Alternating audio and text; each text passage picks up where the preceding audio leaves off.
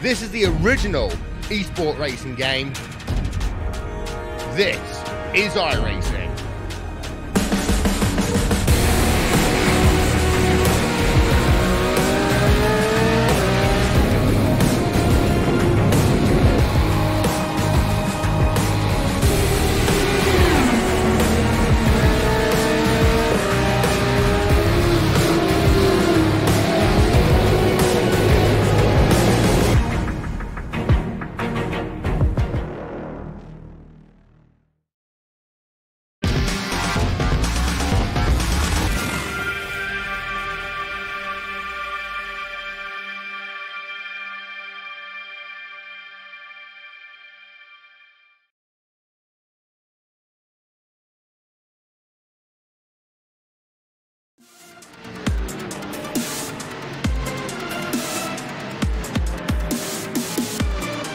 They say this place isn't for the faint of heart, and they are right.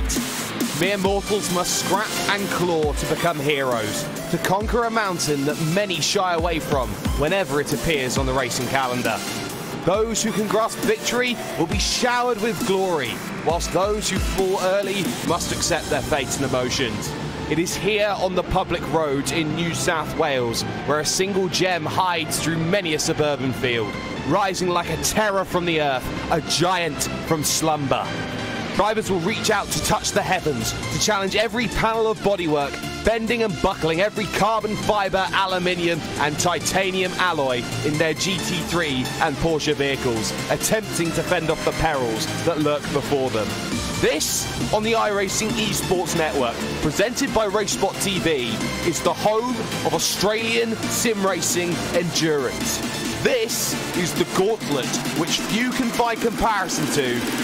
This is Mount Panorama, the Devil's Playground for the iRacing Bathurst 12 hours.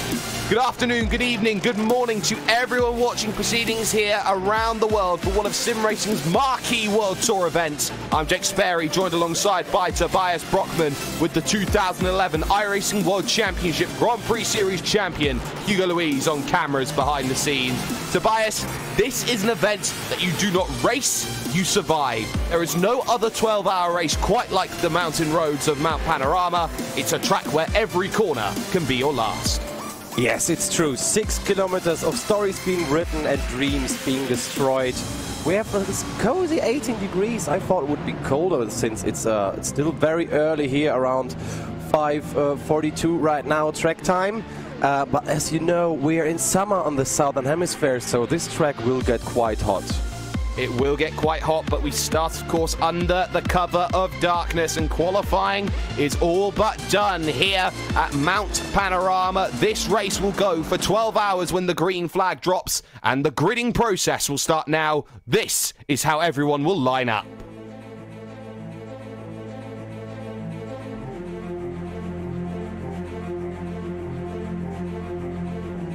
It's Pure Racing Team Blue who find themselves on the pole position. Winners 1 year ago with a 158.727. They have the winners from Daytona, Logitech G Altus Esports alongside them on the front row. Vendaval Sim Racing White will start from third with Evolution Racing Teams 226 starting from fourth. Then it's Pure Racing Team Yellow and Simacube Inex on the third row. Row 4 will see Evolution Racing Teams 227 and Williams Gym Esports rounding out the top 8. Your top 10 finishes off with Simacube Inex Racing Black and a number 8 VRS Kanda Sim Sport Machine. You look down through the field. Zenith 24 Hours starts 11th. Glacier Racing Duo in 12th.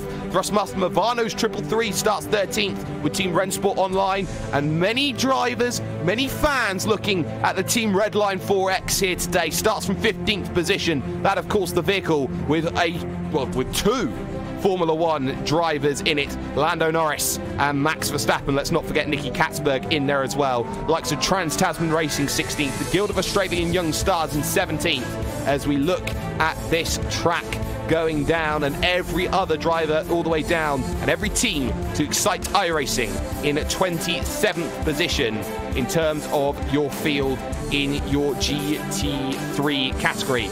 For your Porsches, though, it's Kanda who find themselves on the front, 203.858. They muscle out 2 Williams Esports efforts, 1 Chill Blast, 1 Razor sponsorship. Apex Racing UK Fluke 49, named after their driver Jamie Fluke, will start from 4th, with Vendaval Sim Racing Yellow in 5th. Simitok Esports Sapphire will start from 6th, with TTL Esports Porsche in 7th. NSH Racing Team starts this one from 8th, with NWS Esports and GTN Racing rounding out the top 10.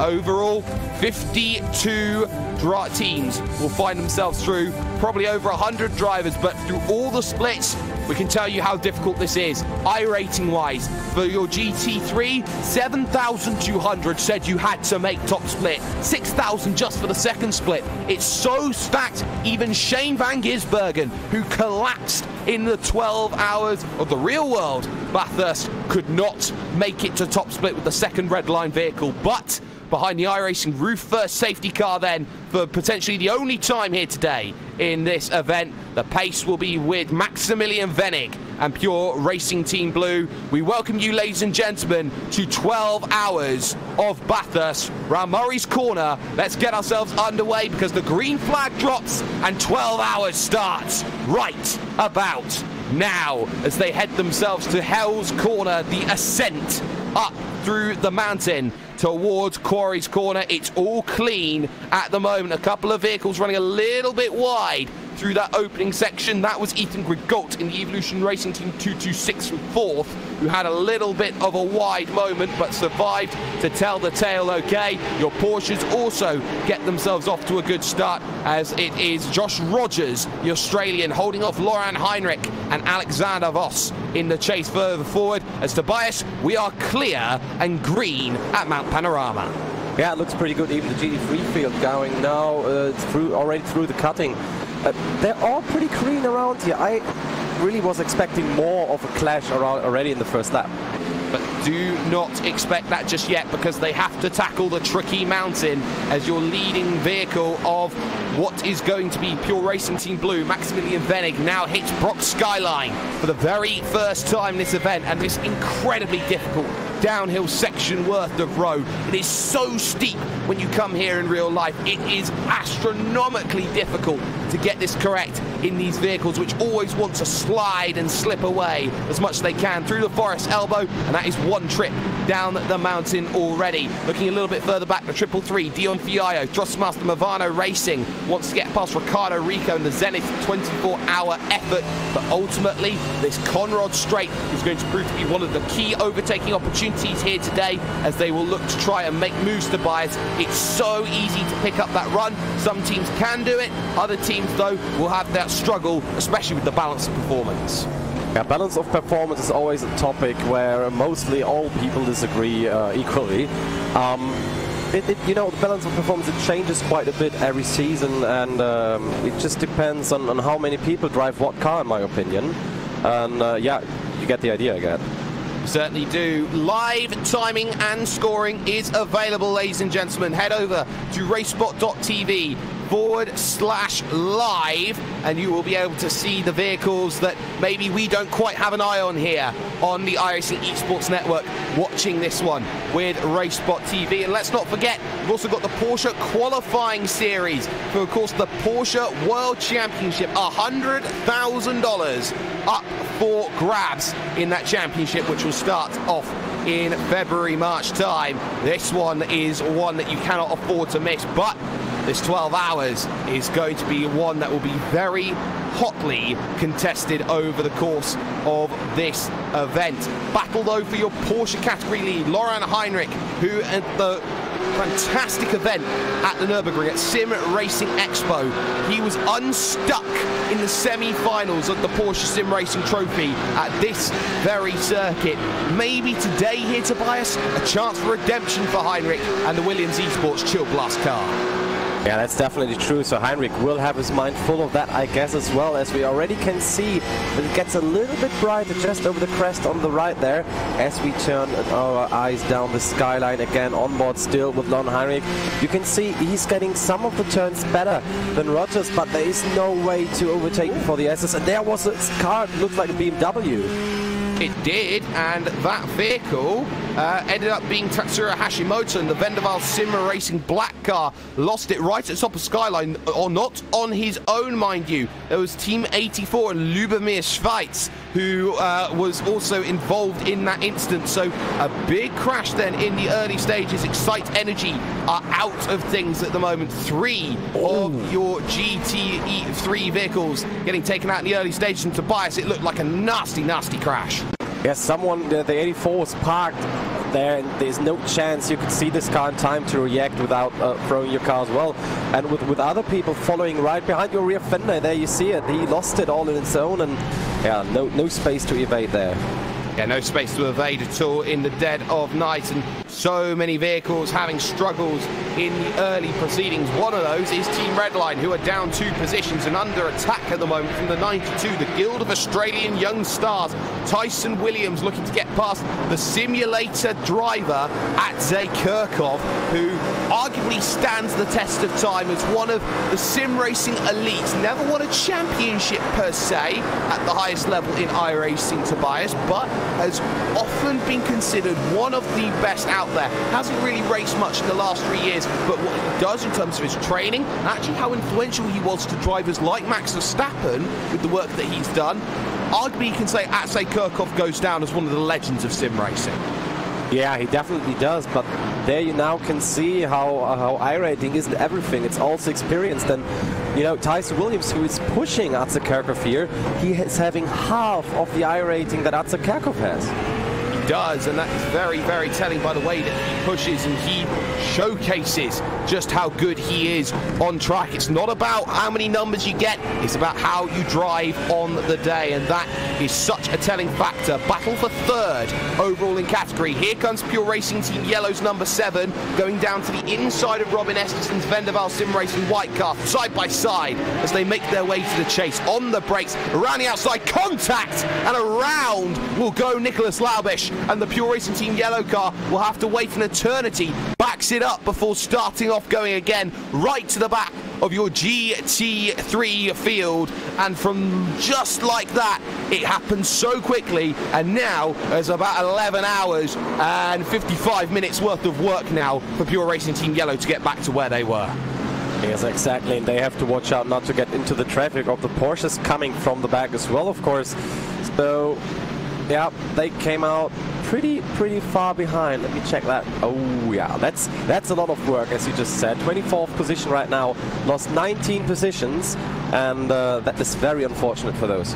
Yeah, it's very unfortunate. There's been more incident with Laubish, and that has involved Dane Warren at turn number 1. Side by side, they went into the corner. 2 into 1 didn't go, and just like that, Nicholas Laubish, 2 incidents in the space of about 3 corners, which is never ideal when you look at racing like this. It is worth talking about this one as well here today. 12 hours worth of racing, 100 incident points, and in just those 3 corners alone here today, Tobias, that's 8 incident points, or pretty much almost a 10th taken away as the battle for Porsche heats up.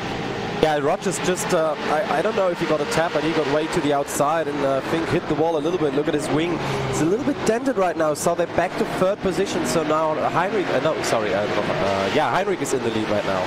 It has changed on a dime, and just like that, Kanda have lost their abilities at the front of the field and have a lot of work to do to get themselves back in. Now, looking at that vehicle of Josh Rogers' machine, yes, there is that dent in the rear wing. That's going to be hurting not only the top speed and the aerodynamics, but it's going to mean that just trying to pilots navigate down these tight and twisty sections, that change of grip is going to be very much more difficult for them to really understand. So now Rogers has to adapt to a vehicle. Not only does he have to adapt to it, so does everybody else in that team when the time comes.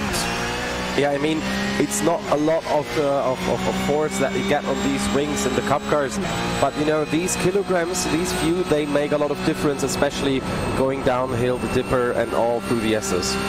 Yeah, and it is Williams 1-2 then at the moment in your Porsche category right now. On the brakes into the chase they go along 1, 2, 3 and 4 on the breakaway as things stand. So not really too much that's been going on in terms of that. Great battling going on though just outside of your top 5 in GT3 at the moment. Florian Wojta for Williams Gym Esports 888 has Coanda's number 8 and Joni Takanen. PJ Sturgis, arguably the greatest all-rounder in sim racing at the moment, in the number 11. And Ricardo Rico for Zenith's 24-hour effort. All of them in a train, all battling it out for the lower half of that top 10. And it's about finding your footing in the early stages. We're less than 10 minutes through this event so far out of 12 hours. And these drivers are just looking to scout their opposition, work out what it is that they are strong at and they are weak at in the early stages so that they know how to attack later on. The last thing you want to do is throw it away right now, Tobias. You can't win the 12 hours of Bathurst right now, but my goodness, can you lose it? Oh yes, that's definitely true. And as we talked before the race, these gaps between the car, the time that you can really make up to your opponent or run away from it, that's the real estate here on this track. Yeah, that's the real issue that sometimes you get to see, but they head down the mountain one more time as they head their way over towards the chase. No real side-by-side action then on the push down to the chase this time by, and that goes all the way back to the 110 machine, Redface Racing by MXS Engineering. That is Tony Repisard behind the wheel, fighting the Greek-based team Hellenic Racing and Nestoras Kioskoulou behind the wheel. All these different battles happening, just a line of trains going through underneath the night sky, and that much we certainly have seen at the moment. A lot more vehicles though on pit road include Probatum Racing, hashtag rest in peace. It seems that they are resting in peace very much in the early stages. Huber Racing Esports Green, likes a Silver Surfers team, and also X5 Racing as well. All of them in the Porsche category towards the rear have been involved in a very big incident, it seems. You remember we had 52 cars starting the race overall. Now it's down to 39 that are currently racing. But of course in 12 hours you take repairs about 20 minutes and then go on.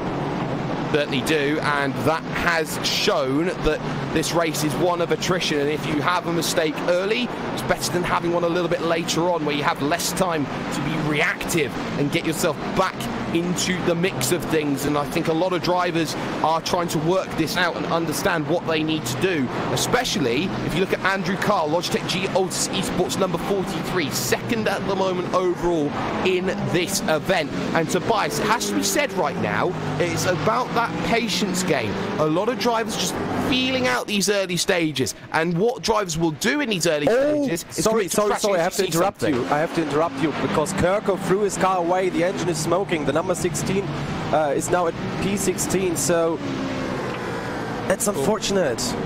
Oh my goodness me, and that was a mistake heading down through Skyline, and not necessarily a mistake on their own. They had help from the Guild of Australian Young Stars, but they really had nowhere to go. So you can see on the brakes, losing the rear end, trying to gather it up, but by the time they've slowed down and managed to avoid the wall on the inside there, Tobias, bang, already they've run out of time, run out of road, because Tyson Williams can't slow down the Guild of Australian's young car machine, and just like that, Atse Kirkhoff is around.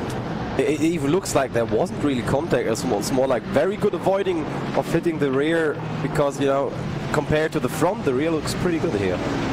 Well, the front really looks terrible after that massive nose into the outside wall. It's so unforgiving here at Mount Panorama, these outside walls, but Redline seemingly have themselves a long, long day ahead of them if they are to continue moving forward. So that there for Atse Kirkhoff is going to be headline seen around the world, and that much we can see just for the moment. Some good other battles though out on track. The Glacier Racing duo, JJ Newlander, right now here has 2 vehicles behind. One of them is Emily Jones of Trans-Tasman Racing. Emery having a race with, of course, Arturo Juncal just behind. Vodafone Giants, the Spanish-based powerhouses. This is 13th, 14th and 15th position right now, and all of them know one thing: if they've seen the attrition rate so far, go mightily careful.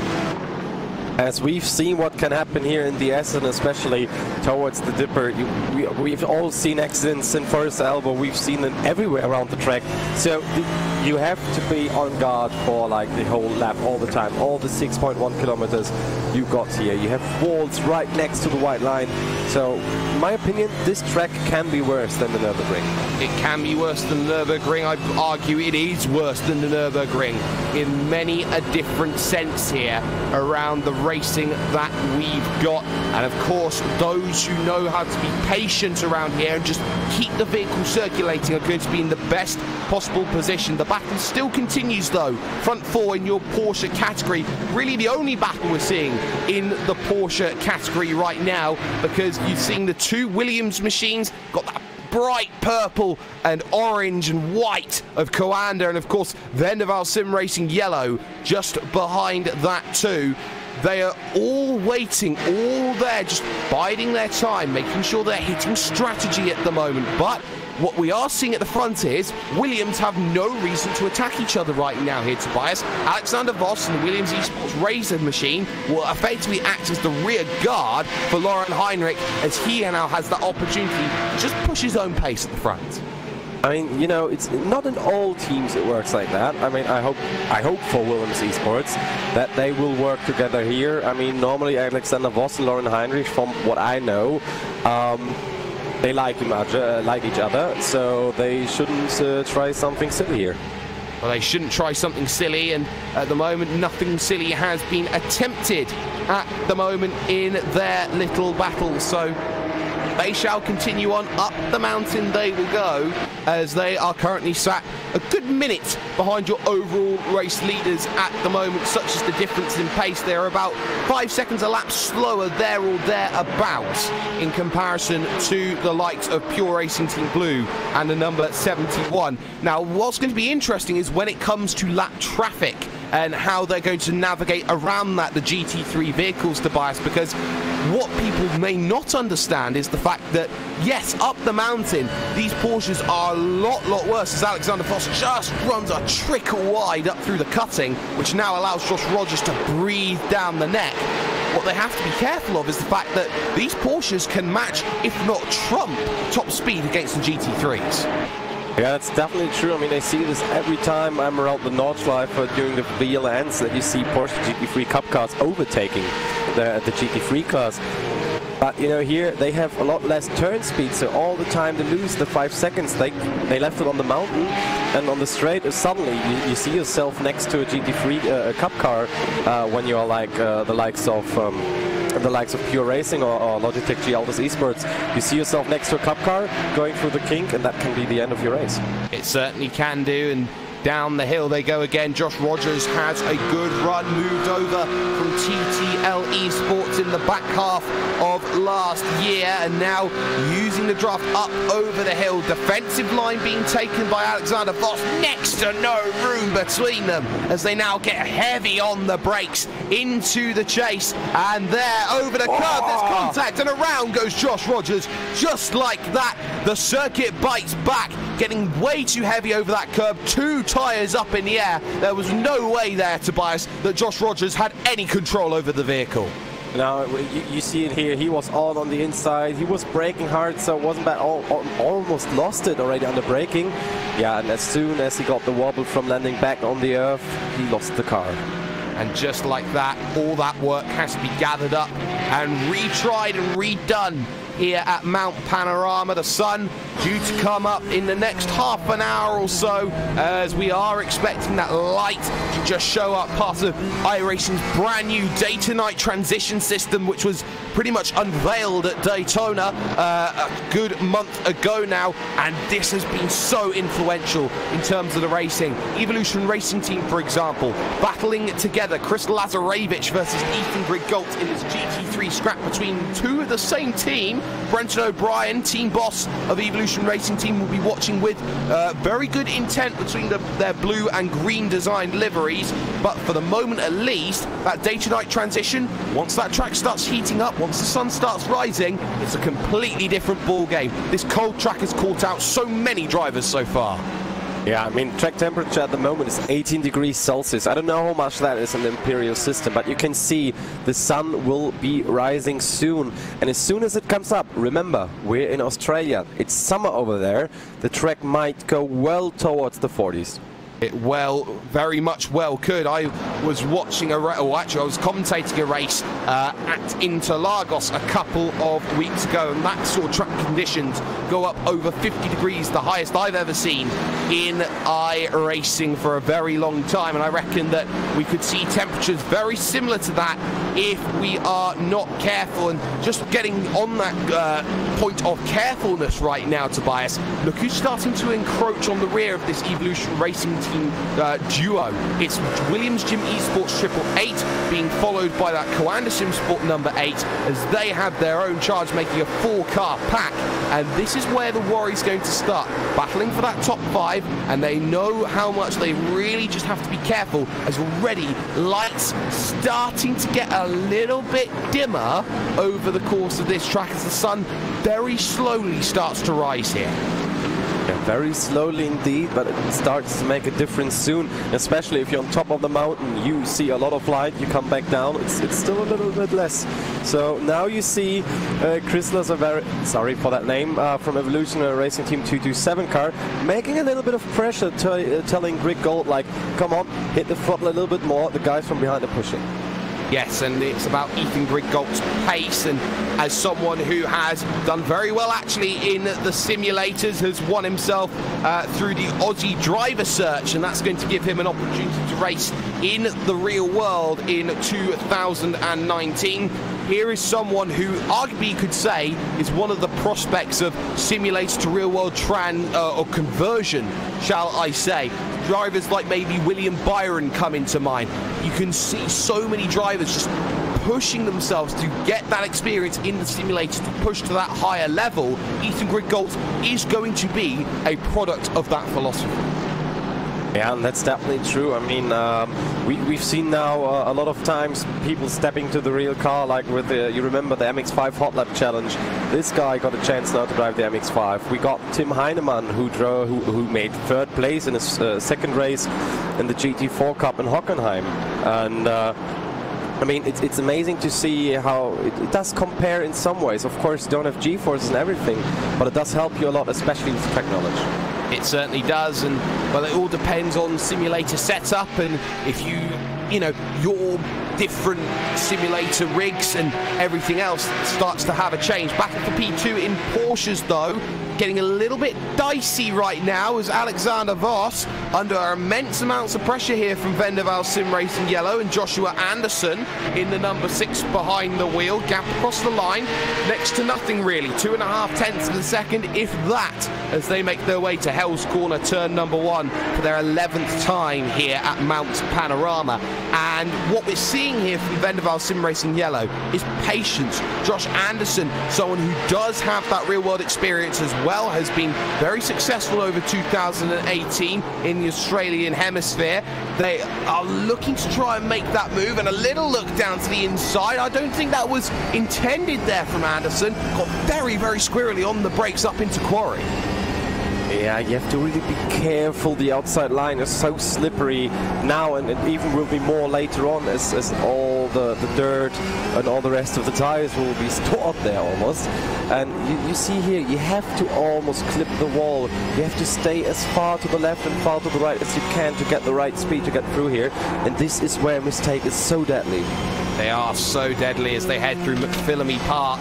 Now the top of the mountain heading to Peterborough Skyline and going down the hill once again, and it's so difficult to follow down through this section. You have no idea where the braking point of your opponent is, and you're almost judging your own pace comparatively against your opponent, using them as the braking marker more rather than anything else when you hit the mountain and you're in close quarters combat with your opponent. So for the time being, Josh Anderson just sitting and playing that patient game. We've seen already how Josh Rogers got aggressive early and it backfired. The question becomes, will Anderson decide now's the time to bite the bullet? Closes up to within 1/10 of a second, heads through the chase, looks down to the inside, decides to commit to the move down on this inside. Voss leaves a lot more room that time, but I did not want to be involved with anything. There's a flash of headlights as well, getting a bit of distraction. Okay, I've seen you go through, but now it's time for you to face the pressure.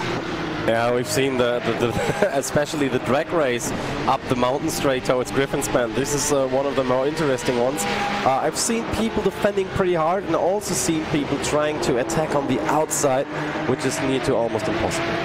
It is very much near to almost impossible indeed, Tobias, and we'll see as this race goes on, the iRacing dynamic track starts to come into play. Marbles being tossed to the outside of the circuit. You can already see some of the rubber being laid down that maybe isn't really brilliant to see by the camera catching it at this stage of the event, but that rubber's being laid down. It's making a hot surface, which really does mean that drivers are seeing differences in the way that they have to brake, where they have to brake, and how much they can actually commit to corners because of how that track is ever evolving. Yeah, it really is, and look how bright it is right now as they follow again so close to the other car. I mean, you just see it, the braking lights. I don't know what he's flashing for. Maybe just hit the button on his wheel. Is it being nervous already when you try to communicate with crew chief or with your team to hit the wrong button? There is that ability to be nervous. It's a massive event with a lot of people watching it. I think that a lot of drivers sometimes can feel the nerves. Alexander Voss, I think, is someone who doesn't have that, though. He is very stoic. He's very calm in the way that he approaches the manner of sim racing and actually how he showcases himself. Very, very professional driver, has been for a number of years. Got 1 point away back in the Heusenfeld Core Motorsports days of picking up a VRSGT World Championship crown, but was ultimately thwarted by Kanda in the inaugural season. He knows how to race at the highest level. He knows how to win at the highest level. The question becomes, is it distraction tactics? At the moment, he feels it's not necessary at the moment to go to that well and to go and make those pushes, but it's something that just has to be looked at the longer that this race goes. You spy something? Yeah, the number 5 car is having struggles with traffic already.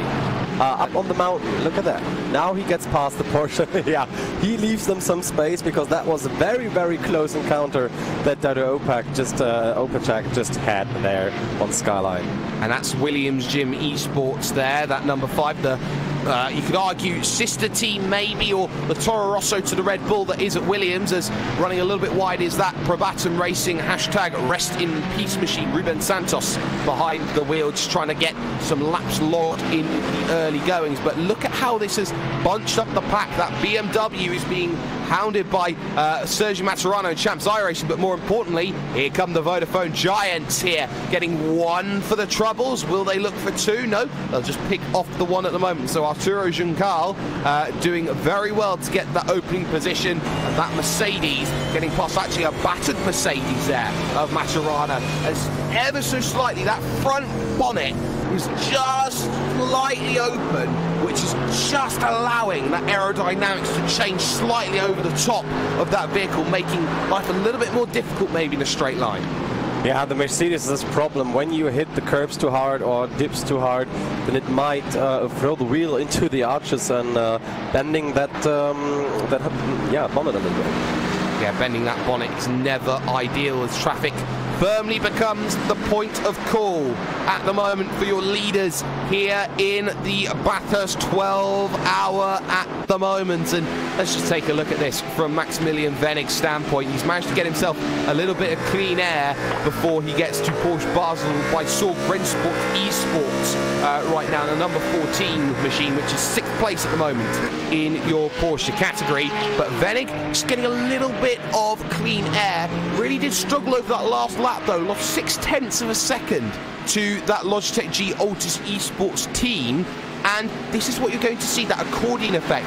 Getting traffic in the wrong places means that life becomes a lot harder, and I think that for certain teams, it's about how you navigate and manage that traffic, which will become the key to this event. Yeah, key to this event is managing traffic, getting your strategies right, and the most important, be consistent. I can't point this out like even further. You have to be consistent. If you keep on making errors, you will be touching the walls at one point, and you will lose all of the aerodynamics that help you going through. As we look now at the 8 and the 15 battle, this is VRS Kanda Simsport, who have just made their way through on Florian Woiter's Williams Gym Esports team. So that one being very nicely communicated and done at the chase. It's going to mean now that Woiter is going to struggle probably to get back at the Finn Joni Takkanen. And Takkanen is a driver that, as I just see behind Ricardo Rico, maybe pushing a little bit wide there. Really, Joni Takkanen, one of those drivers, Tobias, that was expected maybe a few years ago to push on at Kanda, make that big jump away from Glacier and showcase just what he's capable of doing. Hasn't really had that platform. He's in a massive team with massive stars like Martin Kroenke and Mitchell de Jong and Matt Backham, and often goes under the radar as he gets stuck behind a bit of traffic as they're hitting the brakes hard, as you just saw Florian Woiter, Williams Gym Esports, actually clipping the wall there on the inside of the cutting. Maybe a bit too early, losing that rear going through the corner there, Tobias. Yeah, I think he's pushing. He's on 110% right now, and he's doing these mistakes that I was mentioning before. And now with the traffic between those two cars, that's a good thing for Takkanen, so he can relax a little bit when he's through. And he's maybe got a little bit more time than others to get through. And you can see now for Florian Woiter, stuck behind the Flat 6 Racing Japanese-based team, Naoya Nagai, now has to try and find a way out, because there is a train of 1, 2, 3, 4, 5, 6 as Nagai runs into issues. And now there's bigger issues, because 1, 2, 3, nowhere to go for the Guild of Australia Young Stars. More issues, and there is the log jam that we were expecting. Oh, let's just hope that everyone gets through on the inside. Oh my gosh, what is it Porsche doing? Oh, that was a very close and very good decision from that Porsche to just push it through to the grass. Oh no, I just hope we don't get a gridlock field as I've seen in some splits last year. Well, it looks like just a bit of trouble. It seems packed. One vehicle stranded. It's Emily Jones's Trans-Tasman racing machine trying to get on reverse, even reverse backwards down Conrad is maybe a solution, but you can see just how difficult it is to get back going again. And Emily Jones will now have to do the Austin Powers 1,000,000-point turn so she can get herself back going again. But it happens just like that. That outside of the Forest Elbow, it's a corner that falls away there, Tobias, and for Naoya Nagai, that was disaster for Flat 6, which pretty much spelled disaster for about a dozen vehicles. Yeah, and the GT3 were quite lucky to get mostly through there. So, yeah, normally the inner line isn't that good, but in this case, it saved car lives. It has saved a few car lives, but crucially the track has remained unblocked as racing continues here at Mount Panorama Bathurst, and this race really has just opened in a baptism of fire in some ways. A lot of drivers making mistakes early, maybe underestimating the conditions, underestimating how difficult cold conditions would be around this circuit. The most quickest that these vehicles will be here in the dark, but now as it starts to get a little bit lighter, that track beginning to maybe heat up slightly in the next few moments, this race is starting to get just that little bit more dangerous for a lot of drivers out there. Good little scrap going on at the moment. Just outside of your top 10 though is between the 57 and the 197. This is the battle for 11th between Inex and Rennsport Online here, Tobias. Yeah, and we see more contacts with the wall again, and this is normally a place where you don't want to lap a car just before the king, so I just hope he stays behind and doesn't force the issue here.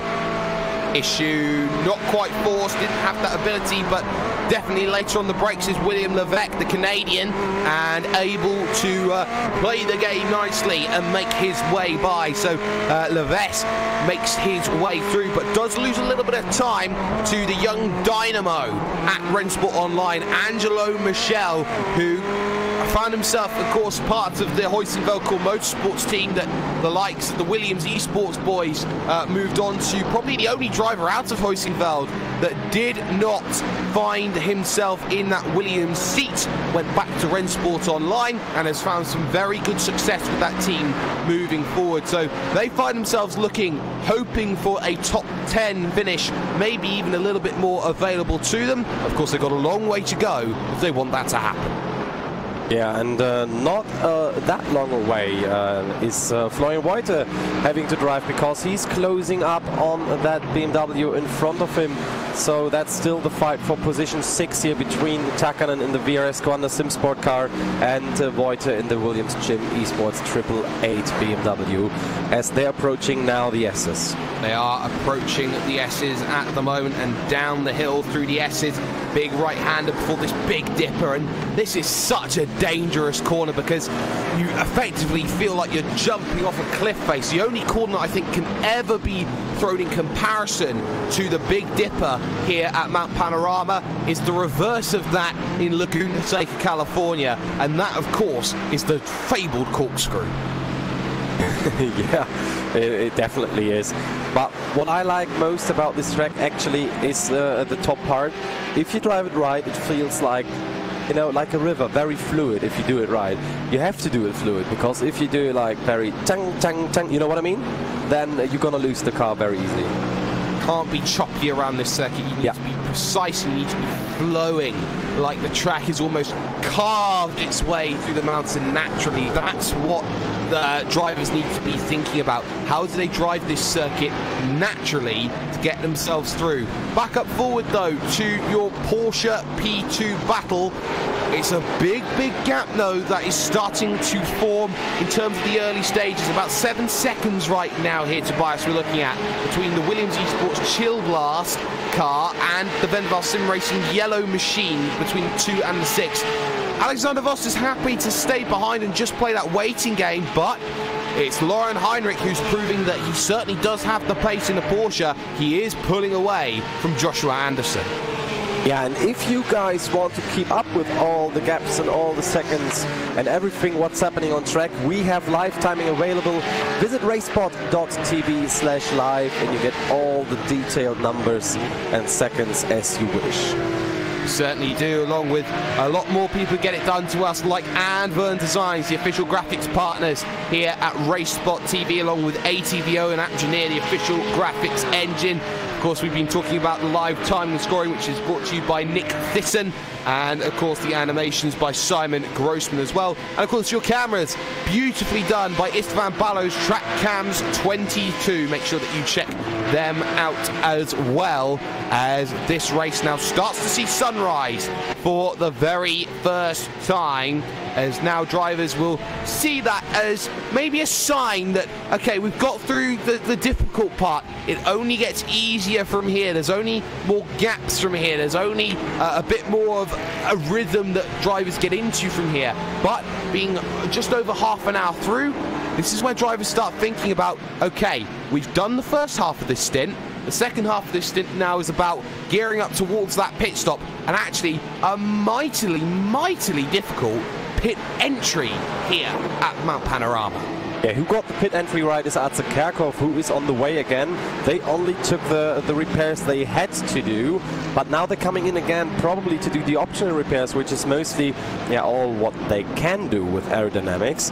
But of course, you know, suspension damage often doesn't get repaired in these GT3 cars, so your wheel will be set not straight then. and that's going to be a nightmare to deal with. And in terms of a Formula 1 representation of that, Sebastian Vettel in Mexico would probably be the best understanding of a wheel alignment going awry. It's very, very similar when it comes to these GT3 vehicles. So I'd say probably looking at a finish right now for that Team Redline 4X machine, which is currently classified as being 45th overall in this event. And it's not really going to be the easiest thing in the world to get correct right now, as just looking at Williams Gym Esports number 44 and Data Opachak comfortably making his way around lap traffic. Chasing down at the moment Astro Gaming, Altus Esports and Dane Warren. Of course, Dane Warren joining away from All Star Motorsports, a team that folded over the last couple of weeks, and Altus has been known to make some pretty key signings. Have signed Maran Cholak and Vedran Krauj, who were absolutely fantastic here 1 year ago before their ultimate demise. It seems that Astro Gaming want to put themselves in the best position possible. Yeah, that's especially with Altus Esports. Normally, Bo isn't here, so Bo Albert, he will be watching what his team is doing because he can't race this time around. Yeah, but you know, I already talked to him, so probably if they don't win or if they crash or something, they will put it on him because he isn't there. So I think they are fine. I think they are fine, but Kanda now is starting to encroach on that top 5 with Joni Takkanen, as now Chris Lazarevich has to be a little bit wary in the Speed Cafe sponsored Evolution Racing Team machine. His words just leave me for a second there, ladies and gentlemen. But now up the hill, the mountain stretch, looking towards the next right-hander of Quarry Corner. Very difficult to go around the outside, but if anyone's going to try it, it is going to be Kanda and Joni Takkanen. Look for your braking points on the outside. How late do you dare go? The answer is late enough for both of them, and that's a good hold for the time being from Evolution Racing Team. And you could perfectly see that Lazarevich, he was really trying to stay as most to the outside as he possibly can, to just doesn't give Takkanen any chance to get by here. No chance at all, especially up the mountain. It is nigh on impossible to go and make that move. And actually, for a vehicle like Joni Takkanen's, which is the Kanda BMW, trying to get past that Mercedes, that grunt that is there for the Evolution Racing Team machine, two very, very different styles of vehicle, which makes it really difficult to work out where is the best place to make moves, because on the mountain, it is Kanda who have the advantage. On the straight, by all means, it's going to be the Mercedes that powers out. Yeah, especially the BMW with a slightly shorter wheelbase is having a lot of advantages through the corners. But you know, the AMG, it's so wide. When you're driving behind it, you just see wing and rear. That's it. Well, that's it, but it makes life maybe a little bit more difficult to go out there and to make the moves that maybe a lot of people have been expecting to see here, as pretty much nose to tail behind Jamie Fuchs' Apex Racing UK machine was what we were looking at as the 11 and the 26 decide it's time to have their own little bit of a battle, as Simicube Inex Racing Blue and PJ Sturgis goes out against that Zenith 24-hour team. And Zenith really have cropped up over the last year, maybe as a team that does sneak its way into races like these, not necessarily at the pinnacle or the peak of sim racing, but having a really strong showing here today. 9th position at the moment, looking at 8th. Zenith came up to make a statement and to make a name. Yeah, they definitely do. What they made up already is 2 positions. They started on 11 and they want more, you know. They just have 11 hours and 19 minutes to go, and they want to make them count. And this is how it looks. You see them approaching the Ferrari here, so they can do great efforts of overtaking, but please don't do it in the section following now. They could also put inside the vehicle, aside from Ricardo Rico, Javi Mugui and also Jose Lobo, have the ability to get in behind the wheel as things currently stand. So for the moment, Ricardo Rico just playing that patience game, just looking for maybe a chance to attack later down the line. But what we're seeing here from PJ Sturgis and that Inex Racing blue car is an option which not many people have chosen here. Up inside top split here in this iRacing Bathurst 12 hours. It's a Ferrari, and it's not often that we've seen the Ferrari so far in this event. Probably the newer addition in the GT3 lineup. But what is the Ferrari's ability compared to the Mercedes? Why would people choose that over, say, the Mercedes or the BMW? The Ferrari is a pretty laid-back car. You know, the Mercedes is strong on the straights, the BMW is strong on the turns, and the Ferrari is in between there. It's balanced. It's not the fastest, and it's not the most stable, but it's somewhere in between those two. A strong middle ground then for Inex Racing, and that's probably what I think drivers have to be a little bit wary about, as Joni Takkonen tried to go around the outside of Chris Lazarevich, who is slow off of Murray's corner. Here's the chance then to the outside for the opportunity to make that move, but not quite there for Takkonen, who maybe looks for an up and under attempt. And you can see how nimble and small that BMW is as they almost rub wheel arches heading up the mountain straight, and this is fantastic to see. But you are starting to see now just how difficult it is for some of these drivers to go and make a move, and this has been 3 corners maybe in the making, 2 straight around the outside of Quarry, and my goodness, that's a great move. Joni Takkonen, hats off. There's a top 5 at the moment. Yeah, he really pulled that off, and I think also Chris here, he played it a little bit safer than he needed to, but well done, because you guys, you have 11 hours to go. 11 hours to go, and a fantastic move there from Joni Takkonen. Pure Racing Team Blue, though, hold the lead at the front of the field. Maximilian Venig behind the wheel of his GT3-based machine, his BMW. Maybe a little bit worse for wear on the right-hand side. Not quite surprising knowing the nature of this track, but it's worth noting as well, Maximilian Venig did so well at the Porsche Sim Racing Summit that you were at, Tobias, and Venig, arguably one of the stars in what is probably Germany's star-studded team, Pure Racing Team. Yeah, true. I met some of the drivers at the Expo. I met them at the Porsche Leipzig event, and both Maximilian Venig and Banneke, they're both so laid back how they are as a person, and when you see them on track, they're like, you know, like these attack dogs that really bite for it, and that's actually what's happening right now. I mean, 6, almost 7 seconds, and a 1:59.704 by crossing the start-finish line. That's what I call a lap. That is a great lap, and to see a comparison from Andrew Carl, just a 2-minute flat, which is a pretty good time by Carl's standards, as he's been pushing maybe a 1:59.9, his best. Venig in comparison 59.7 has just been that little notch above at the moment, as the number 16 machine once again does get going. And fans, there is a certain McLaren driver who is now behind the wheel and letting through a certain Joni Takkonen, and that of course is the new driver at McLaren, driving here for Redline, Lando Norris. Yeah, Lando Norris, I've seen a room tour. His rig is pretty cool. Actually, he has 2 rigs to be precise, what I've seen, and doesn't help you with a damaged car if you're having a good rig though, but experience surely does.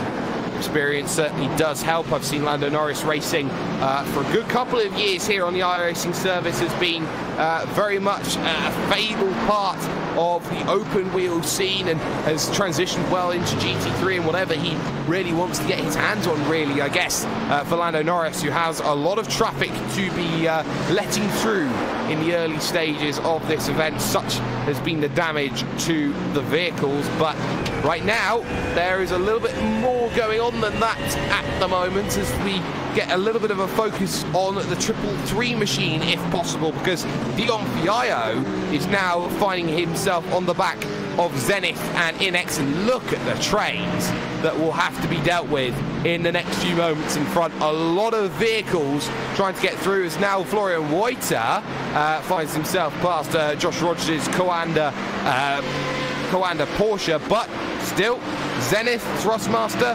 Inex, all there, all looking, all waiting, all positions that could be got in the next 20 minutes or so before the stop. Yeah, that's true. The stops will be coming in, and then we will see all the strategies. Yeah, being different, I say. You know, you have people double stinting tires, what I would do right now, because the track is still not too hot to do so, because we have 17 degrees track temp yet, because the sun is not shining on the track. So there's a chance, but I have to say, Lando Norris is pulling up into the pits again.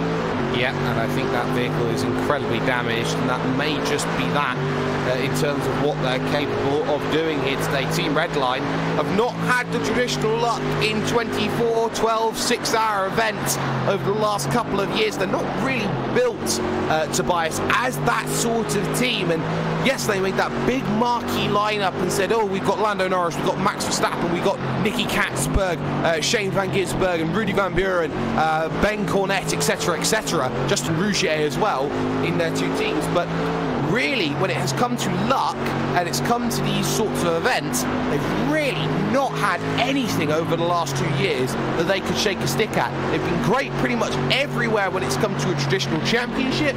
Or tours like this, it's not been there. It's been nigh on impossible for them to find a finish.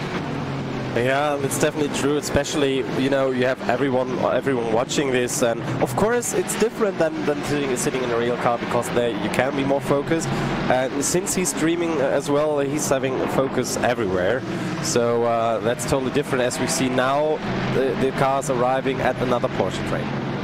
Yeah, and more Porsche trains certainly have been the case, and it reminds you of what's happened in the Liquimoli Bathurst 12 hours, which happened just a week ago, and how they had their little bit of differences, the likes of the KTMs and maybe some of the McLarens that were there at the event, maybe not the quickest in the world, and it's that traffic factor which I think a lot of teams just need to be able to navigate and make a way past, which they haven't had maybe that ability to do. But a lot of teams, though, looking to try and have their battles and really give themselves a good accounting of what they're able to do. For example, this battle going on between the 27 and the 23 right now.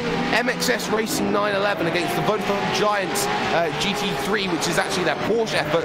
So Joaquin Hernandez against Javier Schwartzman. This one just a good little battle right now, and by looks of things, for the top 10 here in your Porsche category. Yeah, and as Vodafone Giants, they are a lot behind. They are 22 in class, 30th overall. So they are fighting with the number 327 car for position.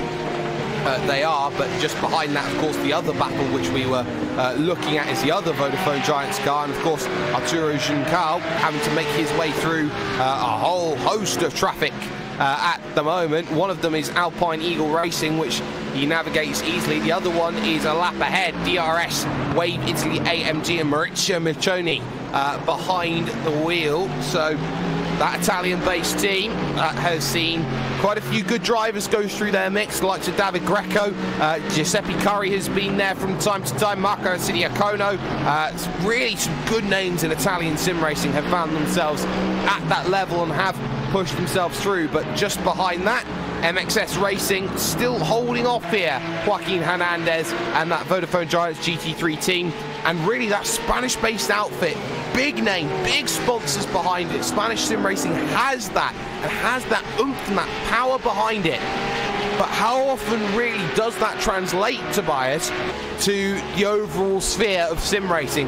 The answer is probably not as much as it should do, and something that I want to see, and a lot of other people do want to see more out of these Spanish-based teams.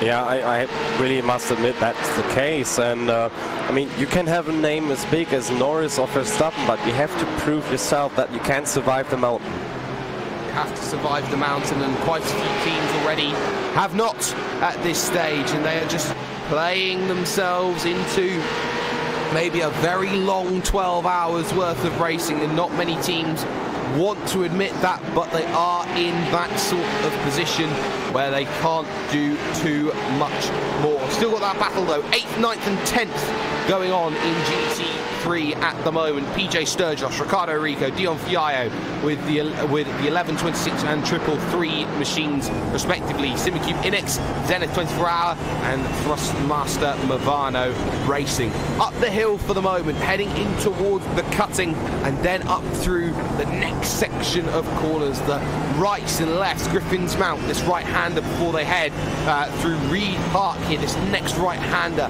Then you got that small kick left through the Frog Hollow. They will find themselves going another small kick left as they head through Solomon Park. McPhillamy Park follows straight after, and then already you find yourself on top of the hill and looking to try and find a very scary descent back down.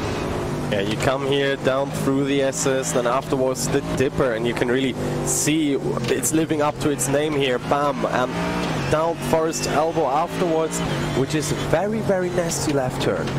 It is that very nasty left turn. You brake a little bit earlier than maybe you think. A lot of trail braking goes into that section of track as well. It's so easy to have the back step out as the corner effectively falls away from you down the hill. It's almost, you could say, double off camber in a certain aspect, because you're losing it down the hill, you're losing it across as well, which makes braking so difficult, and you need such a big amount of mechanical grip available in the machines. But ultimately, no worries at all, as Chris Lazarevich becomes the first to dive down and decide to make a stop then of your leaders. 52 minutes only for Lazarevich and Evolution Racing Team, so maybe a strategy call, maybe it's something that Lazarevich wasn't comfortable with over the last couple of laps, but Evolution Racing Team are bold. They're making the first call. Yeah, and everyone will be looking now where they come out, because with all the traffic now despairing all on the track, I mean, I don't know if we have a track map, but it would look pretty interesting, I guess. It would look very interesting indeed as Chris Lazarevich changes drivers to Jamie McKnight behind the wheel. McKnight, someone who has made a lot of emphasis over in terms of Australian sim racing, of course, partially finds himself with a lot of work over with West End Mazda and the like, and has put a lot of sponsorship effort actually into sim racing, and is someone who is a massive advocate for that moving forward. But Jamie McKnight behind the wheel, and now starting to get his next stint going, and really just about logging laps in the early stages. New car, maybe a little bit different to what you're expecting conditions wise, tyre temperatures, tyre pressures wise, maybe having to make a little bit of adjustments here and there in the early goings. Yeah, that's, you know, with the pit stops now, that's interesting, but they're taking repairs as well, I think. Well, I wouldn't be surprised, because of the fact that this is going to be a very, very difficult track to get around cleanly, and if they have to take repairs, then it's a long, long stop. It did look a little bit early for my liking there from that Evolution Racing Team machine. They shouldn't be taking forever and 3 years to get in behind the wheel and get going, but Jamie McKnight has been sat down on pit road for a very substantial amount of time, and that Evolution Racing Team machine could be there a little while longer. On pit road now is the MXS Racing 911 Porsche, which is, I believe, about to enter the box right towards the very end in these double stack pit boxes that they have.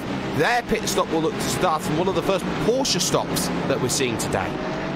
Yeah, and who was in the pits for a very long time before the race after Kirchhoff lost it down at the S's with a very big hit in the wall, engine repair and so on, is the number 16 car of Team Redline 4X.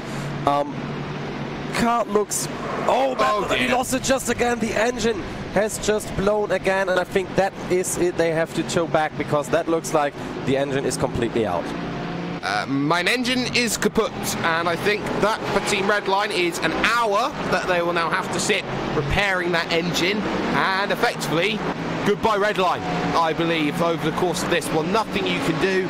A vehicle which did not want to look like it wanted to be driven, and you can't really blame Lando Norris in that situation. The vehicle snapped on him, the engine went, and once the engine's gone, he was basically passenger. Yeah, oh, hello. Sorry, that's Naoya Nagai, Flat 6 Racing's 87 is around again. This time it's at the cutting, and it's a blind past the cutting at that as well, and has been there for a fairly substantial amount of time. Lost it on exit, and finally just about gets it going. Oh, I see why the engine blew. Sorry, he made a mistake downshifting. he shifted down because I've seen the car downshifted first, and then it sounded like he was just releasing the clutch. I don't know why he used the clutch anyway, because GT3 cars don't need them in the drive. So then, of course, the car snapped because he wasn't first instead of second. Oof. Just like that, it hurts, and that is probably that. But we've seen a couple of incidents now starting to creep into drivers' gains, and once more, another big incident then in the opening hours worth of proceedings. Your top 8 though, as things stand in both categories. Pure Racing Team holds the lead, 8.2 seconds now for Maximilian Wenig and Pure Racing Team Blue, ahead of Logitech G Altus Esports and the anchor driver, you could say, Mr. Reliable, Andrew Carl, behind the wheel for them. Vendaval Sim Racing White and Robin Esterson find themselves in 3rd, just 5 seconds back of that, with Joni Takkanen in 4th position, having just got by Ethan Grigg Golt's Evolution Racing Team 226. Kanda are the team on the move at the moment. Williams Gym Esports find themselves in 6th place, with Simicube Inex Racing in 7th, holding off a train which involves Zenith 24 Hours in 8th, and let's add one more in just for a bit of luck. Crossmaster Movano Racing in 9th position. Tobias, you've been keeping an eye, of course, on those fantastic Porsches. Yeah, especially on those who are still running. That's your top 8. With Williams Esports Chill Blast, Lauren Heinrich at the wheel, your current leader, with a 13-second gap to the next Porsche car. But of course, you see the Ferrari traffic coming from behind, letting him through. Very well done. Yeah, P2 then is VRS Squadron SimSport 1. Joshua K. Rogers is driving that one. Vanderbilt Sim Racing Yellow with Joshua W. Anderson on P3. The Williams Esports Razor car with Alexander Voss is then on P4, followed by Fluke 49 from the Apex Racing UK team, of course, with the car number 49. 33 seconds of a gap to the leader. And in P6, one of the longest names in the iRacing history, I guess, is the Porsche Basel by Zorg Rennsport Esports team, and I think there's something with Pro behind. They're on P6, followed by Alpine Eagle Racing on P7 and Vodafone Giants GT3 on P8 with 2 minutes, so that's almost a lap of a gap to the leader. Almost a minute's gap, but we're talking about Alpine Eagle Racing just for a moment. No gaps in their lettering. They will be the first to tell you that. There's no gaps in our name. They are very firm. Martin Asher is behind the wheel, and what he does in terms of some livery designs, Asher Designs, probably out there as one of the great livery designers out there. Teams like SimRC.de, for example, not racing this top split, they have an absolutely fantastic livery thanks to Asher Designs. Asher Designs, probably in German sim racing, is the go-to name, Tobias, when it comes to that livery design. Yeah, I mean, I see literally almost like every second team is going there, so they're doing a great job with these liveries. They absolutely are, and they are doing a pretty sterling job at the moment in terms of where they started, 43rd up to 29th overall. That is a gain of 14 positions so far in the early stage of this one. A few teams that have retired from this event include NSH Racing Team, likes of Team 84, Vanderbilt Sim Racing Black, Pure Racing Team Yellow. Of course, we've seen what's happened to Team Redlines 4 X Machine. Silver Surfer as number 17 has run into a lot of issues here today, and so many more that have fallen by the wayside in opening hours worth of driving. But right now we've got another little battle on our hands, as I believe it is Thrustmaster by TX3 who were looking to scrap it out with Team Rennsport Online, but they have just had a horrible dose of traffic, which has allowed Simicube Inex Racing Black to pounce back in here with William Levesque, and I'm not sure how much Arthur LaHope is going to be really able to stop this, as I believe it is going to be Frenchman against Quebec French-Canadian. So that is, it's a little bit looks like we're having a little story of history coming up, but this is not the point here. Here it's the story of the 12th hour of Bathurst, and did that lapping look a little bit cheesy?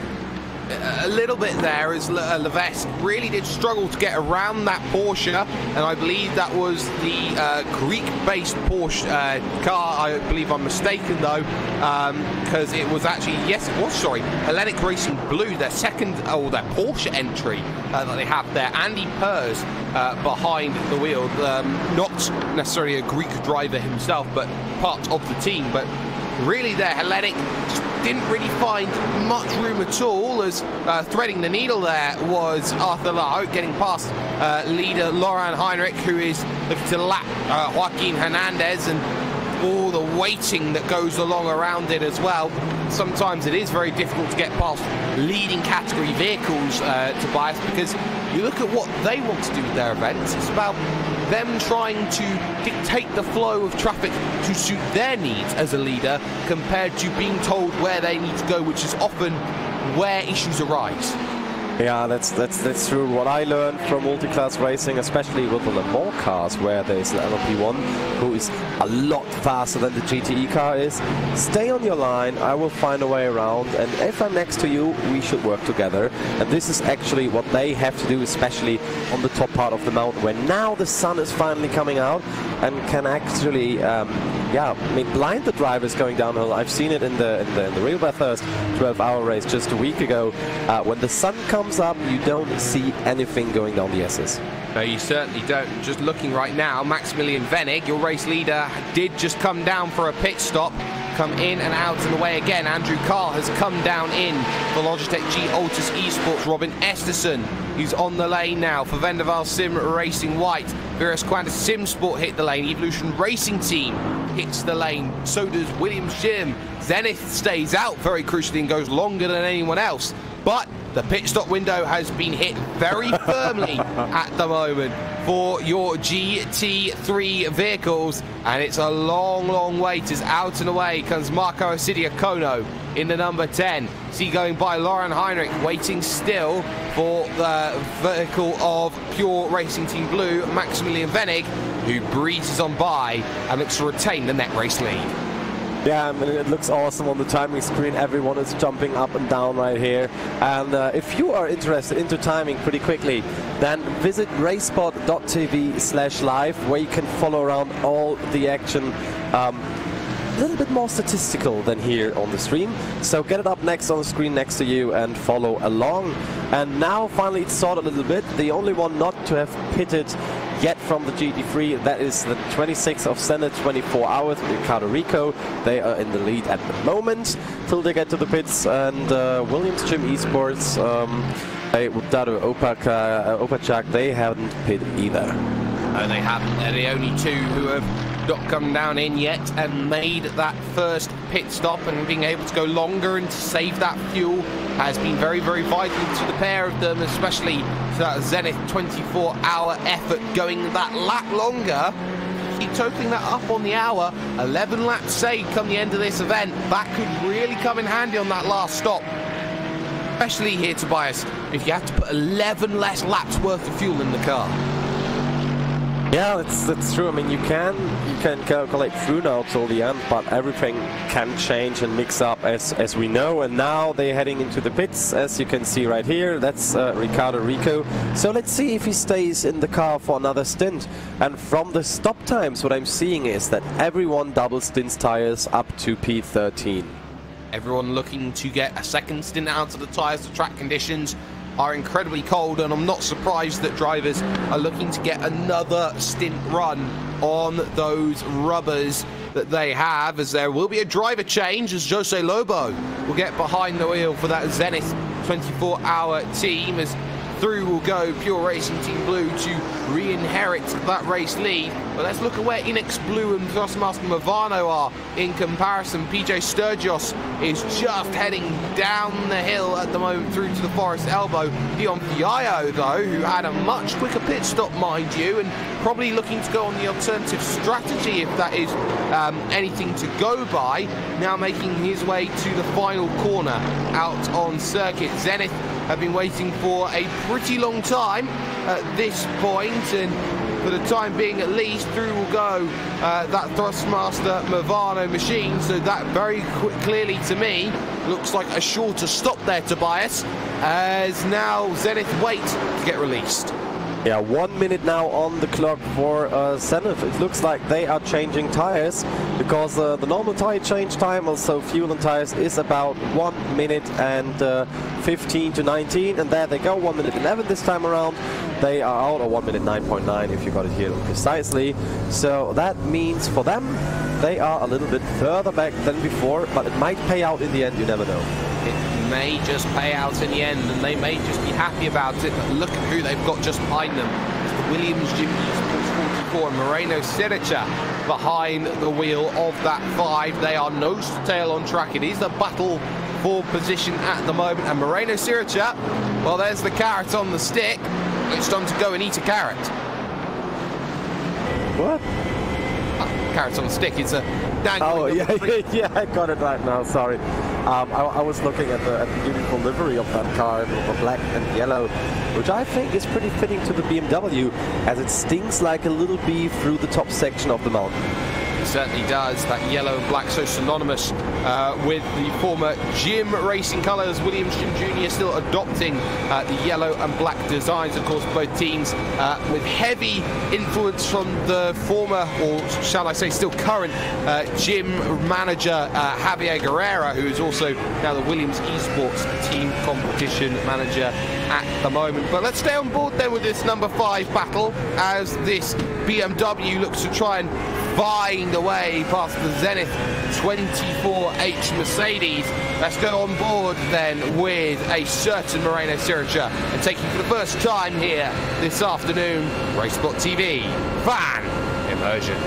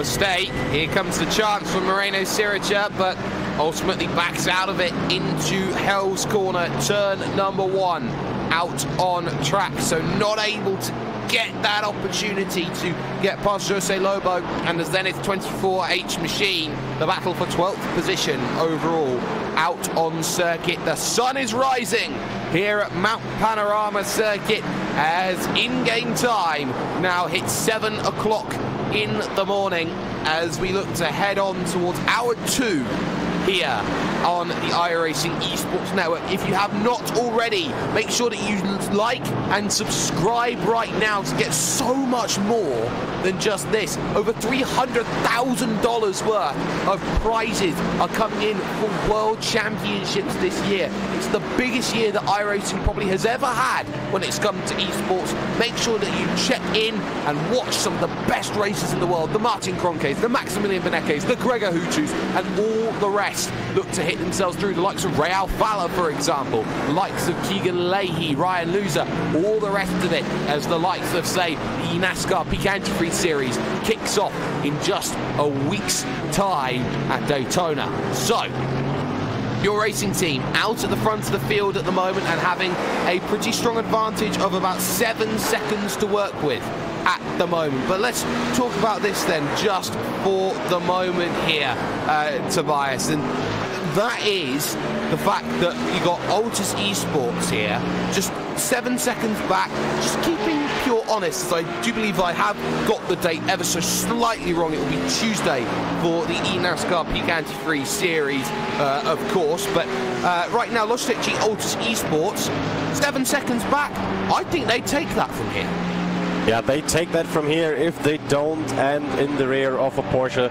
Traffic is always a thing, but traffic going to Skyline, going through the S's, that's another story.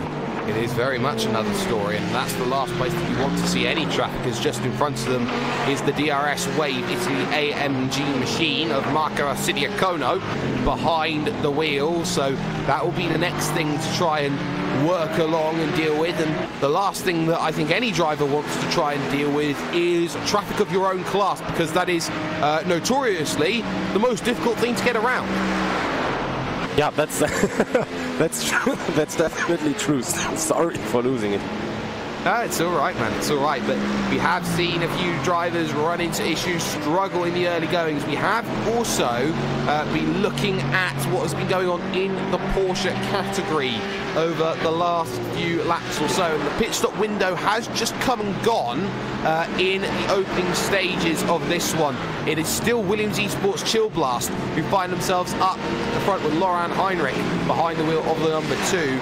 Kanda now find themselves in second with Josh Rogers now there, and with a pretty sizable gap to that as well over Williams Esports Razor, who are in third with Alexander Voss. Fourth position at the moment is Vendaval Sim Racing Yellow, maybe a few seconds back of that. This pit stop window has just shaken things up a little bit, but if anyone's going to start clawing this one back, it's the number 1 Kanda machine. Why, you ask? Because it is strategy, and the wacky and the wonderful strategy that has so often put Kanda right at the top, doing things that maybe nobody expects anyone to do.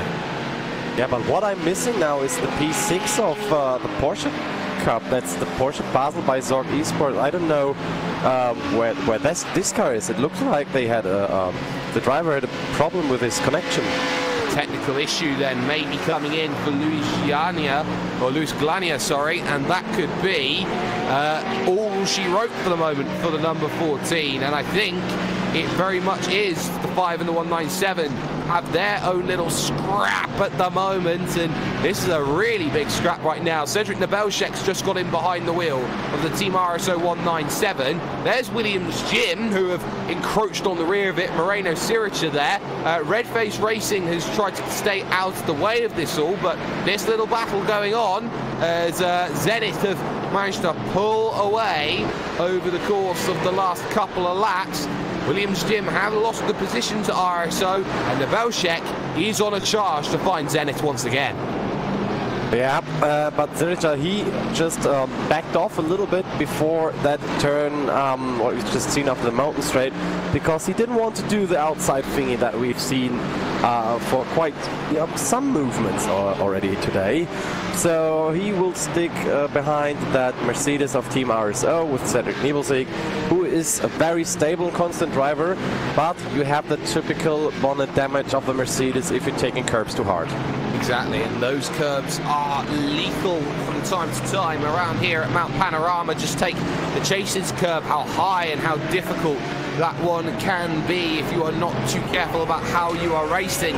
But of course, it's not just these drivers here who are proving themselves with these teams up and down iRacing right now. So many teams, and even those who tried to attempt the earlier Australian split time 12-hour events, all of them have been pushing to try and get themselves to the end. And some of the biggest streamers out there in terms of professional sim racing have found themselves in and around racing action. For example, you can talk about Jimmy Broadbent, the work that he's been doing. We've got Tiamat Marduk giving his go of the 12 hours. We've also got the likes of, say, Marcus Ambrose, who is probably more synonymous with the real world side of racing. He's doing his own version of the Bathurst 12 hours. It is very much clear to see today that Bathurst has become the big conglomeration of everybody wants to showcase what they're all about, Tobias. Yeah, especially V8's driver like Shane van Gisbergen, like Ambrose. They know Bathurst. For example, Gisbergen, he did a lot of years now in the V8 supercars. He's had a lot of starts in Bathurst, in the 12 hours of Bathurst with GT3 cars by the likes of McLaren's and Mercedes's. I mean, he's had a blast in the real race, getting back to P4. He has had a fantastic little blast in his own racing that he did 1 week ago and how much pressure he puts in. But let's look at RSO once again, because they have very quickly caught Zenith's 24-hour effort, and just like that, they now become the ones on the bubble, under pressure, up through McPhillamy Park and that fantastic gravel trap on the outside. Certainly not a Herman Tilke design by any stretch of the imagination down the hill.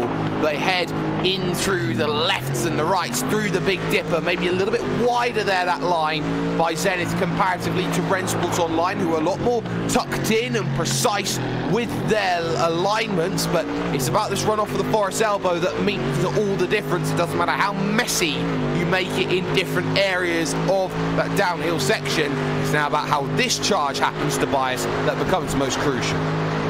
Yep, as we go through the kink in about a second. There we go. You take all the tarmac that you can get to get this right-hander correct, to position yourself perfectly for this left-right chicane here. And that left-right chicane sometimes can be pushed a little bit harder than many people expect it can do, and that often does lead to a lot of drivers pushing a little bit harder than needs to, as Murray's Corner does become that push a little bit harder than needs to for Jose Lobo.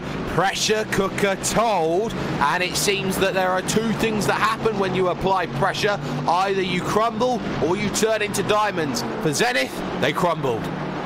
Yep, they crumbled pretty quickly, but luckily they did on this part of the track, because you don't want to have problems or issues with nervosity or with your car on the top of the mountain. As we see, they're trying to get the position back, but this won't happen here. Now they are prone to the attack from the gym car behind. They are, but crucially they have that advantage through the top speed sections, but it's through this tight and twisty where it gets a little bit more dangerous, shall we say, for Zenith in comparison to Williams Gym Esports. But just look a little bit further down the road as well. A little battle starting to happen for 9th place overall. This is SimCube Inex Racing Blue against Hellenic Racing's 88 machine. Nestoras Kiosklu versus PJ Sturgis. And for the moment, we say PJ Sturgis probably one of the best all-rounders you find out there in sim racing. He was the guy who did Formula 1 and NASCAR at the same time, and GT3. And if he had his way, he'd do all the dirt stuff as well. PJ Sturgis, arguably the greatest all-rounder, someone who can definitely do it all, and not many drivers can. But what he'll do right now is pull himself down to the inside against Nestoras Kiosklu, and Kiosklu will happily give him the position. Not necessarily happily, but he'll give him the position nevertheless. Yeah, as I said before, like in the beginning of the race, side-by-side through the kink is not the perfect or ideal situation that you would like to find yourself. No, not at all. And I think that a lot of drivers don't want to be on that outside, which suddenly turns to the inside. A lot of pressure comes into that 2-into-1 mentality, kink right, which so many drivers have gotten wrong over the years. So many drivers have to be careful about getting wrong. Even now, and every single overtake has to be manufactured and absolutely pinpoint for a lot of reasons. And I think that a lot of drivers sometimes do take for granted the ability to overtake in maybe a few lower splits. And for those who are trying to learn and to understand how to get better as a driver, what necessarily is the biggest tip about overtaking, which basically changes the iRating and the safety rating so drastically in the way that you look to attempt an overtake and how to make that overtake as well? Talking about overtaking, I think I've just seen a Ferrari crash on the start-finish straight. It was it was not the 43 Altus Esports car. Oh, that's the Astro 8. It was the Astro Gaming Altus Esports car with number 83, who had issues just. Oh man, he did not only a 3-point reverse. Oh, that took a long time to get that car around. It did. Got contact with the X5 racing machine of Eric New, and for Dane Warren, the savant, some may say, of sim racing, it took forever and 3 years, and actually the amount that he had to go backwards on circuit to try and get that vehicle turned around, he is a very lucky lad not to be disqualified for going the wrong way.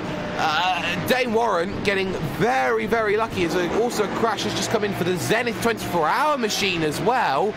Oh, it's all starting to kick off here in GT3. Look at that number, 26. Absolutely no hood at all, and a massively exposed engine getting a lot of natural cooling. Yeah, talking about naturally aspirated cars, I think this is the most obvious way to do it, even though it's not intended by the engineers. As we have a look into the replay of the 26 car, so what happened exactly here? Let's see. It looks good in my opinion. Oh, the RSO car lost it. Wow.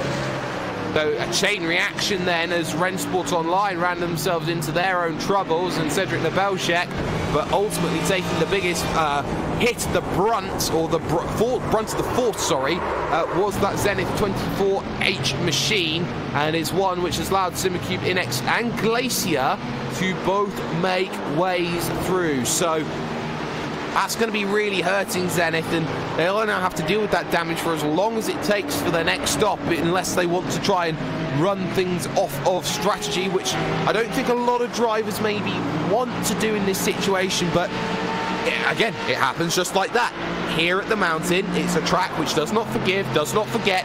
Very easily you can run yourself into trouble, especially with half of the lap being no runoff area at all.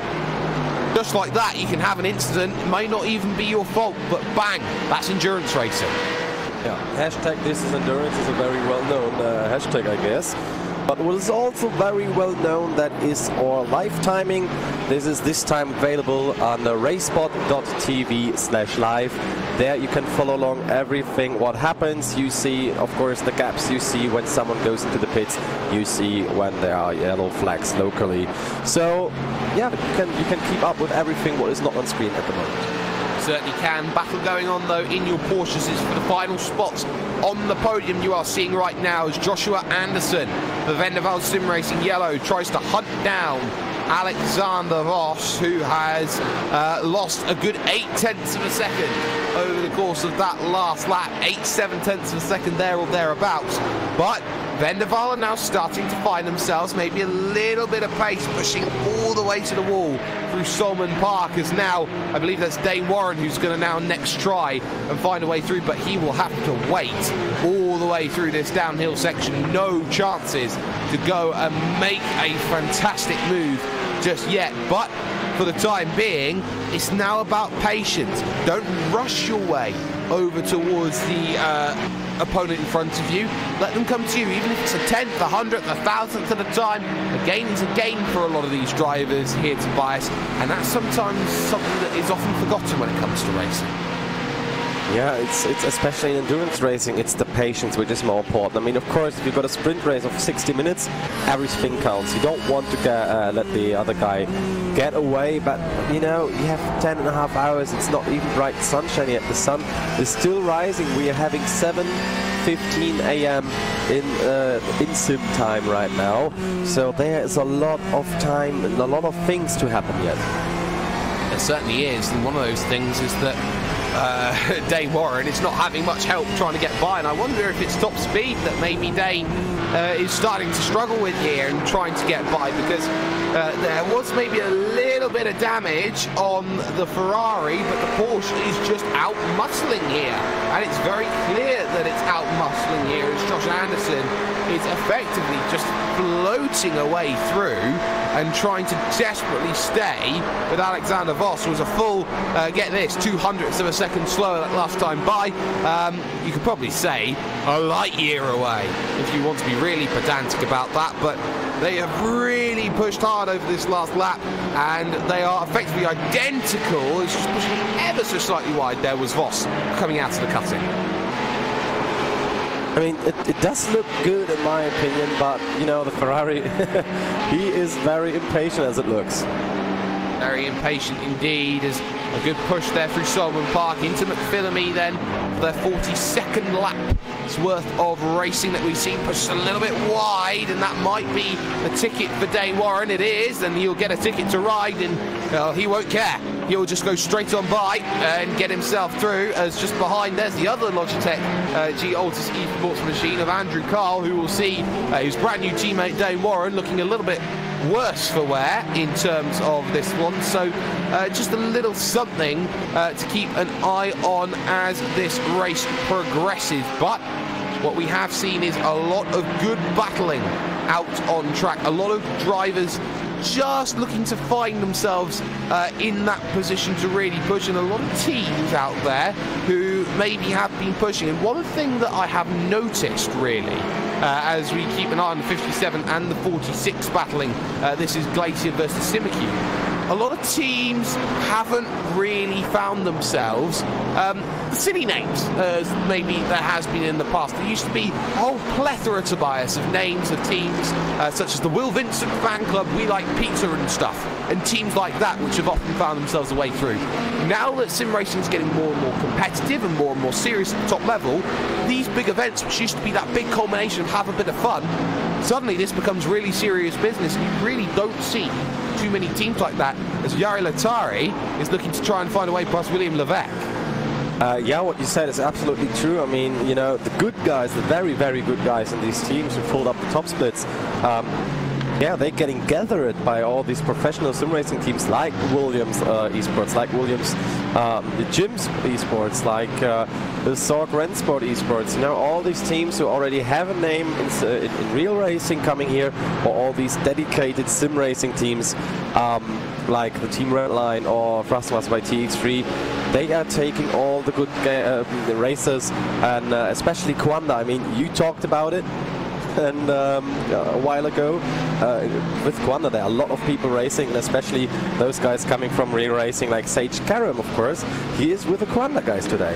He is, as he was at Daytona. Again, special guest, not necessarily signed to BRS Kanda Sim Sport, but someone who was at the Porsche Sim Racing Summit, made a very strong connection with the Kanda boys and what they were able to do, and as such has been picked up for Daytona and picked up as well here for this 12 hours of Bathurst race. Sage Karam, of course, IndyCar driver, has certainly shown what he is made of. But here comes Latari, that BMW finding quite a bit of pace, looking for the brakes, but not quite able to get late compared to William Levesque and that Simicube Inex Racing Black Machine. An Inex team which maybe some say isn't the same as it was maybe a couple of years ago when it was changing the world, with the likes of Yoni Tamala and Isaac Price behind the wheel, but still certainly has a lot of firepower there. Maybe not battling where they want to be at this stage in 14th position, but still they are both closing down Rennsports Online, and Cedric Nabelshek just in front of them. Yep, he got the RSO car running, so they had pretty luck with the crash before that it didn't ruin the suspension. Of course, you have quite damage, especially on the aerodynamic parts of that car. A little bit, you see the bonnet is crumbled, the front doesn't look that healthy anymore, but it still gets itself going on the top of the mountain. But he is having to defend now very, very hard on the straight. He is having to defend hard, and quite hard at that indeed, as now the draft comes into play down the hill as well, as William Levesque smashes over 260 Ks, back up and over the rise, down to the inside, and looking to try and pick one up heavy over the inside curve, but gets way clear before he hits his braking points, and just like that, it seems that the Belgique drops one and could potentially drop two here to the Glacier Racing duo, as Jari Latari and JJ Newlander's team will look to try and push forward. A little wide on the exit though, you've got to be careful of that, as now Levesque gives Nebelshek the chance to come straight back at him in through Hell's Corner turn number one. Side by side they'll go. A lot of respect there in terms of room given, but now this is maybe the best chance the BMW's had in a very long time. Yeah, it's definitely true, having switching the draft now, going 3 wide on the mountain straight. Go on, guys, this is hour and a half in. We're not 11 hours 58, but they back out of it to RSO around the outside. 2 for 1 special. That's how you overtake in a BMW. And Jari Latari just proving how he's good, as Nebelshek comes straight back at Levesque, and Inex end up going nowhere. What a move here from Latari. I mean, this is the bravest one that actually worked we've seen so far in the race. And remember, we're only 1.5 hours in, but we already had a lot of questions running around in the chat, and I can say, no, it will not rain.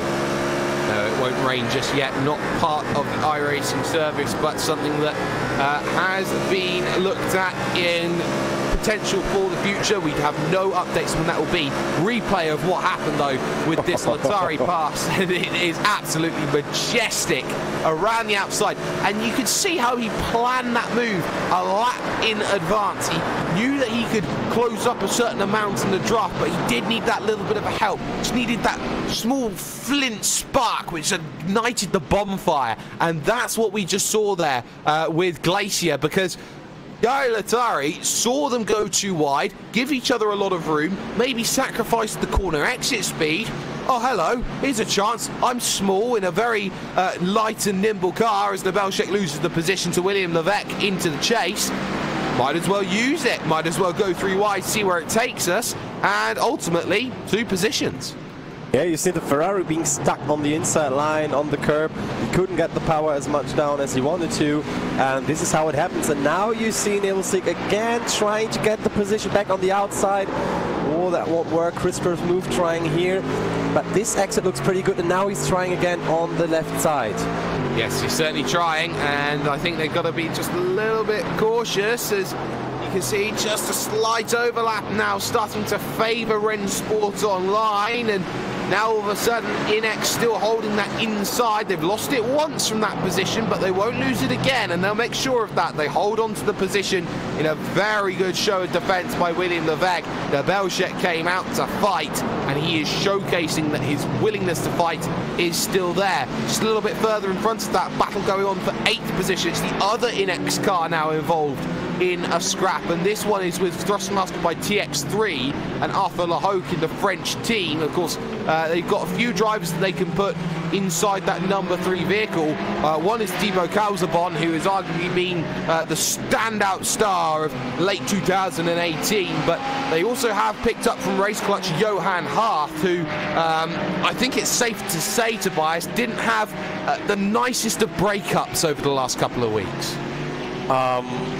Yeah, I mean, I can't argue against that one, but you've seen Lahoque, he's struggling a little bit on the top part of the mountain, and I mean, this is the most important part of this track. It is, and if you're struggling on top of the mountain, how are you going to make your overtakes when it comes to the 2 big long straights? It's the really big catch-22 with a lot of drivers, and how do you set up for this circuit? Because you need to set up for the top speed to have the opportunity to overtake, but at the same time, you need to set up for the mountain as well, as Lahoque runs a little bit wide coming out of Hell's Corner. You need to make sure that you're able to bias to effectively turn through the downhill twisty section where most of the time actually on this lap is probably made up. Yeah, I mean, when you're training on your own, it's one thing, but you really need to do the open practices to see how does your car behave with traffic. Because with traffic you have different lines, you have different speeds, and you have, more importantly, different angles of attack towards a turn, towards an apex. And as we've seen before, that can mix up everything. It certainly can mix up so much, and I think a lot of drivers know that they have to do a lot of practicing, not just when it comes to just getting the time in against other opponents, but actually the weather, the time of day, the temperature conditions. Is it overcast? Is it partially cloudy? Is it bright blaring sunshine? It's those sorts of things, the track temperature changes, that they have to practice. And actually I'd probably say the biggest meta change since the new dynamic track system came in about a couple of years ago, and I think probably will be the biggest danger to sim racing until, or on iRacing, until rain decides to come in, which we know, according to the iRacing forums, has been discussed and is being planned for. Nothing official though as of yet, it has to be stated. I mean, I've seen, you remember the chaos they had in Daytona, right? 2 or 3 weeks ago, with the rain. And somebody told Anna that at iRacing we want rain, and Steve Myers literally answered that with, "Why do you guys want so much rain? It doesn't even look remotely fun." So, you know, you have people in there who, I mean, in America, I don't know, I was a lot more with European racing years ago, and there we were used to running in rain, of course, but in the Sports Car Challenge, for example, a longer time ago, like 4 or 5 years, they would have red flagged that race way earlier. They certainly would have done, and no surprises that they would have red flagged that race a little bit earlier. Rain on an oval is notoriously difficult from time to time, as the battle for P4 overall now starts to take shape, because a little bit of trouble for traffic for Kanda has allowed Joni Takkanen to be closed back in by Ethan Griggolt and the Evolution Racing Team 226 machine. So now all of a sudden, that inroading that Kanda has been doing, suddenly they have turned into the ones being eroded into, as Ethan Griggolt probably finds a setup in that Mercedes that they've got, which probably is responding better to the climbing track conditions, up to 19 degrees now on the track, but crucially is responding to a bit of sunlight. Yeah, it is. The sunlight is coming up. It's partly cloudy, of course, today, so that helps them a little bit. Imagine if there were no clouds at all, the track temp would rise very, very high. And what is also very, very high is the art of driving here on this track, because you really need to do so, otherwise stuff will happen to you as it did for a lot of other drivers before. I mean, we started with 52 cars on the grid. Some of them are driving again, like Lando Norris, who is trying it again on track after being 44 minutes in the pits, after being 20 minutes or something in the pits, after Kirchhoff lost it in the first few laps. Yep, and managing to get back out and going and trying to pick up a couple of positions in terms of the closest that they can get to in terms of drivers who are running out on track. Trans-Tasman Racing is probably their closest rival, who are 20 laps in the distance at the moment. Emily Jones, Emery behind the wheel, probably one of the bigger Twitch streamers out there, and probably the leading female driver out there in sim racing at the moment. And we do have to talk about female drivers who actually have pushed the boundaries out there in terms of sim racing. It's not just this male-dominated sport. Of course, you've got those like Emily Jones, Maria Rushka, for example, Rebecca Pauline, you can put in that category. I've seen Katie Haight, like Sarah Dove, often gets mentioned in that sort of vein as well. There are a lot of sim racing girls out there who are proving that this is not just that male-dominated sport, which a lot of people expect this to be. I think it's fantastic to see that representation here at the highest level, and actually it's really good to see just how diverse sometimes sim racing can be. Yeah, and especially also in the German area, there is Laura Luft, or Laura Air as she calls herself online, and she's driving pretty well, and she's also driving in real life cars, so that's definitely a plus for both ways. certainly is a major plus at the moment as this race does look to continue. Back though to the battle for 4th position overall between Evolution Racing Team and VRS Kanda Simsport, and that number 8 certainly does have some fantastic drivers they can put in. They've got Jorn Jens, Sage Karam and Philip Stam. Well, just compare that to the number 1 machine that you could put in at any given point in time. Matt Bakker, Mitchell de Jong, and I've heard him a little bit later on in this event, maybe Martin Kroenke could even grace his presence into this race. Yes, I think he will. But at the moment, we see the battle here. Well, let's not tell a battle, but you know, the overtaking battles with Joshua K. Rogers here, and it does look a little bit. Well, just be careful, guys. You don't want to do it here. Ooh, they did it. They did, and they got around without really too many worries at all. But now this comes the next big worry. Josh Rogers effectively becomes the cork in the bottle right now, and it's very difficult for Ethan Griggle to get around. Of course, 2 drivers who know each other incredibly well from the likes of the V8 Supercars Online Premiere Series, which is shown with our good friends over at SimSpeed TV, and it's the likes of all these different series where drivers build up that knowledge, that database of racing against other people. It's not just the fact that you race against the same 19 other drivers, like, for example, they would do in Formula 1. You've got to build up a database of knowledge of maybe 300, 400, 500 different drivers that you could race at any given point in time. And for us commentators sometimes, Tobias, it's a case of working out 1,000 drivers, 2,000 drivers, keeping that in the memory bank. Not only in the memory bank, but I had to up my RAM actually, just to have all the tabs open about the drivers and their history of driving here and all their statistics. So that is quite a challenge, especially in those enduros where 3 or 4 people are sitting in the cars, sometimes even more for 24-hour races, and then you have a field of 50, 55, and at the end of the race, you know a lot of people who are in there, but then it's over already, and it starts again next race, and then you have a different lineup maybe. Exactly, and this is where that ever-changing revolving door sometimes of sim racing does come into play. Silly season, as it were, with a lot of changes, a lot of drivers switching teams. No more important, I think, than the NASCAR Peak Antifreeze Series and the first ever draft that they managed to have over 10 years of experience. And, you know, you can talk about how this sim keeps getting more realistic, more realistic, more realistic as well. It is worth noting that the first ever winner of a NASCAR Peak Antifreeze Series race was the legendary Dale Earnhardt Jr. Yeah, I mean, you see where it all goes. You do. You absolutely do. And it's coming into the fact, like, for example, these tracks are laser scanned to almost millimeter accuracy, you can say sometimes. And I've heard this anecdote said a lot of times when it comes to racing on iRacing, and that is, if you were to scan effectively a 2-pence piece into the simulator and you would drop that in, it would fall through because it's that precise that it would find itself probably the only thing that wouldn't be able to stay up. Sometimes it's fantastic to see just how much effort can be put in. It's not just the fact that you put that effort in, you learn the tracks.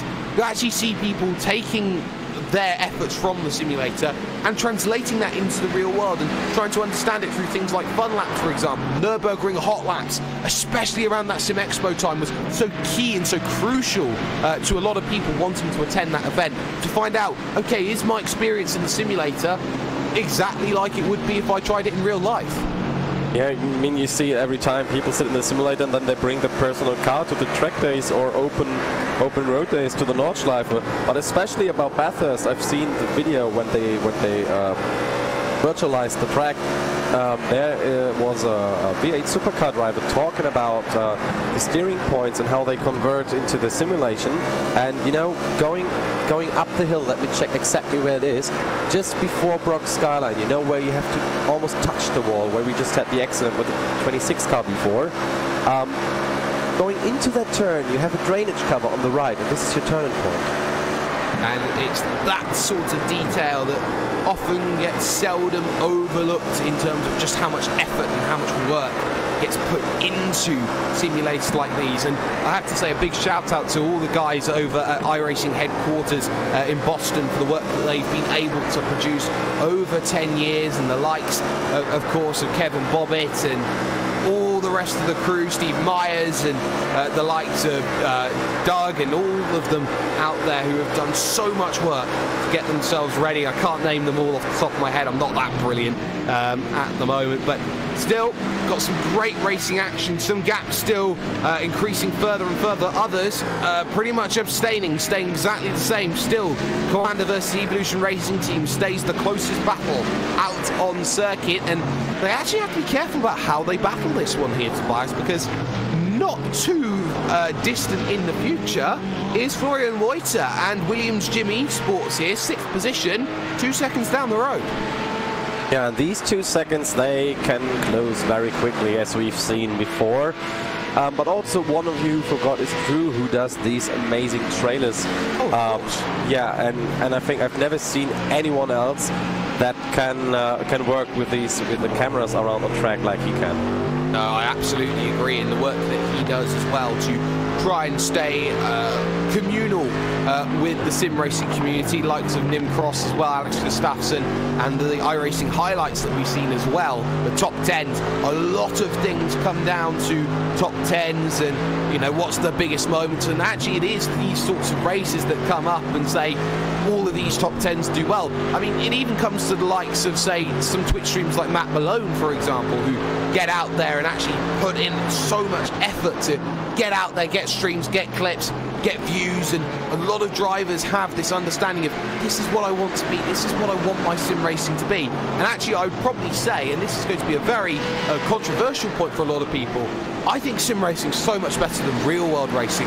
mainly because you actually get to see people's faces, you actually get to see the expressions of what people are driving like. That interpersonal relationship, with that connection that you get with other people is seldom found when it comes to the real world of racing. You appreciate someone for their talent, but you can appreciate someone so much more for their personality when they have themselves the ability to showcase in front of them. I wouldn't totally confirm that. I would give it both its credibility, because I like real motor racing as well as sim racing. But the thing with sim racing is you are so much closer to the thing. I mean, look at how we can set the cameras. I mean, we can go everywhere, anywhere. We always have a camera on every car, you could say, from every different angle. And I think this is a bonus that we in sim racing have, as you've seen in, for example, for the Porsche Leipzig event. We had 10 rigs, the drivers were sitting behind their rigs, and then we had cameras at their faces, and in front of their rigs there were like TV screens where you could see the drivers driving, and as you said, all the emotions happening, and it was very, very nice to see. And let's see what that brings for the future, offline or LAN events. And talking about that future, it seems that Alexander Voss's future is full of Joshua Anderson as they head out to the Forest Elbow and push forward down the Conrad Straight under the Jim Beam Bridge, the Gene Bin Bridge, it seems that I wanted to say there, and now underneath that Mitsubishi Fuso Bridge as well. Anderson closing that gap down to within a 10th and a half, within a 10th. Does he look? Oh, he's leaving it a little bit late there to lunge down the inside. He's had one attempt that has been successful there already, but not quite a second. Got a nose down the inside, but was unable really to commit and put the power down. And you just see there a little bit of weaving as well, just to maybe get a little bit of understanding there of how the car is feeling from Alexander Voss. He is so desperate just to find himself an ability to escape and to break away, and he's just not quite got it at the moment, just being consistently harassed by the Vendaval car behind. Yeah, and then you have these GT3 cars pushing as well, so this will be interesting. Yep, he's leaving that Ferrari by, who's in the slipstream, so that was perfectly planned by the 22 car, I guess, to give this Ferrari a little pull just to create the gap in between. And how iconic, is it, that I get to say, do a Max Verstappen at Monaco, where you almost use the vehicle as a pick to find a way through if you can. Wasn't able to do it with PJ Sturgis and the Inex machine, but there is still TT Racing Red just behind, who is effectively 3 laps down on them and will be trying to unlap himself in comparison. But just look how close up through the mountain the push is from Anderson, as he's all over the curb trying to find just any little bit of advantage. He's probably dropped a 10th by trying to be that aggressive, and that will probably force no overtakes here down this fantastic sweeping section. And ultimately through the dipper, Anderson is just on the outside looking in. You can see how much he's pushing. Yeah, coming out of the dipper, you see the car sliding just a little bit, and now here you have to brake in a straight line, but as carefully as possible. It's like touching the brakes a little bit, just literally, because these guys are stepping into the brake pedals, but it's mostly like just slightly touching it with your thumb. Yeah, it's almost like you've got to be so delicate with these sorts of drives, as Anderson again looks to try and open up a move. Big, wide, arcing line from Alexander Voss, trying to use all of his road tax and maybe even a little bit more of that as he tries to push forward, and has a lot of people watching this one. Of course, you've seen so many drivers start to make that push over to Williams over all sorts of platforms, but suddenly that battle just dissipates as Justin Tipton, normally favoured for being in a Skip Barber more rather than being in a GT3 machine, does make his way through and open out the battle just a little bit further, which is probably to the ire of Joshua Anderson, who's going to make a clear point of how much you've held me up by just pulling alongside and going, you know, I can go quicker than you in a straight line. Please don't bother trying to hold me up. It's now the 33 and the 83 begin to have their own scrap, and this is a great little scrap here, as Dane Warren has just lost the position actually in the Astro Gaming Altus Esports machine to the Champs iRacing 12 Hours Bathurst car, which does have Victor Prieto behind the wheel. Champs iRacing, Spanish-based team based out of around the Real Betis sort of area of Spain. I believe it's somewhere on the south, if my memory serves me correct. But really, Victor Prieto, former pro driver, certainly has himself a lot of ability behind him, and made very quick work there of Dane Warren. Yeah, and then overall, as I always say, because statistics only tell half of the story, they're about the same level, talking about iRacing. But on this particular circuit, we have 10 hours to find out. And I would say, oh, there was a Porsche sideways. Was it that Heinrich, car? that's the leader. That was the leader, yeah, as I thought. That was the leader, and that's a big, big mistake that has come out of absolutely nowhere for the race leader, Heinrich, who had the mistake, of course, at the Porsche Sim Racing Trophy at the Nürburgring, finds himself in the wall coming off of the chase, just grabbed a bit too much curb, effectively Tony Hawk's his way along for a little bit, and Laurent Heinrich, all of a sudden, now finds himself, yes, still leading, but now vulnerable to Kanda, who will now hear that there's been a mistake, see the gaps come down, and go, oh, hello, time to push. And also time to push now for them, for Heinrich. So we've seen the replay from one angle, but look here. At first, it looks fine. Okay, he loses a little bit too much curb here, has to save the car, but then he gets too much on the outside. There is where he lost it. You get the rear on the outside, you get no traction control on these cars, you spin it around, and with the wall being close as it is here, yeah, 3-point turn, and then back to the race, hopefully. Back to the race, still in the lead. Such was the gap that had been manifested by the Williams Esports Chill Blast machine, but all of a sudden, Virtual Racing School, Kanda Sim Sport find themselves in a very good position to start closing down that gap. And right now, Javier Guerrera, team boss at Williams Esports, is looking on and going, that's not quite what we had in the plans. And it was very telling that wasn't what was in the plans, as this race looks to push on in towards the end of the second hour. So right now, has to be said here, Josh Rogers has to push, has to keep the pressure on. It's the Alain Prost versus Ayrton Senna sort of dynamic that you see. Doesn't matter if you're 40 seconds behind or if you're 2 seconds behind. you push, you force your opponents into mistakes. Yeah, and even the lap before it happened, Rogers was already fast, about half a second. I mean, you can clearly see, okay, he was stuck behind traffic a little bit, but he is now back on. I mean, you know, it's a thing with the head, it's a psychology thing, because if you know, okay, he did a mistake, okay, we're getting closer again, we gained 10 seconds on that guy, that really helps you even pushing more and more over your limit.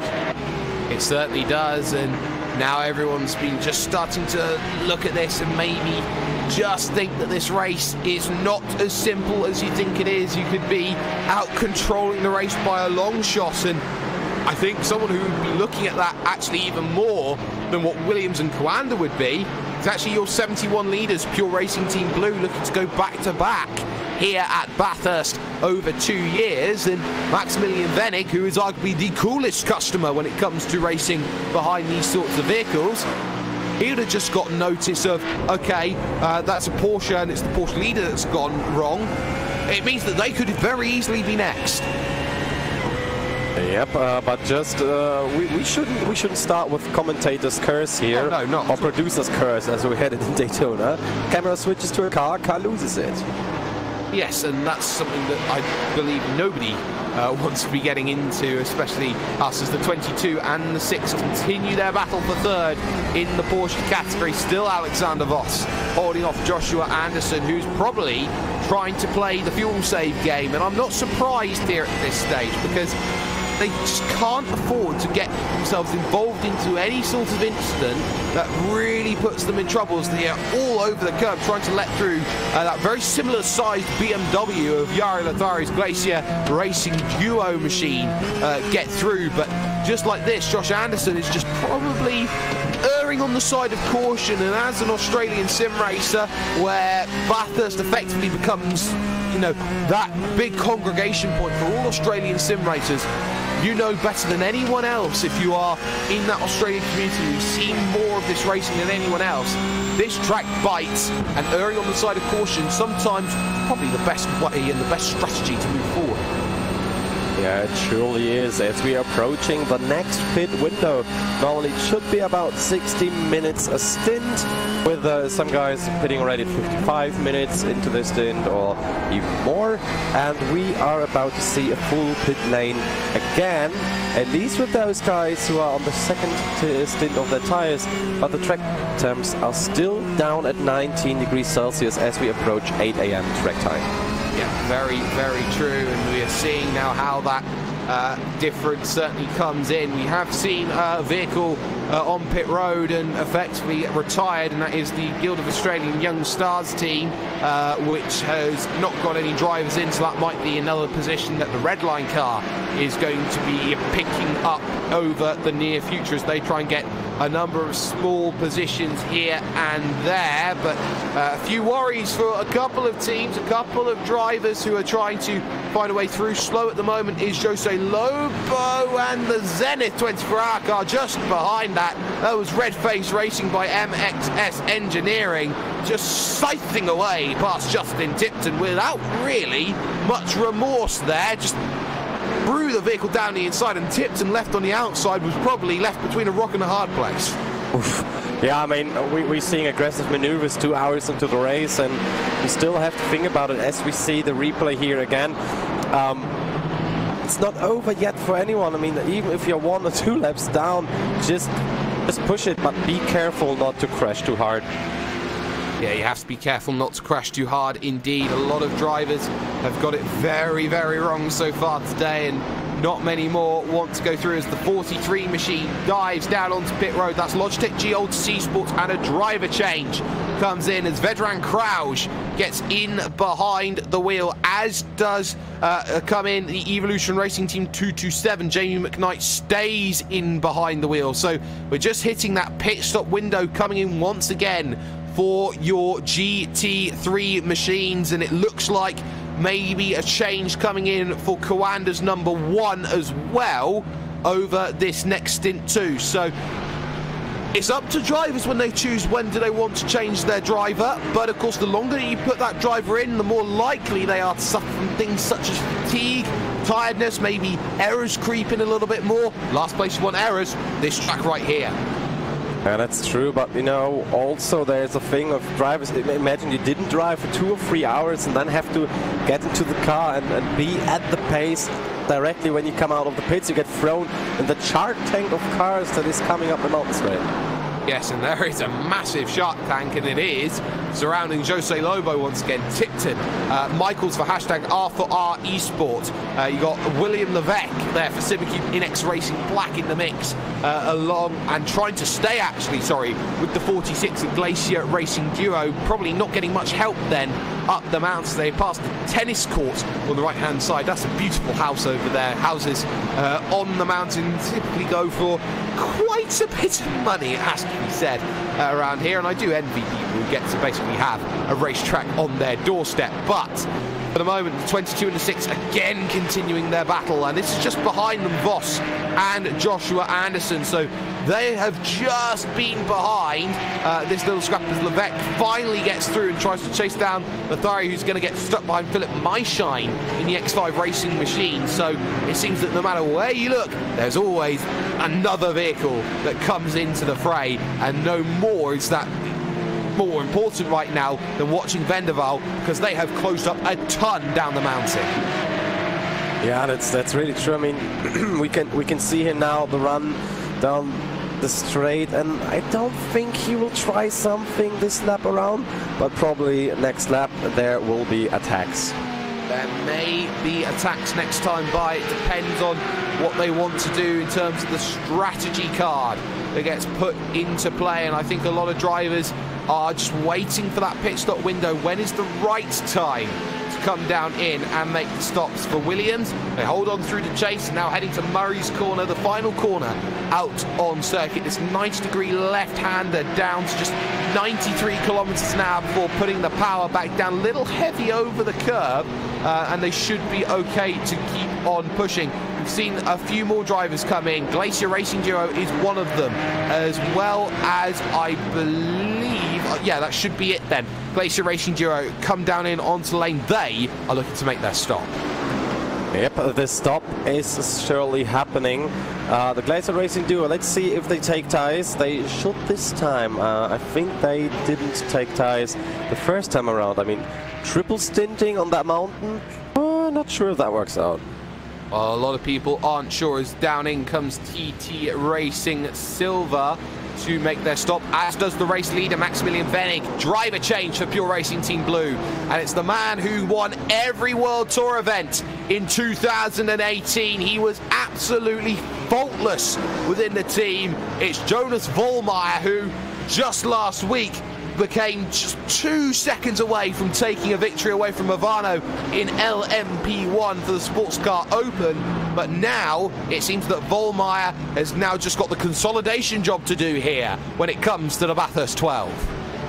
And they are changing tyres, so Vollmeyer will get fresh tyres, will get a nice and a full fuel tank, so he can be pushing hard right now as soon as he gets out of the pits. There go the tyres. So that will start right now, and I wonder what his lap times will be around here. We will see. Of course, this track is starting to heat up a little bit, up to 20 degrees now, track temperature here, with winds blowing in from the east direction at around 6 kilometers an hour. So a light breeze coming across the mountain, not really too much to affect some of these vehicles, just waiting for Jonas Vollmeyer to get out and away and back onto the racing circuit. But it seems that, at least for the moment, not really too much to worry about for him, and in terms of that gap, already out and already away by a pretty comfortable margin at that. They're having a very good work, or very good push at this stage to go through, with most of the drivers as well looking to have that charge. Just keep an eye out on some of the teams that haven't been doing as well. Excite Energy, for example, are 13 laps down. Adam McNally, the Geordie, in behind the wheel, having a good job of running at the moment, getting some experience underneath his belt. Emily Jones still out there for Trans Tasman Racing. And of course, right now, we've got ourselves a lot of drivers or a lot of people who've been trying to keep good attention on Team Redline, who have had, safe to say, a torrid time of things at the moment at Mount Panorama. But they've got a fresh engine in that vehicle. They've managed to fix everything together, get back out and going. And let's take you then, Racebot TV, fan immersion for the moment, as the number 13 machine has decided to come down onto the lane. That is Vendaval Sim Racing White, who have decided it is time to come down and change drivers to Santeri Kekkonen, as Takkonen comes in, changes to Jorn Jens in the number 8 machine as well. Let's go on board with that number 16 machine that we said that we were going to go on to. This is the one that you all wanted. Team Redline, Lando Norris behind the wheel. Let's go on board. This is how a Formula 1 driver does iRacing.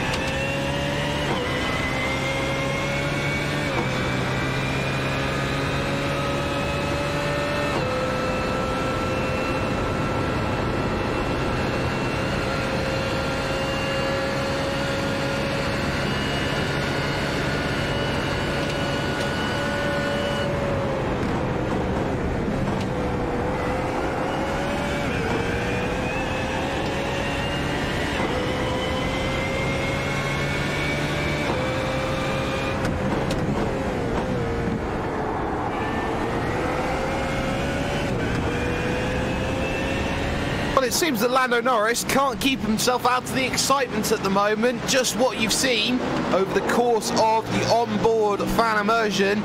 We've just seen a big instant for your third place Porsche, or fourth place Porsche, sorry, in category, that being the Vendaval Sim Racing Yellow number 6 of Joshua Anderson. This is the replay then of what happened when they were up at the top of the mountain, because a big worry came in as we got a very long time before we get there. It was right at the top of the skyline, so you can see Anderson in front coming up the hill, and there's going to be a massive moment which sees Anderson effectively have to take a toe. Tobias, this one pretty much came out of left field. Yeah, I mean, you see it here, he comes around, this still looks fine going towards skyline, but then he will lose it down through the asset right now, as I don't know what happened there. Did he want to leave more space and then was braking too late? Lost on brakes. Yep, and then boom! Oh, up, over, out, and that's a toe there, because he would have been hurtling down the mountain. Not much you can do. On board with Vendaval Sim Racing Yellow's Joshua Anderson then over the course of this one. So he gets wide, goes to hit the brakes, and he's just losing it. It's almost like he's locked the rear axle there as he tried to hit the brakes, and up, over, and goodbye. It was ultimately the response to that. So that has completely changed things over the course of this event. It now means that Apex Racing UK's Fluke 49, who have had a very quiet race, now find themselves in third, but now the battle for fourth overall starts hotting up, because Evolution Racing Team have just found a way through with Govan Keeney behind the wheel, getting around Jorn Jens, and that was 4-4. So Govan Keeney, arguably someone who has had more than his fair share of incidents over the course of his sim racing career, has got past Jorn Jens and now finds the Evolution Racing Team up to fourth, 15 seconds off of Vendaval White in third. And you've seen the not happy 22 car there flashing the number 8 of Jorn Jens. So I'm not sure that is to tell that his rear lights are not working. I think this it has a different reason. It is, and I think it's the reason of you sort of affected my line a little bit, and I'm not too happy about that. But Williams Esports Razor have themselves probably about a good third of a lap here advantage over Apex Racing UK's Jamie Fluke team, and that Jamie Fluke-based team at the moment is just Jamie Fluke. So for the time being at least, it seems that there will be no change for the Northern Irishman, who will find himself running a pretty strong effort in the early goings. And sometimes it's not about how aggressive or in the spotlight you are. Sometimes the best drivers don't get any camera time at all. That's just the way it goes. Yep, and but he needs that at least a second driver, and of course we having the fair share rule here. So if you're two drivers, yeah, the other one has to drive at least a quarter of what the first driver did. Yes, and that's what I think a lot of drivers are going to have to be seeing. Of course, the driver fair share rule comes into play here at the 12 hours of Bathurst. And of course that means that you must have at least two drivers in the vehicle, and they must share an allotted fair amount of time in that vehicle, and that roughly equates to about 1/15 share, so about 40 minutes here and there that you start to see as a quote fair share for drivers. Yep, and fair share is a good thing, so you can't just send in your best drivers and keep the worst driver of your team in for 2 or 3 laps. It's like they have it in real life. You have a minimum lap time, for example, in the Pro-Am class, for a minimum drive time for example, the Bronx driver. Exactly, and I think a lot of drivers understand that they need to be up at a certain level, and a lot of drivers have to showcase just what they are made of and just how they can battle and how good they can battle as well. Battle going on inside, or for the top 10, sorry, overall. You've got Frostmaster by TX3 and their new boy Johan Hath behind the wheel. He's up against Yanis Chodakis for Hellenic Racing as the 88 tries to hunt down the 3 in this battle, and just behind them, of course, Simacube, Inex Racing Black, and now Jack Sedgwick behind the wheel. Jack Sedgwick, who really has been the star of this Inex team over the last year or so, has really stepped up to the plate, filled the shoes, the void of people who weren't quite there, and has really shown that he does know how to make an overtake, or many, when it comes to races like these. Yeah, but Nylander behind Jack Sedgwick, he knows as well how to overtake, and he's closing in as well. But we're still looking at Giannis Chodakis, who is at the rear of the Thrustmaster by TX3 car, and who is closing in on these long straights. I mean, you remember Conrad Straight is about 1.9 kilometers long. It is, and it's a long time and a lot of overtaking chance that you can find on an incredibly long straight like that. But up the hill they will charge for their 67th time around the mountain. It seems that Johan Hart is going to have a little bit of not much help in front of him, and that is in the form of Jamie Fluke as they head through that big left-hander of McPhillamy Park. Gets checked up, and there's a check up there from Chodakis, who was not prepared to go too wide through Skyline. I don't blame him at that point. Maybe was an opportunity to make that move, but my goodness, you need to have maybe a bit of fortitude to go and make that sort of move.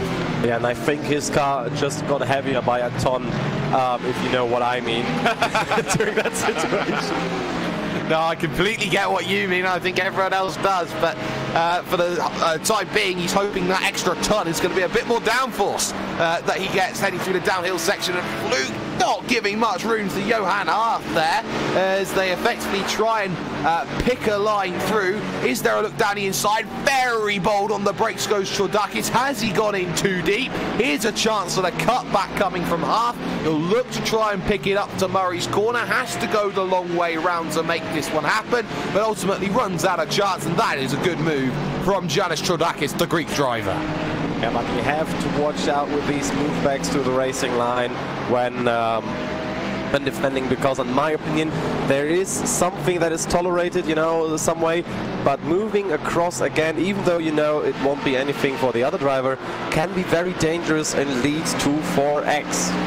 It certainly leads to 4X, but there is nothing really in the rules that say that they are not allowed to do that. Of course, they run under the iRacing Sporting Code, and in terms of Sporting Code, in terms of conditions, I know that Will Vincent here at RaceBot TV is going to have to be reading some terms and conditions after the New England Patriots won in the Super Bowl, but you have to look at the iRacing Sporting Code. There's nothing here to say, like the FIA rules, for example, you're only allowed one line change when it comes to a straight, so you can weave around as much as you like, you can break the toe however way you want, you can serpentine all the way that you want. As long as it gets the job done, it gets the job done.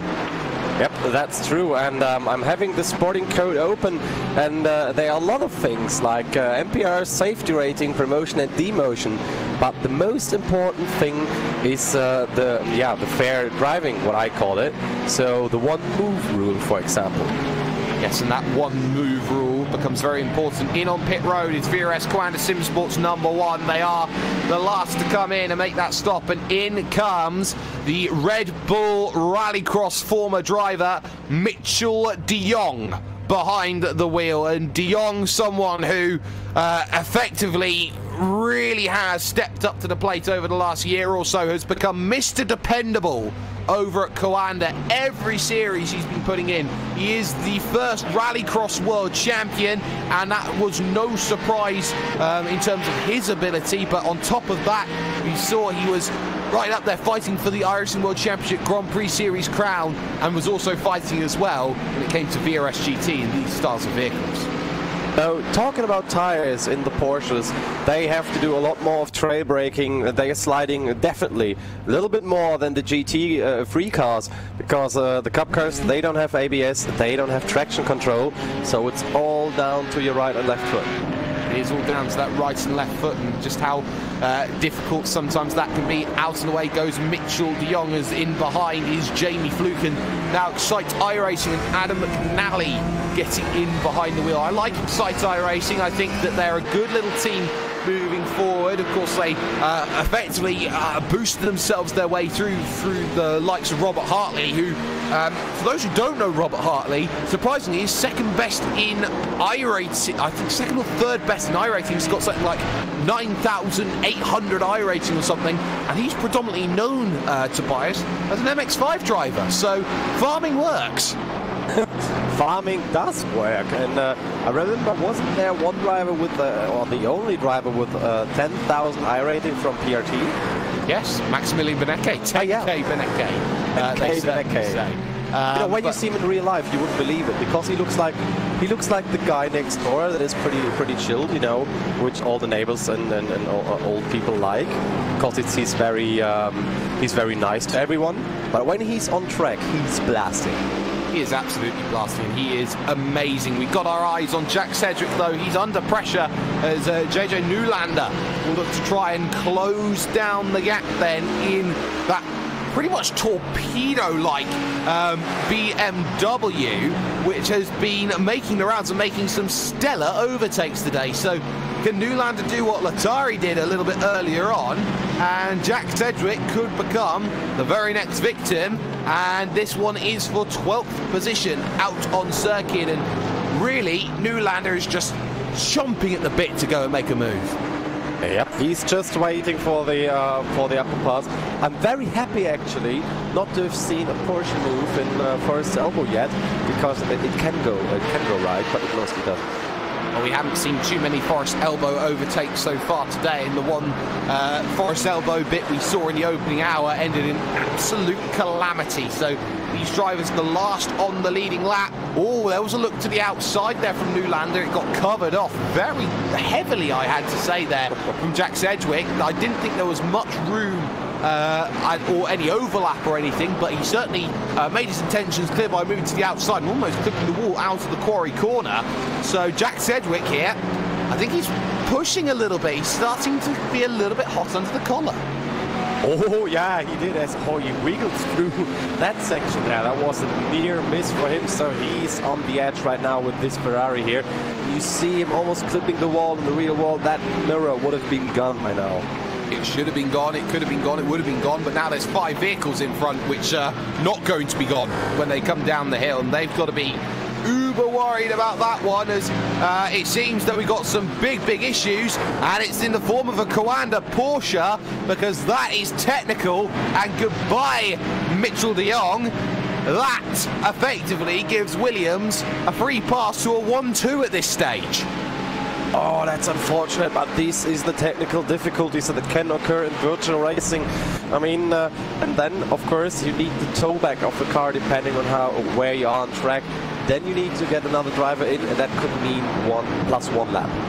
+1 lap, indeed. De Jong has had these issues before. I think the big issue where it happened was Spa-Francorchamps vehicles just gone off though, and that is Travis Schwenke for Excite iRacing, and I was saying how much I like them. I'm not sure I like them even more when they're finding themselves in tyres. Let's get a replay. Heavy over the curve, second part of the chase, and it's a looping mistake, and bang, buried into the side of the tyres, and able to keep it going and get it back out and racing again, but that side looks pretty dented after a shunt like that. Yep, this is not the crash you want to see happening if you're the driver or even the guys who are going to drive later on, because they have to fiddle with that broken suspension later on. They certainly do, but what is important to note though is that they did have that hit on the side of their vehicle. In terms of an impact, a side-on impact to Bias, so much better than a head-on impact like say Kirchhoff had. Yeah, but you know, the more sideways you get, the worse the suspension damage is, as we are watching the battle with 88 and the free car. The free is now approaching the rear, as it looks like. Yep, it is, and that's the Johan Hart in the Thrustmaster by TX free car, following Hellenic Racing down the S's. Yes, and trying to get back into play as quickly as possible, getting another move done as they're behind the Kanda Simsport #1, back out on circuit. New driver Mac Backham gets in behind to try and stem the bleeding caused by technical issues for Mitchell de Jong, but at the moment it is Giannis Chodakis trying to hold off Johan Hart, who has not fallen away after that previous overtake done by Chodakis. See now how that's a little bit like Piccadilly Circus. You've got to try and find a way to get through, and Scott Michaels there, not really too much he can do get through, and that was late from Johan Hart, but he made his way through and just pushing a little bit wide there on the exit as well. He's got to be careful about those little 1Xs keep increasing and becoming more and more prevalent as this race goes on. Drivers do not want to get into the vehicle where they've got maybe 5 instant points to survive 3 hours. Yeah, that's true. I mean, at the moment, I think the leader in incidents is the Astro Gaming Altus Esports car with Warren at the wheel. They are having 18 of 100 maximum allowed incidents.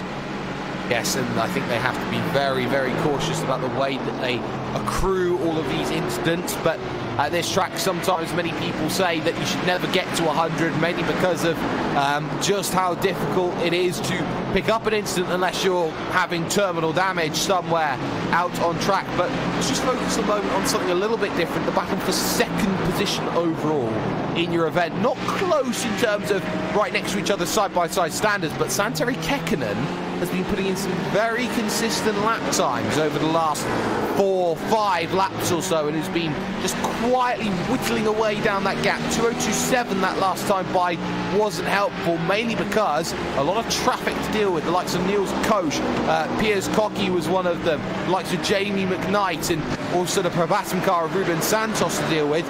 Not the best lap, but ultimately Kekkonen within that 5-second window to give Altus a scare at this stage. Yeah, that is scary. And you know who is watching because he won't be driving, and that is Bo Albert, who can't drive today, but he is watching the race. And we talked before, probably Altus will put everything, when everything goes wrong, they will put it on Bo. They normally do, and of course team boss Simon Feigl will be trying to get in behind that Logitech G Altus Esports car in just a little bit. He's seen Andrew Carl in the vehicle, he's seen Vedran Krausch get in the vehicle, one of their newer signings added to the team. Their next big challenge is, can the team boss get anything out of the vehicle and claw down a gap which is extended now to nigh on 28 seconds for Jonas Vollmeyer, who has been just arrow consistent over his last few laps or so. You talk about his discrepancy between lap times. His worst lap has been a 2:01.2, and his best lap so far has been a 2:04. So that difference, really, not much at all, about maybe a second in between it with traffic to deal with too. Vollmeyer is just proving that he is a maestro at dealing with traffic from the front and making things work his way. Yes, and making things work his way is Lando Norris actually, because he's unlapping himself pretty hard already. He's still at P27, but he's having a blast overtaking that Mercedes pretty hard here. So he's still a lot of laps back, because they had in total about, how much was it, 70 minutes of repair? Something around those lines. Certainly had a long amount of repair, being a full 38 laps off of the leaders. So they've had probably about, at least by my maths, an hour and a half's worth of repairs so far in this event. That's how much they've been struggling. So it seems that they're trying to get things back on track here and trying to get themselves back going, and they have had that good run, and they have had that ability to go out there to push and to showcase just exactly what they can be made of over the course of this racing action. But the question becomes for Redline, what next? Because you can have this flashy lineup of drivers like Verstappen and Norris and Nicky Katzberg and all the rest of it. But where's the bread and butter coming? Is it going to be coming from iRacing? It hasn't for the last 2 years, 3 years maybe. They haven't had that suspected dominant section that they've had over the course of, say, the early 2010s, when Gregor Hutu took 5 world championships. I think it's a different Redline. It's a different philosophy from Redline, and it's a different Dom Duhan, I think, who is a lot more wiser to every opportunity that he can get available to him. And maybe if it doesn't work in iRacing, then he's got to start thinking about, okay, is this the frontier that we're really the best at anymore? Yeah, you know, there's two things. Do you want to leave the at the moment premier racing simulation that there is for online esport racing, or do you want to try something different because you can't get the hang? But what we know is, or what I know is, that for example, a Max Verstappen will come in about maybe 2 stints. So there's a possibility to see another name of that shiny names that you just mentioned in the car. But if you look at it this way, now it's an open wheeler, so Lando feels more comfortable. Well, it is an open wheeler. You're certainly right by the way it looks, but it certainly doesn't look for a pretty sight, and that much I think has to be said at this point in time for the way that they've been racing. But at the moment, it seems that there's going to be not much change going on in terms of this stint. Got still Thrustmaster by TX3 trying to stay with Hellenic, but ultimately they are starting to just drop back a little bit. So it becomes a case of just looking down the field and seeing certain teams and how they're standing out. And one of them that hasn't really been on the radar but has made positions has been TT Racing Silver, the number 9 machine. Piers Cocky is behind the wheel right now for them, but TT Racing really a team that makes its name in the Skip Barber 2K World Cup, presented by DES Simulations, which you can see, of course, on the iRacing Esports Network. Make sure you subscribe, and if you really want to, hit that bell icon. You might get a few notifications on when exactly we are going live as well. But TT Racing Silver, drivers like Felipe Bear, who have really shown what they're capable of. Tuan Tran, Justin Tipton, Diogo Francisco, all these drivers that come up and show that in a Skip Barber, they are completely unrivaled at the moment and have some fantastic racing action. But exploring, branching out a little bit, you don't often see it as much from TT Racing. They're always there in terms of these top split races to bias, but that pace isn't quite at that level where they can be overall challengers everywhere. And I don't expect that of them, but I do expect consistency, which they are showing. Yep, consistency is key. I mean, you can as fast as a London Norris, you can as fast as especially PRT, but the most important thing is being fast while showing consistency, and that is both sides of the medal, of the gold medal.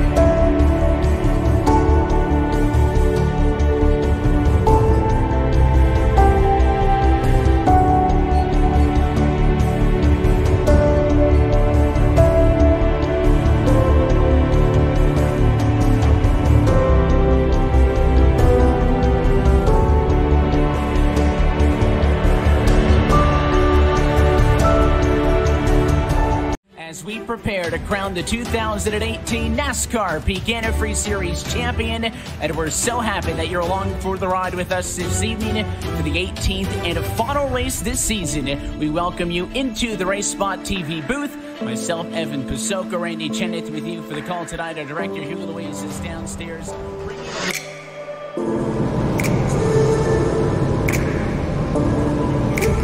Race Spot TV. and the iRacing Esports Network. One race to crown a champion. Let's go racing from Homestead. Green flag in the air to turn number 1. Nick Ottinger, your pole sitter, brings us up to the gears for the first time.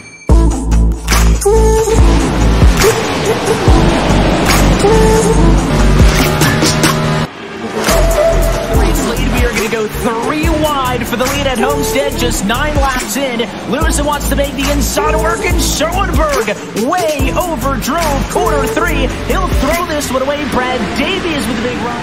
Fortunately loose, Mr. Taylor Hurst, Michael Guest just coming up the racetrack. They both go for the same bit of real estate at the same time. The 05 and Nick Ottinger, bit of an in set up the dream situation. Michael picks up the 4th spot, and that puts championship contenders running 1, 2, 3, 4 as they come to start lap 107. The battle for the top 4 is the battle for this 2018 championship.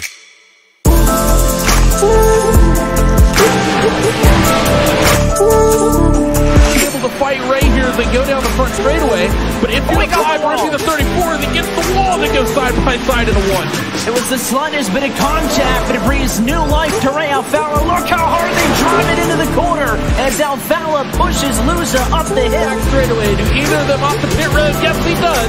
Ray Alfala makes the call a few laps after Busa. And he went right side by side with Luza into the corner. And look at how Fowler digs sideways as he tries to get all the time he can. All kinds of out of shape as Ray Alfala drives it hard to pit road. There is $10,000 on the line, 2 laps to go, and $10,000, 2/10 of a second separating it. 1 lap to determine the championship as Ryan Luza still needs a car length and a half, just 1 into the final time. The 6 drives it in hard. He looks for the bumper of Alfala, but he is not going to get there in time. The 6 can't stay in the gas, and Ray Alfala is a 4-time champion of the NASCAR Kanda iRacing Series.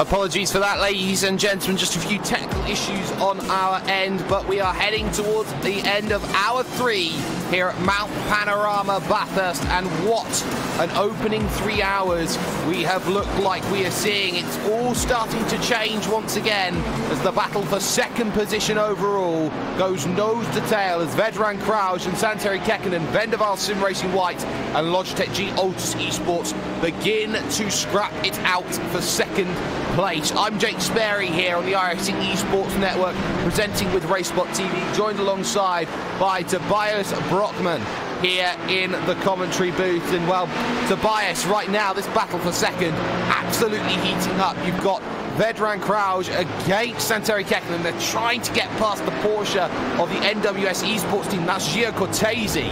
They've managed to get themselves around, but Kekkonen's just got to play that patience game as the BMW with the short wheelbase now needs to find a very apt way of getting past that motion simulation sponsor Ferrari. Yeah, I mean, we've seen the Ferrari is good overall, but not on the top of the hill. We've spoken before the advantages and disadvantages of these cars, and the Mercedes is the fastest, the BMW is the best handling, and the Ferrari is somewhere in between. So there's traffic, so might be a chance for Kekkonen now to do something when that traffic comes, and he just had the slightest of touches, I think. He got very, very close. Incredibly close, I thought, almost making contact with the rear, but you're starting to see now how Krauj is getting maybe a little bit hemmed in by Scott Michaels and the R4R Esports machine, and that's not really helping out at the moment with what they want to do. Look at Kekkonen just hanging in underneath, just has to pick his points, and he does. tyres, forcing it 3 wide. Now it turns to 2 as he goes to the outside, trying to make this move, trying to go around the outside, and he breezes by Vedran Crouch without any resistance at all. And just like that, Vendaval find themselves in second position. Is this finally the return to form which we were hoping to see from Vendaval after a 2017 season, which was absolutely fantastic? They got themselves into so many winning positions, only to throw away opportunity after opportunity. 2018 a rebuild year. Is this 2019 the renaissance of Vendaval?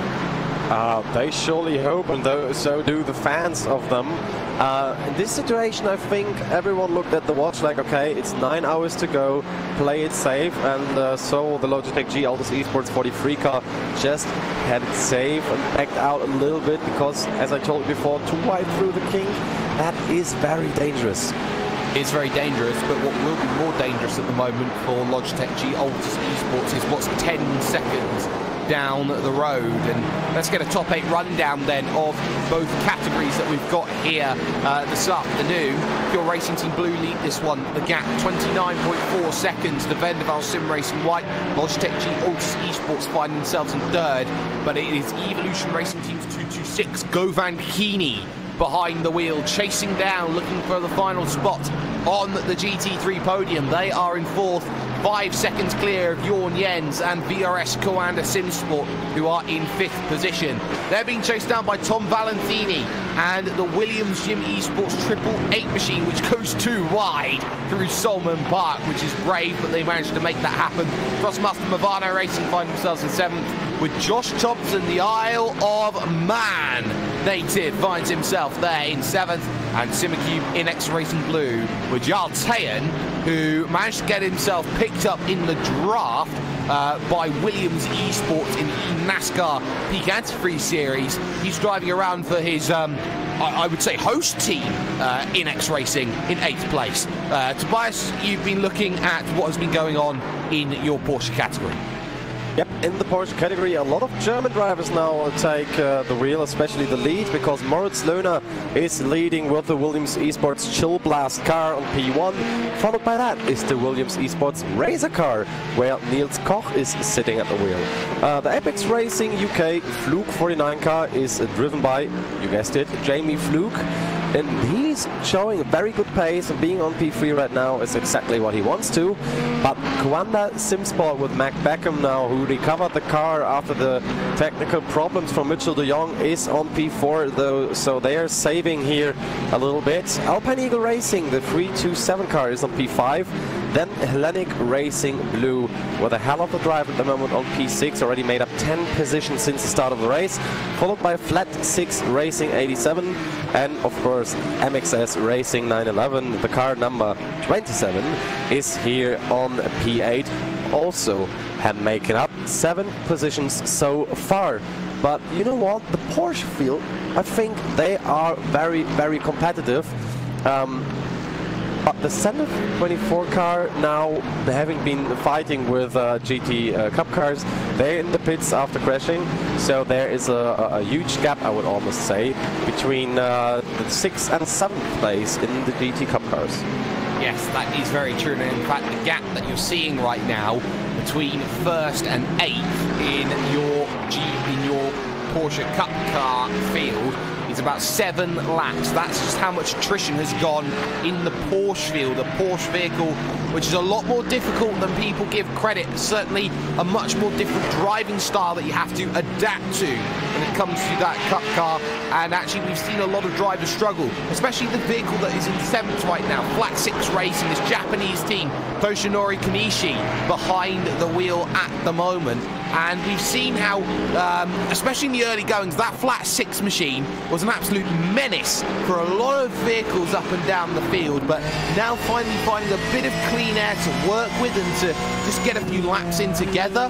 And 4 laps behind is their nearest rival, 2 laps ahead their nearest rival. They can just run their own race from here, and I doubt that they'll be touched in the next 6 hours, 8 hours or so. And who is also in their own race, 1 hour and 13 minutes behind the lead, is actually the Team Redline 4X car that has just been to the pits, and now Nicky Katzberg is in the car, the Netherlands driver who actually started in the Liquid Moly Bathurst 12 hour in the Volcanos Motorsport car, but they had a DNF thanks to an oil pump already after 28 laps. So this time in the BMW, which still runs, it's his second chance to prove that he can fight the mountain. Well, he's got that second opportunity, and he's looking to go out there and try and prove it over the course of a long stint, as Nicky Katzberg actually finds himself just behind that MXS Racing machine, which is currently 31st overall. But we've had a lot of retirement so far from the early stages of this one. We've lost the likes of Porsche Basel by Sorg Rennsport Esports. Likes of Team 84 is still going at the moment, although are miles down the order. TTL Esports, the likes of, say, Vendaval Sim Racing Black, NSH Sim Racing as well. All of those teams finding themselves out and still looking to try and find themselves the opportunity to get something working the way that they want to. But 3-car scrap going on for 10th position overall in your GT field. It's Hellenic Racing and Giannis Trodakis against Thrustmaster by TX3 and Johan Haaf, and also Jack Sedgwick now encroaching on the rear for Simacube Inex Racing Black. So 3-car scrap, bit of traffic as well in the form of flat 6, which won't be helpful, but around the outside, nope, dive down to the inside to get that one. Haaf's going to try and dive down with, and just about manages it, desperate to stay in tow, and gets heavy over the curb as well to boot. So Johan Haaf is taking no liberties here to try, or taking all the liberties to try and get himself straight back into play, but at the moment, it's just not quite happening. Down the hill, through the dipper, and now towards this fantastic Forest Elbow section on the brakes. Left-hander trying to wrangle the car around as well as you can before you get onto this beautiful Conrod straight, this long straight where drafting is so powerful down that hill. And for the moment at least, Johan Haaf gets himself a good opportunity to push on forward and to get that real charge. Does he have the run? He's looking to the outside, and he's now got to do it on the outside. That was well defended actually by Trodakis. He did well to cover off every single line that was available to him into the chase. Well, he had that same tactical nuance at Murray's corner. No chance to make the move, but suddenly here, Tobias, Jack Sedgwick's there. Yes, Sedgwick is there, and he's trying to fight, but I have to give you back the microphone here. Yes, you're starting to see right now just how Jack Sedgwick is just playing that patience game. He doesn't need to go out banzai and make overtakes straight away. He can just sit back and relax, and maybe look at Johan Haaf, try and be aggressive here with Giannis Trodakis. Maybe try and force some mistakes out of each other, and just being that presence. Sometimes it's just enough to unsettle a driver, and it's not just the fact that you're unsettling them in terms of the mental game. It's also what the vehicle can do as well, because what people don't understand, draft works from behind as well as in front in some respects. Dirty air does become a thing, and if you are almost forcing dirty air upon an opponent, can make life really difficult when you're in a train battle, which sometimes a lot of drivers find themselves in at tight and narrow circuits at the top of the mountain, like this one is here at the circuit of Mount Panorama. It's 22 degrees now up on the track. The weather is partly cloudy at only 18 degrees when it comes to air temperature, so the track hasn't really lit up at this stage, but it is worth noting it's still technically in sim time before 9 o'clock in the morning, so they are having themselves a very, very early start to this one. Still may take a little while before we get to midday and everything starts pushing on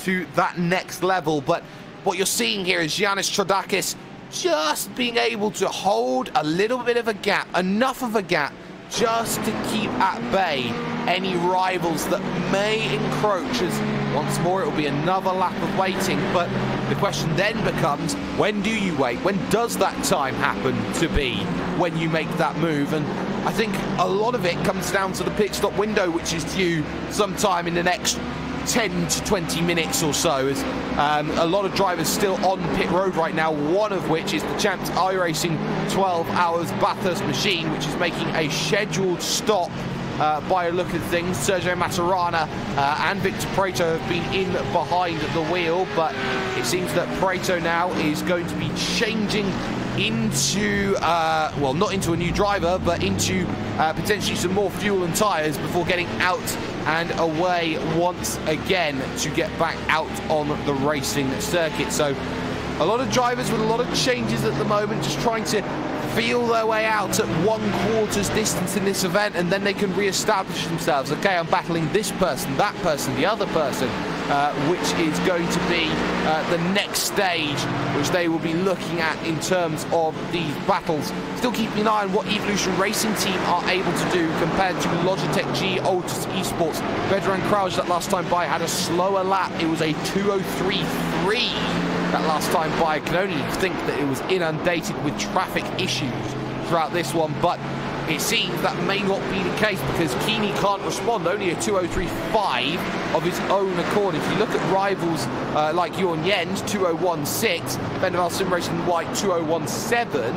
It's 2 poor laps there by the 43 and the 2:26, bringing these other drivers back into play, the ability to break away, which I think a lot of drivers are hoping that they are going to find. But for the moment, Santeri Kekkonen's team finding themselves in a very good position at this stage, as the likes of Altus Esports and Evolution Racing Team proving that Australian sim racing certainly does have a home right now in terms of the sim racing community. Something that isn't normally seen when you talk about the traditional esports realm.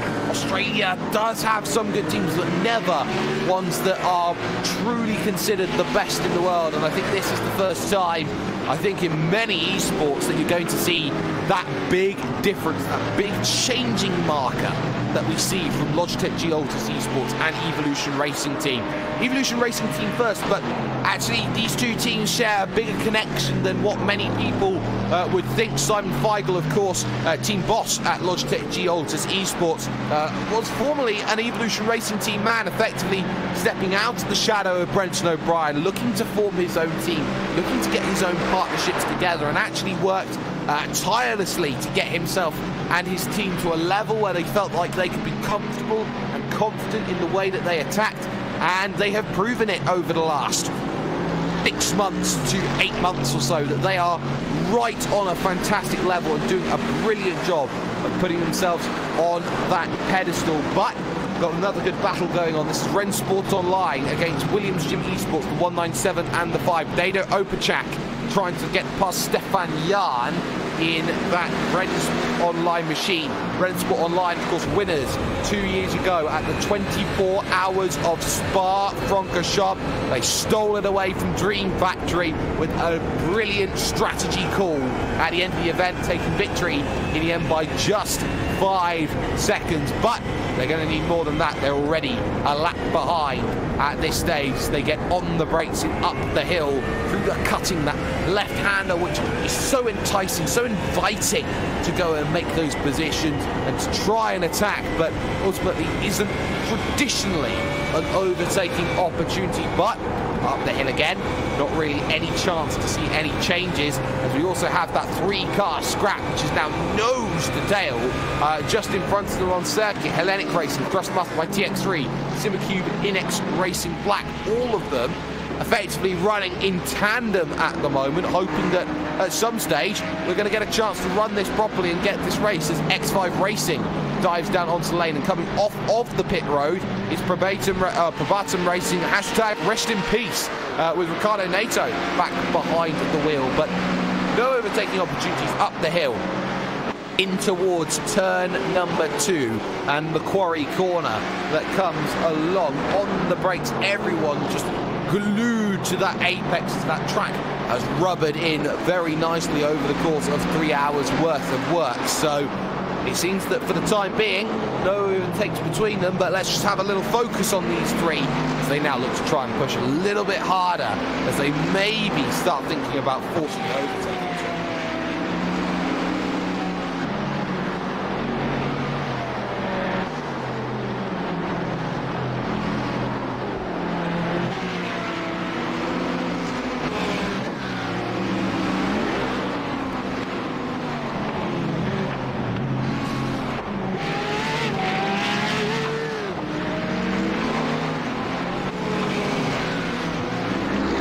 Well, still it seems it's close, but not quite at this stage. As maybe unlocking that opportunity is Jack Sedgwick, who is actually having himself in a really tough position at the moment, and he really cannot find anything that finds himself in a place to make a move, mainly because of that draft is being helped at the moment for Johan Half by Giannis Chodakis, and there is nothing really that Cedric can do to make that overtake, and really wants to try and push the envelope and try and get that move, but it just seems just a step too far under the Armorall Bridge to go and make something happen of it. Focus a little bit further forward ever so quickly to the battle for third place, because Govan Kini just put in a 2-minute .354 and has taken a massive chunk of time, a good 4 seconds out of Vedran Krauj, who is struggling at the moment in the Ferrari. Is really finding life difficult, as all of a sudden Evolution Racing Team are right in the wheelhouse to find themselves into third position. If things continue like this, it has not been the stint that Altus Esports have been looking for, but back to what Hellenic Racing have been trying. They still hold it as they head up the hill into the cutting, that fantastic left-hander, and how difficult it has been for many a driver when it has come to the pass. But up that hill, trying to open up opportunity. You can see just how they all follow the same line, that one line almost snaking away up the hill through Solomon Park, now up into McPhillamy. Beautiful left before Brock Skyline starts cascading back down the hill, as the 3 in the 57 also find themselves in their very own close battle out on circuit. The 3, of course, that Dustmaster by TX3 machine that we are keeping an eye out on at the moment, but not quite able to get the power down just yet. Is there enough of a push right now from Johan Half to make that happen, or is there strategy points coming into play on this? It does seem, though, that Johan Half is trying desperately to make that happen. Chodakis maybe under pressure here. Does he defend it? No, he doesn't. Or left half and jar, and not quite able to force the issue there, but offense turns to defense. Here comes Jack Cedric, who was waiting for a push, maybe a jab at a move, but he's stuck on the outside, and there's no chance of that overtake coming to fruition just yet. But how quickly it changes when you are in a pack's worth of racing. It is so difficult to make sure that that pack is maybe working together with its best interests in mind, and it can very easily be the case that you can get checked up or held up between other drivers, and that's maybe the last thing on all of these drivers' minds as they fight for the final spots inside of the top 10.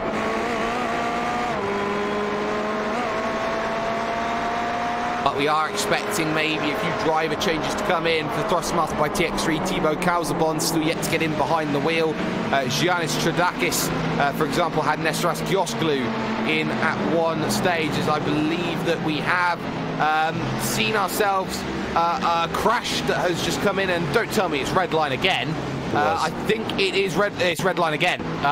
Nicky Katzberg this time has found himself in trouble, and Tobias, you saw it. Yeah, it was on the upper part of the hill where it happened, actually, and it he went directly to the toe. So it looked like on the replay like he actually flipped. Let me see that again. I didn't quite catch that properly from my view, so I didn't quite get an eye on exactly what happened there to Nicky Katzberg, but ultimately it's more disappointment, I think, from Redline, who have been effectively stalling their way through this event, and they had made good progress. They had a good green flag run. They had a good stint with Lando Norris, and just like that, Tobias, it's gone. Yeah, there it is. He comes up there, and now have a look exactly at that car. The line, I don't know, he went straight on. Oh yeah, he hit the inside wall, and then he hit the inside wall and went straight on. No chance to save that car here, and I think that is final damage. That is a horrible, horrible little incident, and let's just get another look at it. So just catches the wall on the inside, and once you do, there's nowhere to go, and that very simply put, is a Lauren Heinrich crash at its finest. So that hurts, and Redline hurts even more. So Nicky Katzberg is not immortal to the, shall we say, the curse of the mountain, maybe we could say, for Redline. They have had probably about 4 different crashes today, and I think that they are going to be tails between their legs going back home and seeing, well, at home, but finishing this event and seeing, okay, this event clearly didn't go the way we planned it to. I wouldn't even mind now if Norris, all of frustration, just switches to Fortnite or something else, because seeing this happening all the time with all that bad luck, I think I would just leave the hospitality and go home, as you just said it. Well, very much. I think that those sorts of drivers will. Let's focus, though, on some battles that we got, because that 197 and the 5 still having their own little scrap right now, as Stefan Jan just gets a little bit of a breakaway here, using Jamie Fluke and that Apex Racing UK Fluke 49 machine to get around and straight through. The pair of them go, but again, that little pocket rocket vehicle of Dado Opacak's, that BMW, hasn't found a way to get up and around Stefan Jan, who has been very consistent, has been placing his vehicle in all the right places, and really hasn't had too much to worry about over the course of this one. He's done everything that's right, and maybe RSO playing that consistency card where Williams Jim Jr., or Williams Jim Esports, sorry, shall I say, they can't find a way through here, Tobias. No, it doesn't seem so. They're pushing already pretty hard, but they can't get past that Team RSO car. At the moment, there's a lockup. Oh my gosh. And there was 2 vehicles involved, one of which was Gio Cortese for NWS Esports, the other vehicle, Carmine Sorrentino for DRS Wave Italy AMG. So the Spaniards and the Italians coming together. That one was right in front as well of a certain battling duo of Altus versus Logitech. Altus versus Evolution Racing Team, both of which with Logitech sponsorship, which makes life even more confusing. But now look at this, battle for the podium suddenly ignites after a bit of confusion, and right now heading to the chase, Keeney down the inside, and Govan, can he get it stopped just about to get 3rd position? Wow, what is happening here? Not even I can tell you that much at this stage, but in comes Vedran Krauj, and I think it's time to bite the bullet for Altus. They've probably had enough of this, because they have dropped from 2nd, probably dropped about 25 seconds on this stint, putting Krauj in the vehicle. He's served his fair share time absolutely faultlessly, maybe not up to the snuff as Andrew Carl was in terms of pace, but question becomes, does he stick or does he twist? Who do you put back in the vehicle now for Logitech G Altus Esports? Seems for the moment Krauj is staying. Yep, he will be staying in that car, and I think that was a shock for him.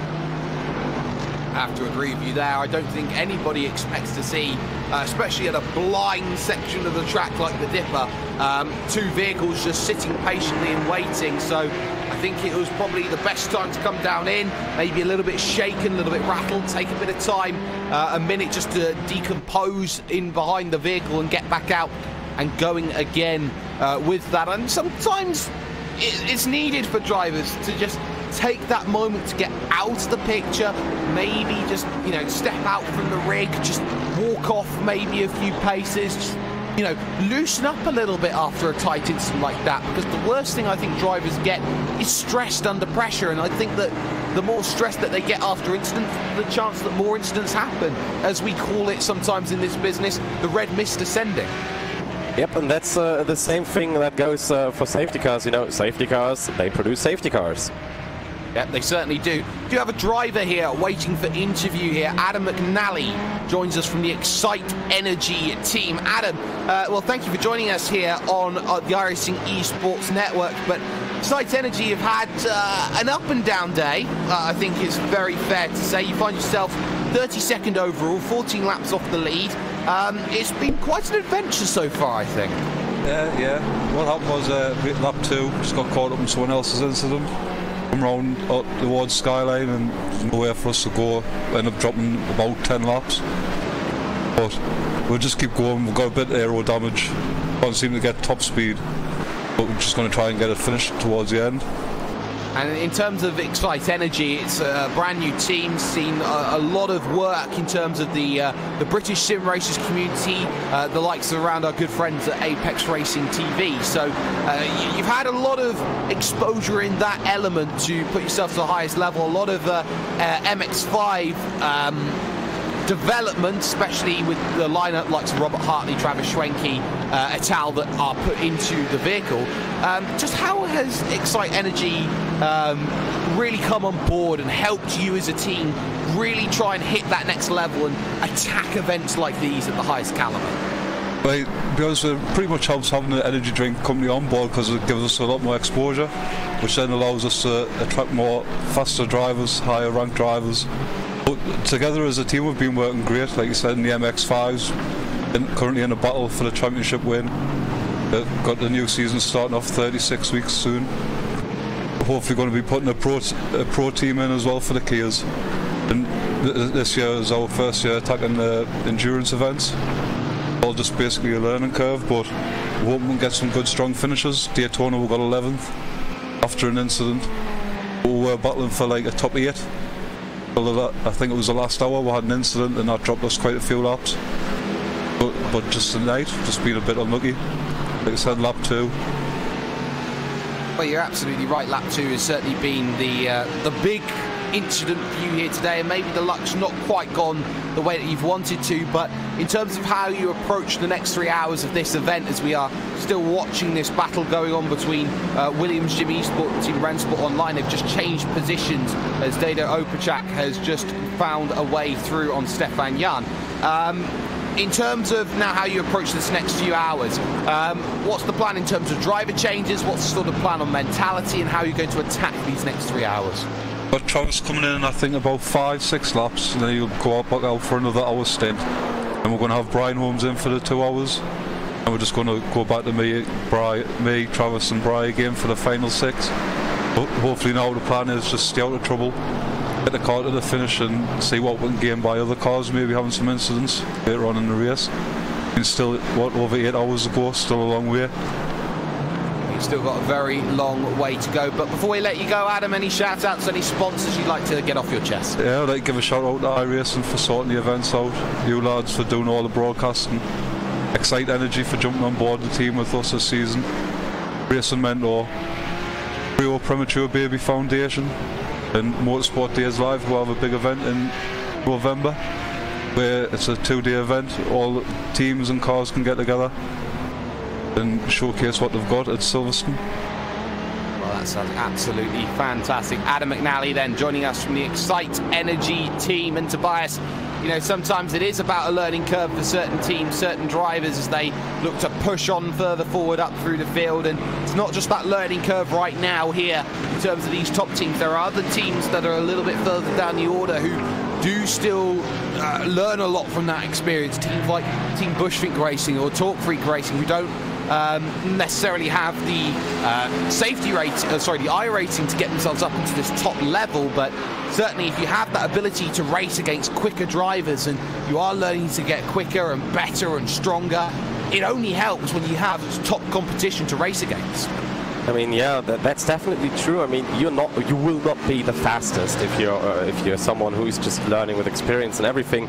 But what they will definitely do is learn a lot faster than being with people who are slower than them. Because if you're always in front and leading in, for example, Eurosplit during the normal officially weekly races, then the learning curve, as you just said, isn't as high as racing with people like Jonas Wallmeyer or Evolution Racing Team of VRS Kanda. You know what I mean? No, I exactly know what you mean. Is we're actually in the middle of the pit stop cycle now for your GT3s, as we've seen Pure Racing Team Blue come down in and make their stop. Jonas Volmar stays behind the vehicle. Vendaval Sim Racing White is in. Santeri Kekkonen stays in the vehicle, as off of pit road comes Ethan Warren, the brother of Dane Warren here for Astro Gaming Altus Esports. That would just make life a little bit more confusing. Out and away then goes Santeri Kekkonen. Of course, Vendaval Sim Racing White are in that little bubble ahead of Evolution Racing Teams 226, and Govan Kini still out there on circuit trying to put in some strong laps. Kanda Sim Sport as well, they just come off of pit road. Jorn Yen stays behind the wheel. Yeah, so he stays behind the wheel, and the tires stay on the car as well. 37.2 seconds off a stop. That means fuel only for that car this time around. Yeah, and exactly, that fuel is there, and they're able to get another full stint then in behind, and that consistency value, which is so good at Kanda. Very rarely they find themselves in incidents, and talking about vehicles that find themselves in incident, one that was in 7th and we were saying they're not going to be touched. They've been on the lane for a very long time, a good 4 laps at least, and that's Flat 6 Racing, and it's going to be a very hurtful long time on the lane for Toshinori Kanishi and the rest of the team, because they find themselves in a bit of trouble, as coming off of pit road will come Thrustmaster by TX3, crucially very far behind Simicube in X Racing, who have jumped them in the stops. And yes, they did, but only by 0.43 of a second. So that's not that much of a gap, but you know, a gap is a gap. A gap is a gap is a gap, and they will take that gap, which was a certain amount over the line, but they have gained probably a little bit more. But both of them have jumped Hellenic and jumped Williams Jim as well in the process, so they have been just pulling out that gap ever so slightly, and they've been working hard to get themselves into a position where they can really showcase what they're about. And talking about teams showcasing what they're about, Alpine Eagle Racing find themselves top 5 in the Porsche category at the moment. This is a big result for them. If they can get top 5, and if things go their way, podium, I think Alpine Eagle Racing will be walking away from this one here at Mount Panorama thinking that they've maybe just got themselves a really nice car and a nice platform to build on heading to events such as the Nürburgring when it comes to April time. Yeah, but the Nürburgring is another challenge, but first they have to endure another 8 hours and 46 minutes on the mighty mountain, Mount Panorama here in Bathurst. And yeah, for everyone who doesn't know, Bathurst, by the way, is in New South Wales in Australia, and that means it's summer over there, and the track temperature is going up, currently already at 24 degrees Celsius, and that will go up even more because it's still 9 in the morning on the track.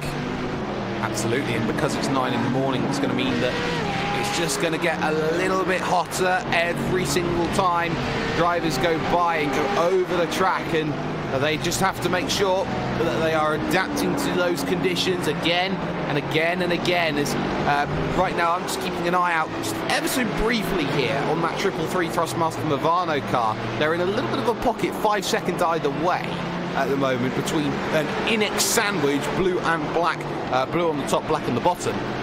But for the moment, it seems that Josh Thompson, you know, I wonder whether this move was right for him in terms of going to a team which doesn't often strike me as a team which drivers tend to go to in terms of Movano. It's been a team which has always had the potential to go out there and showcase what they're all about, Tobias. They've had some fantastic results over the course of this year, and they are really fighting back in terms of their endurance play. Josh Thompson doesn't typically strike me as a perfect fit for the team, but what he's been able to do, along with the drivers like Dion Fiallo, and I believe Will Tregurtha will be putting his name in the hat, someone who has raced in the real world 12 hours of Bathurst in the past. I think Josh Thompson here may have just made a very underrated move.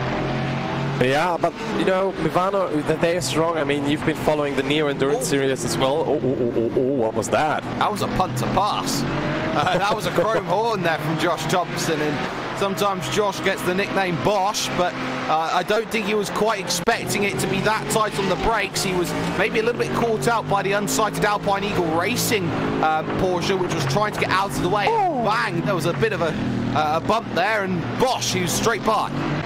Yep, but good reaction though. There were not too much of bent karm right here, so that's a lucky save here. I mean, the front still looks alright for me. Yeah, the front is still fine, and of course still able to get going, and a lot of drivers up and down the splits able to keep themselves going. And of course, your favourites will be in all sorts of splits, really, when it comes to the top streamers. We've seen the likes of Emery here for Trans-Tasman Racing, giving her account of what she's able to do. We have seen the likes of, say, Jimmy Broadbent in other splits, Tiamat Marduk, Benjamin Daly in other splits. They've all done well as the 3 and the 88 continue to have their scrap as Thrustmaster and Hellenic seemingly going together like crackers and cheese at this stage. We've been seeing all sorts of streamers getting involved, showcasing what their 12 hours is like, but it's more than that. We got Twitter as well, and things such as hashtag iRacing Bathurst 12 hours. Show the world how's your split doing, how are you enjoying watching things. What's the best thing you've been enjoying? Have you been enjoying watching the likes of Lando Norris and Max Verstappen et al? How has your race been? Let us know. Hashtag iRacing Bathurst 12 hours to keep an eye out on everyone's progress so far when it comes to the Twitter machine. But Giannis Chodakis trying to get back, this time at Arthur LaHogue. Traffic, though, on the mountain is Hellenic bound, and Hellenic will try and definitely get out of the way. Communication malfunction at the junction, and Andy Purse finally gets out of the way. That's some very nice wordplay here. Yeah, but we've seen Chodakis doing a lot of great moves here, especially defending. But traffic is one thing that it occurs. But oh, when he crashed into the wall, that was a braking mistake from Giannis. Oh, and just like that, Giannis Chodakis runs himself into all sorts of issues through that big right-hander. So he takes the right-hander, starts losing it, and bang, no runoff area, nowhere to go. Just like that, I think Giannis is not going to be looking like a certain Milwaukee basketball player. That's not Greek freak, that was more freak accident, and he'll be hoping that something like that doesn't happen in the near future. But we do have a very important man here looking for interview. It is team boss of Team Redline, Domino Duhan, joins us here in the commentary booth. Dom, I think you are the envy of pretty much every team boss out there. You have at your disposal right now 2 Formula 1 drivers, a GT3 driver, a V8 supercar driver, world's fastest gamer, Ben Cornett, and a whole host of others, also including Justin Rouget as well, who's a very good Australian driver. How on earth have you managed to accrue such a wealth of talent? Well, thanks, Jake. Yeah, they're pretty talented. Pretty talented bunch. But once again, the mountain, certainly in this split, has bitten us. As you can probably see, we're blaming Nick Katzberg. It's a BMW thing. You know, it happened last week in Bathurst as well, so let's blame Nicky. I didn't want to say that because I was thinking about that as well, but I'm very happy that you pointed it out and I didn't have to. Don't worry, we're giving him enough stick. But no, I mean, actually our preparation's been pretty good for this. Everybody's really motivated. The pace was pretty strong.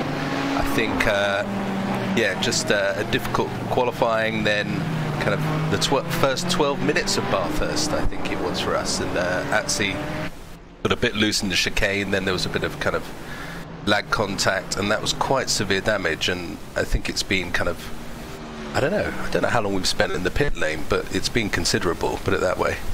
I'm counting at least an hour and a half at this point in time. But in terms of how Team Redline sort of develops in terms of all of its platforms and moving forward into 2019, where really Redline has been stepping up and trying to consolidate that, yes, Redline is one of the best teams in the world. How has Team Redline, in terms of its iRacing push, looked at 2019? A lot of changes, a lot of money hike that has gone in. How has that really affected the way that you've made that push into your effectively plans for 2019? Well, I think it's great. It's great. iRacing kind of shook it up a bit because obviously we've driven in the world WCS for such a long time.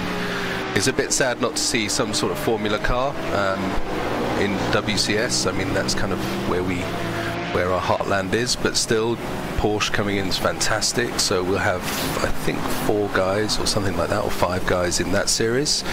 and that's mega competitive. It's going to be super exciting. We're also going to enter a team into the GTE series as well, and you may have seen some of those guys driving. So you know, we're investing back into iRacing a bit, you know, and sim racing. Not just iRacing, there's other platforms as well that we obviously go into, but the strength of a team now is having to drive across multiple platforms. We know that, and having to be really flexible. So yeah, good that iRacing are focusing again and bringing some more prizes. And on top of that, looking at how you use certain drivers for development and how you use Redline as a tool, drivers like Atze moving into, say, a more commercial role as someone who helped someone like Max Verstappen. I remember very vividly the video of Max Verstappen practicing in the Williams FW31 before his Toro Rosso outing at Spa-Francorchamps. In terms of how you use Team Redline as a development program for real-world drivers, just how does that sort of come into the way that Team Redline is run and sort of the two different dynamic sides of Team Redline? Well, actually, what we found, and I've got to say, I was a bit of a sim racing snob back in the day. I always thought, you know, sim racers on a sim racing platform they would smash real racers. When we did that Formula E race, I had to eat my words, because actually it was a super close grid, and the Formula E drivers were actually pretty comparable to the sim racers with the same amount of practice. Now what we've seen is that people like Lando, Max, even Nicky, a lot of these guys, they've grown up sim racing. They are sim racers. You know, they do the real thing as well, and you know, fair play to them, but essentially they've grown up doing it. So I think it's becoming quite aligned. Yes, there's a lot more racing going on in sim racing, so you can always keep sharp using it, and I think that's what modern day racer needs to do. Yeah, whether they're doing Formula 1 or Le Mans, whatever. Yeah, I mean, it's definitely true. I mean, with the real world racing, as I like sometimes to call it, you don't get a lot of track time before the races. And as you see, with more and more detailed tracks being available for these simulators, for these commercial simulators, I mean, you see Lando Norris, he pointed it out with he's growing up doing that. I mean, he's having a very, very active Twitch account, watching his car apparently at the moment, but all the streams with the skippies and everything, so he's very active, and you see that, and he's really enjoying it as well as like everyone would. But Lando and Max, these are modern racing car drivers, so yeah. Sim racing is just an extension of what they do in real life, and obviously it's our massive passion and hobby as well. So, you know, worlds have collided, and I tell you what, the next few years are going to be huge for sim racing, and I'm really pleased that, you know, there are other really strong teams as well involved, and other kind of opportunities. That is great. It seems absolutely fantastic at the moment for you. Maybe not so much for the team. Of course, you've got two teams and two different splits. But before we let you go, Mr. Dom Doohan, firstly, any shout-outs to sponsors you'd like to get out there off your chest? And secondly, when is your bad luck in Endurance World Tour events going to end? Well, we're firm believers of making your end luck, so we just need to be a bit sharper there, and certainly, you know, we've had lots of success in the past. I'm sure that'll carry over. And yes, thanks for the opportunity. Obviously, Fnatic have been sponsoring us for many years and continues to do so. Thank you so much. And SimLab, a new partner, and obviously Feel for gloves and things like that. So thanks to those guys. And yeah, hopefully we can get the car moving again. Well, hopefully that will be the case. I'm sure a lot of people want to see all four drivers in the car at some stage over the course of this event. Dom Doohan joining us then from Team Redline, and absolutely fantastic to see him involved. But bigger news, Kanda's #1 has run into some major issues, and now this is more than just okay, a one-lap fix and get back out. I think Kanda's 1 is done for the day right now here, Tobias. It's a biggie. Yep, I'm just trying to find the replay of what actually happened there. The car in the pits, it does look very, very broken, so have a look at the replay. Yeah, and well, it seems that we'll try and get that one as quickly as we can.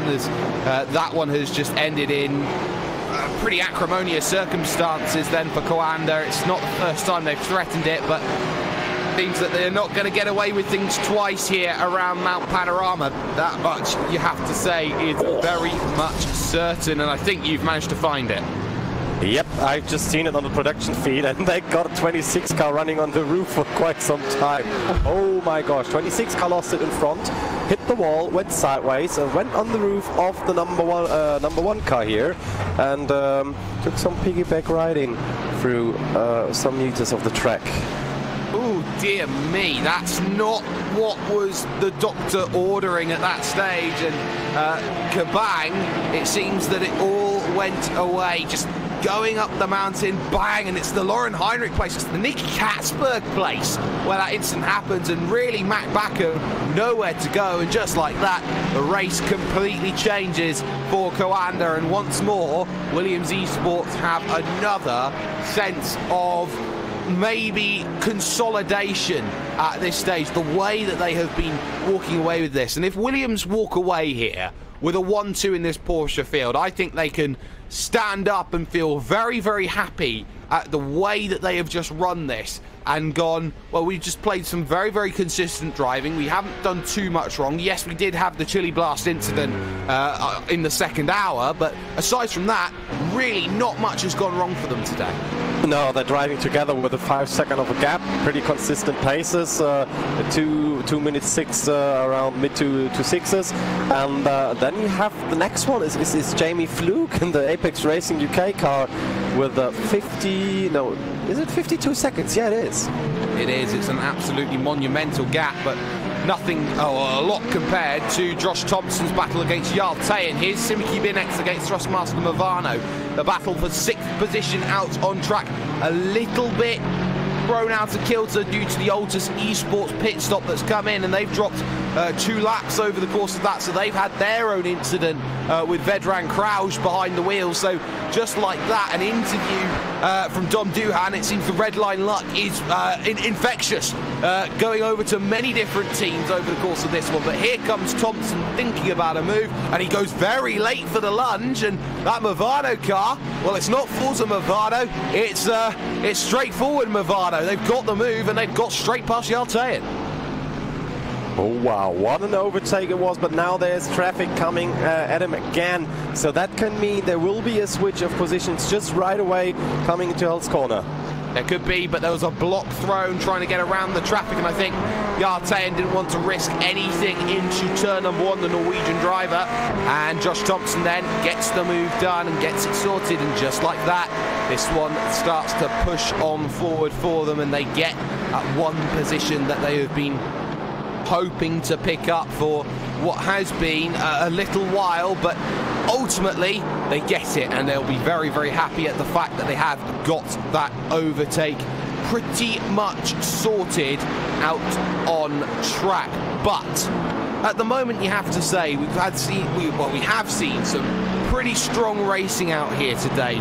At the moment, we've seen gaps that have been starting to build methodically over the course of these opening 3.5 hours worth of work, Tobias. But I think what's important to remember here is that everyone is starting to now find their feet, know what the track's doing as it starts heating up. It's now up to 26 degrees here, and it's only going to get hotter and hotter.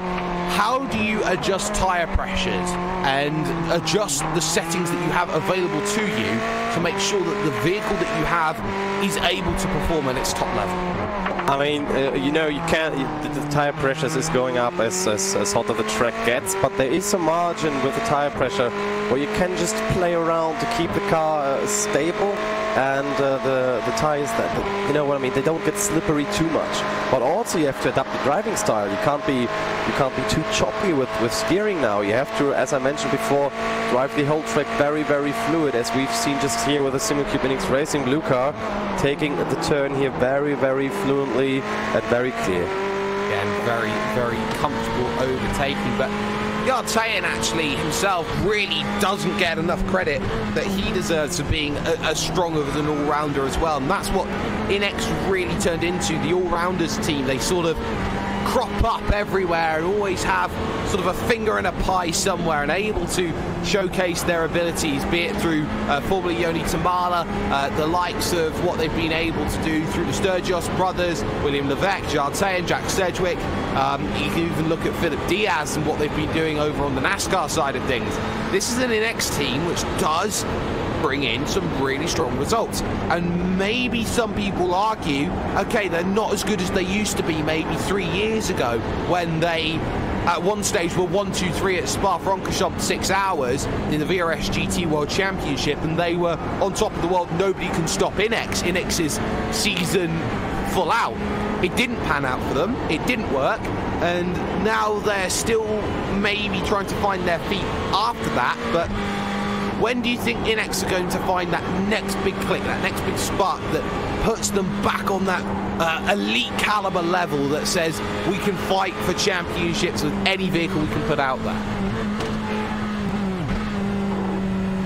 I think it's both a combination of setup building, of team building as well, because a setup is not enough. It has to work with all the drivers that are in the cars, especially for these endurance races or team races as they are here. And I think the moment everyone gets sorted itself with anyone else, then it starts working again. And as always, the more time you put in, the better the result will be. Do you think then that Inex really did struggle coming to terms with losing Isaac Price in the drivers' market and never truly found someone to replace him? I'm not sure if you should replace, but I'm more about building up the people, you know what I mean? Not giving up too fast. No, I didn't mean it in sort of a negative sense. I sort of meant like you have someone who I think was arguably amazing when it came to that setup building aspect, and really a team player who could make the team gel together with someone like Isaac Price. Really losing a character like that in and around the team, someone who was fundamental when it came to the setup build in terms of the World Championships. Do you feel like maybe not finding that same sort of level and being able to manufacture that same sort of results, you think that they're still paying for that now in some form of sense, and they're trying to sort of play catch up on the rest of the field? I'm not sure though, but you can see clearly that Jaltine here, he's having problems keeping up with the Thrustmaster Nivano car of Josh Thompson right now. So I'm not sure what they're doing. Maybe they're low tires. Let me check their stint that they are having right now, because the number 11 car is already out for quite some time. That's 10.5 laps already, and they didn't take tires, so that may be the issue, because it looks like Thompson took new tires. Yeah, and there you'd see the decisive difference then between the pair of them. Tyres versus no tyres is often what we see in GT3 racing. A GT3 vehicle that will not be in the World Championship level for the first time in about 3 years or so it is. Sometimes it's a little bit sad to see the GT3s retired in such a sense, but a need to update, maybe something a little bit fresher like the GTE, slightly quicker, maybe slightly more technical when it comes to terms of a vehicle, and arguably maybe a better balance of performance between all the categories, especially with not as many vehicles in that category. Do you feel like GT3 was the best platform for moving forward with sim racing and that VRS GT World Championship? But more importantly, do you feel like GTE is a step in the positive direction from iRacing? In my opinion, yes it is, because GT3, everyone knows GT3 is raced everywhere, but you don't see GTE cars racing all over the world in the real world. So showing in iRacing what they're capable of is maybe a good move for the GTE class overall. And you remember they're having a lot more of aerodynamics, so even driving behind each other will be more difficult than in the classical GT3 car. Yes, very, very true. And I've just got word that they did have Max Verstappen out for a moment, but apparently he crashed in pit road. So that's very interesting to note if that is the case. But right now, we've been seeing how these drivers are looking to try and build that next destination, get to that level where effectively drivers can be sim racers full time, and I don't think they're actually that far away. We've seen tournaments come in, and the 300,000 that will come in overall, I think is going to be a massive push towards that. Do you feel like esports full time, I think, for the elite level of sim racers, do you feel like that is a goal which drivers will be looking to achieve, or is the ultimate end goal going to be pushing for a real-world seat, that realism, that next level of, you know, translating things to the real world, like, for example, Enzo Benito did absolutely fantastically against Lucas di Grassi at Race Champions. In my opinion, you know, in the other esport branches like FIFA, for example, or something else, there is like 0% of chance that a FIFA gamer will be a world-class football player anytime soon. But you know, sim racing is so much closer to the real deal. So, but you can't forget, it's still its own thing. So I think you have these two branches of professional sim racers. The first one will stay in sim racing and be the best at it, and the other part of it, they will try to convert their knowledge, their experience, and what they're capable of doing, their talent. They try to convert that into the real car. And I mean, giving these drivers chances to actually do the thing in the real car, like it just happened with the MX-5 Hot Lap Challenge, I told you just before in the beginning of the stream. Or for example, the likes of Tim Heinemann, who won an e-race competition and drove in the GT4 Cup at Hockenheimring, and in his second race made third. Or for example, the same goes for other people who are driving in the VLN or so on. There are a lot of teams out there. They are doing actually competitions for driver searching, and especially in the VLN, Avia is doing that, and so on and so further. And that's what we're starting to see here. Maybe a bit of both coming into that sim racing realm. Maybe a little bit of a mix between the two. Both, I think, incredibly good prizes you can push out to get to that real world. But of course, sim racing does hold its own meta and can be a really powerful tool of racing. Has been seen by the 1,000+ of you who have been watching us so far here, and so many more on the iRacing eSports network. And it's not just events like Bathurst that make things exciting, it's also the little leagues as well, which often don't get the credit they deserve for generating and manufacturing talent, because sometimes, you know, iRacing has this great format through its official racing, and it normally uses that yardsticks bias to really, you know, hammer down who's a good driver, who's not a good driver. I remember a time where in a VLN race there was a Kia Optima driver who had, I think, just about 800 iRating, but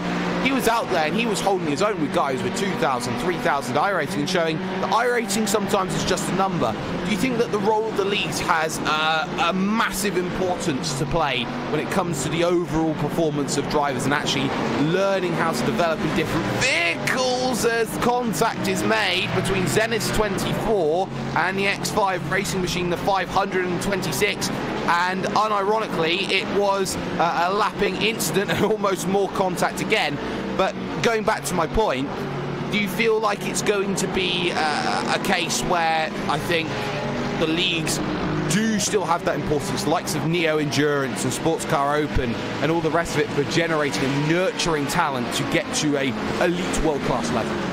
I mean, seeing what's happening right now, for example, in oval racing, there is in the German-speaking area, there is the Motorvision Extreme Series, which is actually broadcasted on TV, and that is a league as well, talking about how iRacing works. And you know, iRacing gets shifted because the more people race in leagues, the less they do in official races. But you will always have a good driver, will always have a high iRating, because they can gather that one very, very quickly.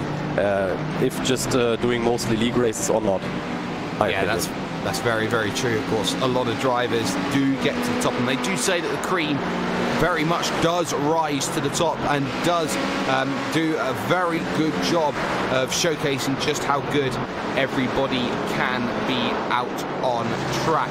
But we have seen a few teams that maybe haven't had as much of a spotlight. Red Face Racing by MXS Engineering is one of those teams. Tony Reposard has been behind the wheel along with Thibaut Vernis, who has been here, there and everywhere really in sim racing, Torsen Motorsports. I remember him from, and probably one of the greatest thefts of sim racing history, taking victory away from Robin Esterson and Matti Kaidasoja in what was a very famous VLN race, or a virtual VLN race, a couple of years ago. Thibaut Vernis, one of those drivers who I think has fallen under the radar. 15th position, up 4 positions for the team. That's not bad. No, it's really not bad, but you know, a lot of people fall under the radar if only racing in league races, for example, if they don't get into the iRacing VLN, for example, because you get the coverage only with leagues that are broadcast in a wider area. And fourth place, almost lost it here. It was the number 226 car with a wide slide in the skyline. Oh, go Van, go Van, go Van, go. Careful, buddy. He does have that tendency to make those sorts of errors. He is a driver with a very big mentality, which is win, well, effectively win or bin, I guess is the way that Govan Keeney sometimes does come across as. Very, very passionate racer, someone who is always looking to push 100% no matter how much he tries, and sometimes that does come back to bite him. I wonder if he has the endurance mentality. Very similar to a driver like Jesus Cecilia, I'd probably say Govan Keeney. Incredibly quick, incredibly talented, but is the mindset there? I think it is, but you know, sometimes you get this sprint mentality. We've seen 12-hour sprint races before, 24-hour sprint races, and then there's the time where people, oh, wait, it's an endurance race. We still have 8 hours to go. Don't push it over the limits. But sometimes you just get moments where that get lost, and just the pure emotion and passion catches up with you, and you just want to go as fast as possible. Even if you have a gap, like a huge gap to the car in front, you're still looking at those lap times and improve yourself. And it's very, very telling at the moment that Evolution Racing Team car is a full 20-odd seconds back from Jorn Jens and VRS Kanda Simsport, who they were very much trying to chase down quickly, but good strategy has put Kanda right in the wheelhouse, and in fact it's only 6 seconds now between Tom Valentini and Govan Keeney at the moment, and the difference in that last lap was 6/10, mainly due to the slide in favour of the Williams Gym Esports team. So Tom Valentini, the Luxembourg man, will look to try and chase down the Dutchman, and for the moment Valentini probably winning in this one. Has had some very good consistent laps in the 201s, 202s. Yeah, it looks very good. This car is as stable as it can be. I mean, we talked before the BMW being the handling king around this track at the moment, and especially where it counts, and that's the S's, the dipper, and first elbow. Especially there, the BMW can shine, even if it doesn't so on the straight lines. Even if it doesn't quite get there on the straight lines, we have been seeing how that BMW can make overtakes, and has been making overtakes over the course of this event. Let's go on board though with that number 15 machine of Williams Gym Esports right now. They are chasing down the 226 of Evolution Racing Team. Govan Keeney just in front. Tom Valentini is about 6 seconds he needs to reel down. RaceSpot TV, fan immersion.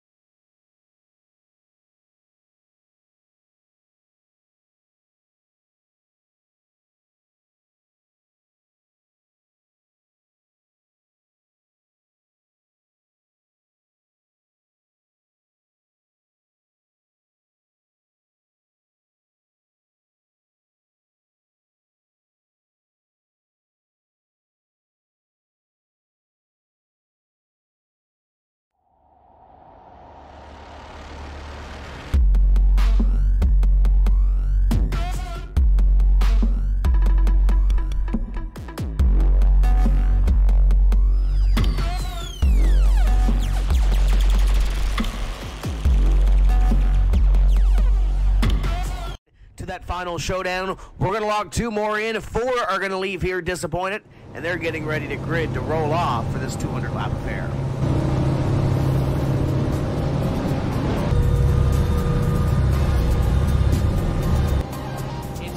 Vincent's field to control as they roll slowly at 49 miles an hour off the quarter to take the American Ethanol green flag.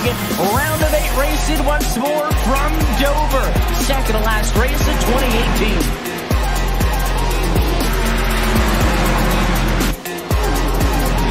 2018. Way sideways in the corner. The 12 machine holds it low, and it unfortunately snaps back up the hill.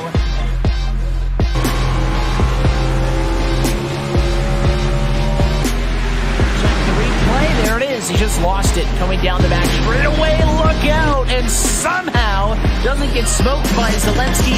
But that 27 was not as fortunate.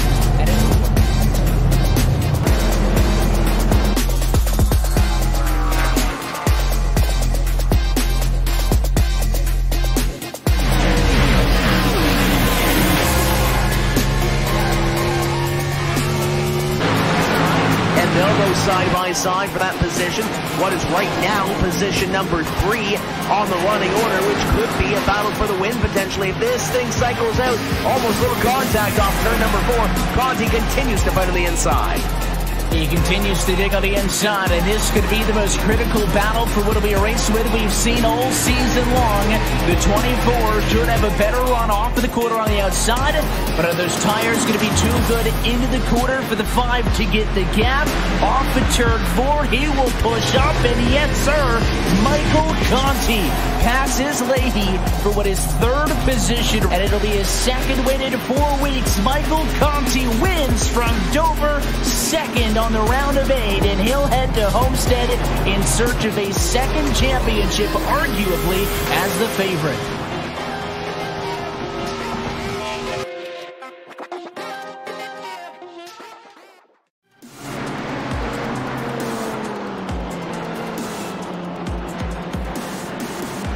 Heading over to 4 hours worth of racing action here at Mount Panorama Bathurst. 1/3 distance about to be scored here in the books. And this is one of those races where it seems pretty plain sailing for those at the front of the field. But my goodness, has these first 4 hours been anything but for anyone else up and down this field. We have seen contender after contender find themselves back on a place known as pit road, which so many a driver has wanted to avoid over the course of this event. It's Jake Sperry and Tobias Brockman here on the iRacing Esports Network, and we thank you for watching us. And if you haven't already,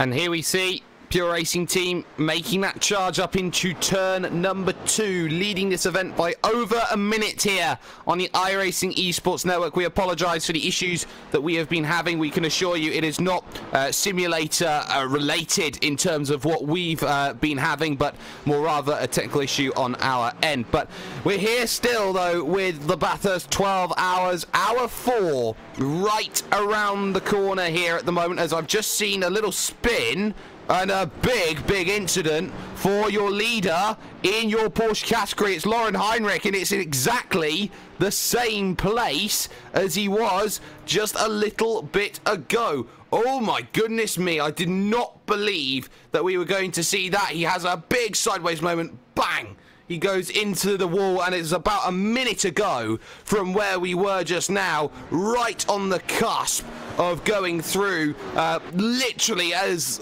the Pure Racing Team car went through. But Tobias, my goodness me, Lauren Heinrich has a long way home, and he towed it. Oh yeah, he does.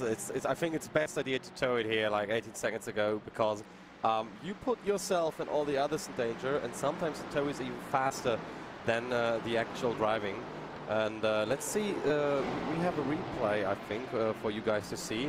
And that crash, that wasn't very fortunate for those guys. Well, it was in exactly the same place as it happened at the Porsche Sim Racing Trophy, and Lauren Heinrich will know that better than anybody else, that his opportunity is just about to fall. It just did fall away, and just like that, it all ended up in a really, really difficult situation. So, for the time being, just smashing against that wall, that has completely changed the game, because it means that now if this Williams Esports team can't get it going, it is Williams Esports Razor who leads this one. Niels Koch behind the wheel in your Porsche category. Jamie Fluke will now inherit second position for Apex Racing UK, and then Alpine Eagle Racing, who are effectively up and over, and oh my goodness me, they're now out. So it's all kicking off in Porsches in the space of about 2 minutes. Alpine Eagle Racing making contact with Evolution Racing Team, who are looking down the inside. Contact, it was Govan Keeney who gets involved, and just like that, Alpine Eagle Racing are effectively up, over, and out at the forest elbow. Wow, that's unfortunate. That's really unfortunate for those guys who are looking for a good position before, but now that story will be rewritten.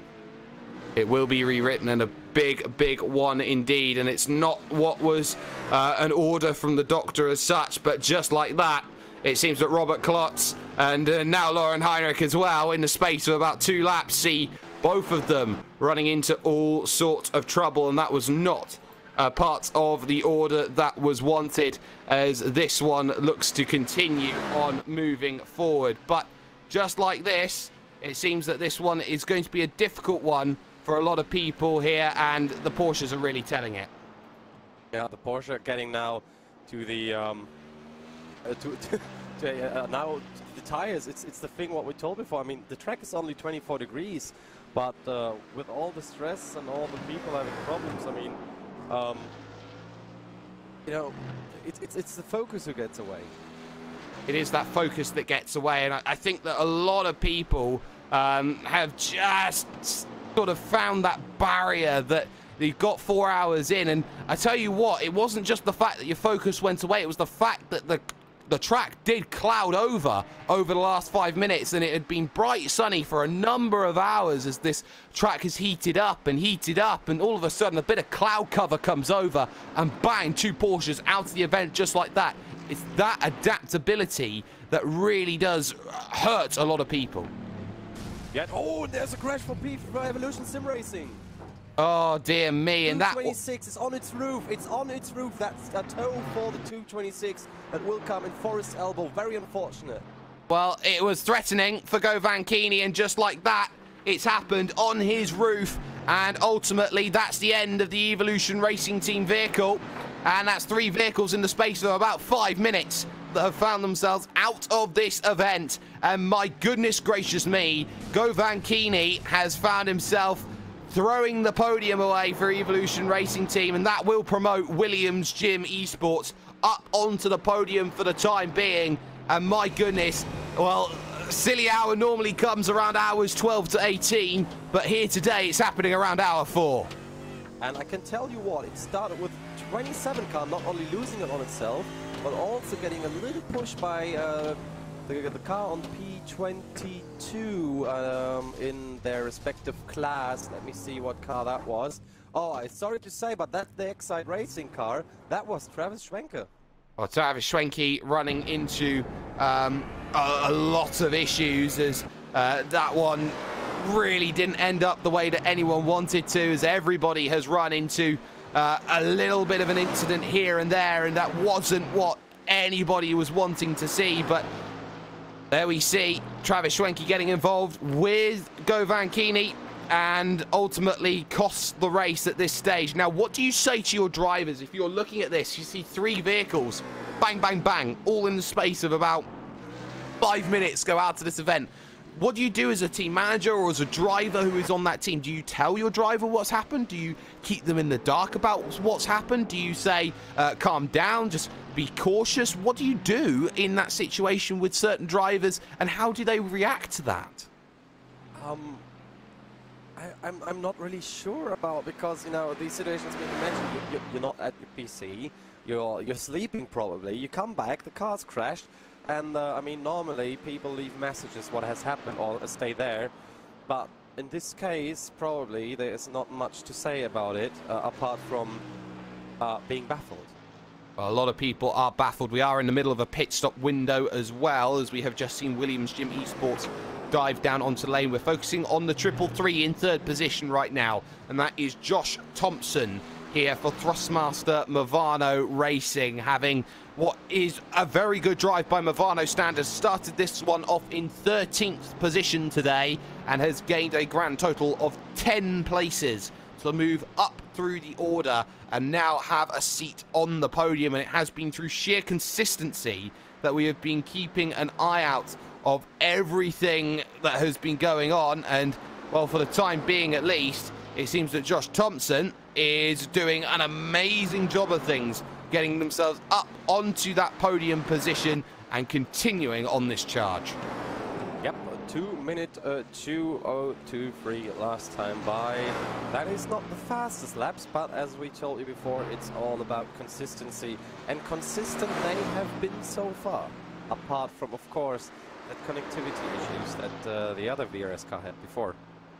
Yes, and of course we have seen a few issues here and there for a couple of drivers, and right now it's just a case of the bare bones now starting to show. A little mistake comes in from X5 Racing just behind, and that one wasn't brilliant. Keeney, though, didn't seem to get too much damage, though, from that instant for Evolution Racing Team. Able to get this one back out and going again, and crucially back out probably just ahead of the Rennsport Online vehicle. So this one will be a battle for position, I'm pretty sure, and this one for 11th place, I think, out on the road. Let me look into this. Yeah, absolutely. So that's gonna be an interesting one, and I see cars in the pits all over and over now. For example, William Esports car number 2 that had that crash before, 7 minutes 45 now in the pits. I'm not sure if they will recover at all from their expedition on Ray Park. No, I'm not sure they will. Same could be said for Alpine Eagle Racing, who's run into issues. That now promotes Hellenic Racing Blue and Dimitros Houdeludis behind the wheel up into the podium for the moment, and it's a long way to MXS Racing 911, who are 6 laps further back from them, and they are themselves 2 laps off of AR UK, or Apex Racing UK Fluke 49. So Hellenic Racing Blue all of a sudden find themselves on the podium, and all they need to do, and it seems such a simple thing to say, stay out of trouble. And, well, it seems that it's just a moment of misjudgment, but one which I think a lot of drivers now are looking at, especially Houdeludis. Just keep it on the island. It's all you need to do in endurance racing, and more often than not, he who finishes gets a great result. Yeah, I mean, but to finish first, you have to finish first. You know that saying. Well, yes, of course, to finish first you have to finish. So it seems that, at least for the moment, that they are in a very strong position, a very good position to be in that finish, and they are finding themselves in a really nice spot to really make that push and to really showcase just what they are about. But for the time being, at least, it seems that we have ourselves in a pretty nice spot in terms of this one. The battle between 3rd and 4th, though, for example, Inex versus Movano, that gap is about 15 seconds right now. So you're saying maybe a little bit of work to do over this next hour or so. 15 seconds can be reeled in, but probably slowly but surely we'd be looking at. Yeah, slowly but surely is the word here, because we have 8 hours to go.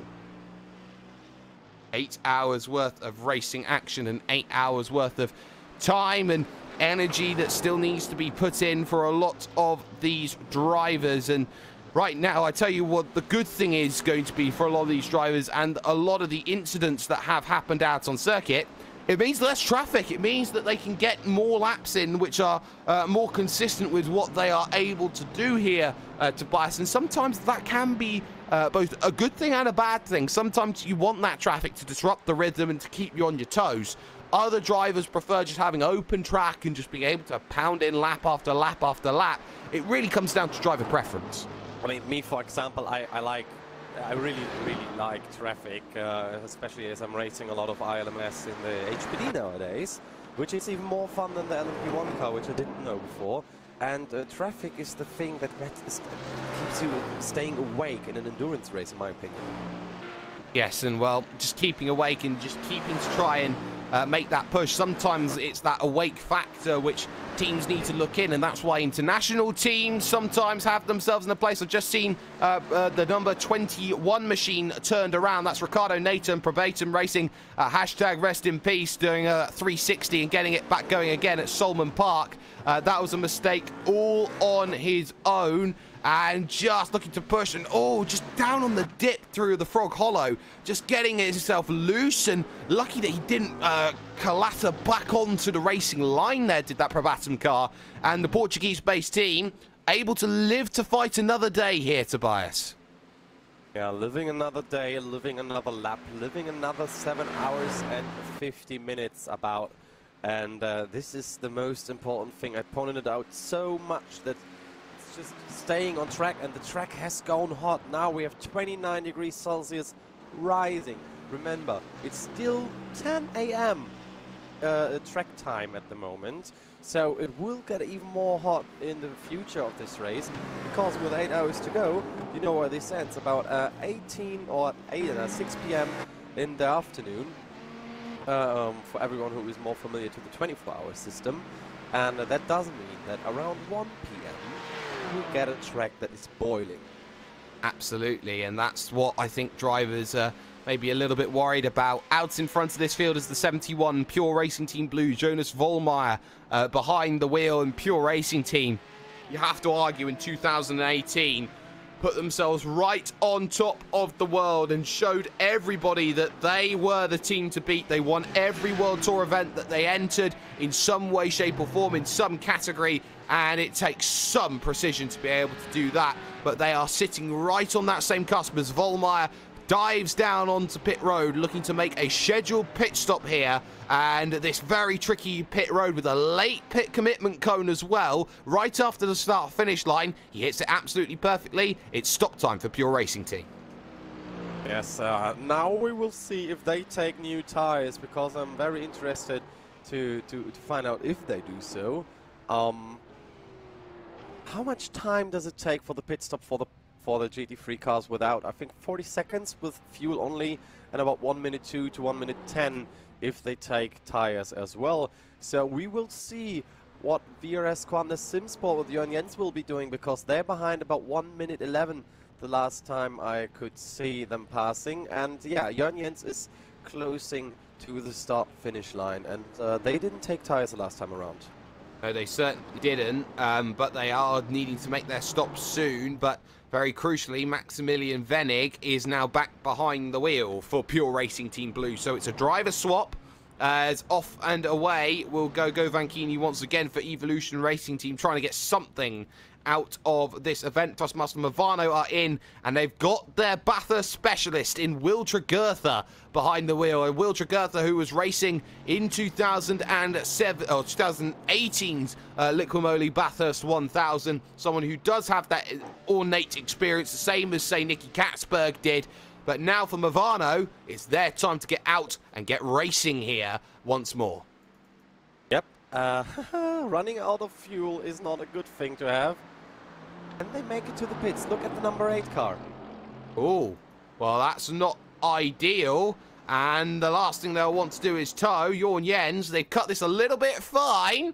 A little bit too fine. Where's their box? It's going to be 10th one down, so they're out. That's a tow, and that's probably a good 30 seconds wasted there as they get the crews to rush out, run, and push the vehicle into pit, as now Sage Karam gets behind the wheel. Yep, that was for the shortest tow that I have ever seen, though. And we will see what Sage Karam now does, because he already had his go in a closed car, because you know him from IndyCar mostly. So, what's the sliding of the German brand BMW here? Can he encounter the mountain as he wants to? We will see right away after that pit stop, and I think they will take tires as well. Well, I'm pretty sure that tyres would be an inevitability on a driver who is just getting into the vehicle for the first time, but what has to be very much well noted was that Porsche Sim Racing Summit and the Porsche vehicles that were being run by Sage Karam. He seemed to have a good grasp of how that was going to go for the Kanda Sim Sport number 8. So now for Sage Karam, the question is, how much different is the GT3 compared to the Porsche? I'd say it's a little bit easier to drive, in my opinion, but ultimately, Sage Karam's just got to find that sweet spot and that consistency, and if anyone's going to do it, someone of his caliber, his quality, his experience is going to be able to find that. Yeah, he probably will. And what will you do when you are interested in not this guy what we have on screen right now, but on somebody else? You just go to racebot.tv/live, and then you have the timing. When you see it in the description of the stream, it says again you can click the link as well. So very easy for you to follow around with all the driver swaps, with all the pit entries and exits, and of course with all the gaps in between the drivers. Yes, very easy, and you can definitely showcase the difference of just how difficult a race like this can be for a lot of drivers, and what is incredibly telling at the moment. And just looking at the pit stop cycles, Robin Esterson on a vastly different strategy right now to Will Tregurtha in terms of when they have last come in. They're on a half and half cycle, but Movano have managed to sneak ahead of Vendaval at the moment on a very similar strategy. So it seems that Movano are playing that alternate call, the same alternate call that they played in Sports Car Open at Interlagos, which got them to victory. I think Movano are getting a reputation here of going off of the playbook, I think, and making and devising their own. Yep. Talking about playbooks, though, we had a car with a very famous lineup starting before, and that was Team Redline 4X. You remember there were Max Verstappen, Lando Norris, Atze Kerkhoff, Nicky Katzberg, all of those were announced. But then Atze Kerkhoff, about 4 laps into the race, lost it and got helped a little bit in the S's, hit the wall. 1 hour and 30 minutes of repairs. Afterwards, Lando Norris took the wheel. He did quite a few laps, 35 to be precise.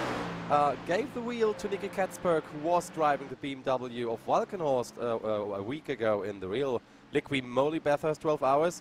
They had a problem with the oil pump, he was out, and then, as Dom said it, the BMW luck was hitting in. Katzberg hit the inside wall at Reed Park, and then on the left side, he hit it hard, and that means Team Redline 4X is out of this race. They are, and it is a shame to see them out of this event, and really it's something that maybe they couldn't avoid, as Simicube Inex Racing Blue are down on pit road as things stand, as is also on pit road Thrustmaster by TX3 down on the lane too. So 2 more GT vehicles deciding it's time for a stop. But off of pit road comes PJ Sturgis, and he will be right in between Travis Schwenke, who was involved in the Govankini incident, and Greg Seat for TT Racing Red. So a little bit of a sandwich, which is maybe not the most appetizing one in the world for a certain PJ Sturgis to get involved with, but ultimately out and away, and just able to now try and settle into a rhythm. Yeah, rhythm is the most important, as we've said before. But talking about heating up, track is heating up as well. I mean, in the heat here, we get fried eggs as well next to all the bacon that is happening, because we have 31 degrees Celsius already on track, and it's rising pretty quickly now.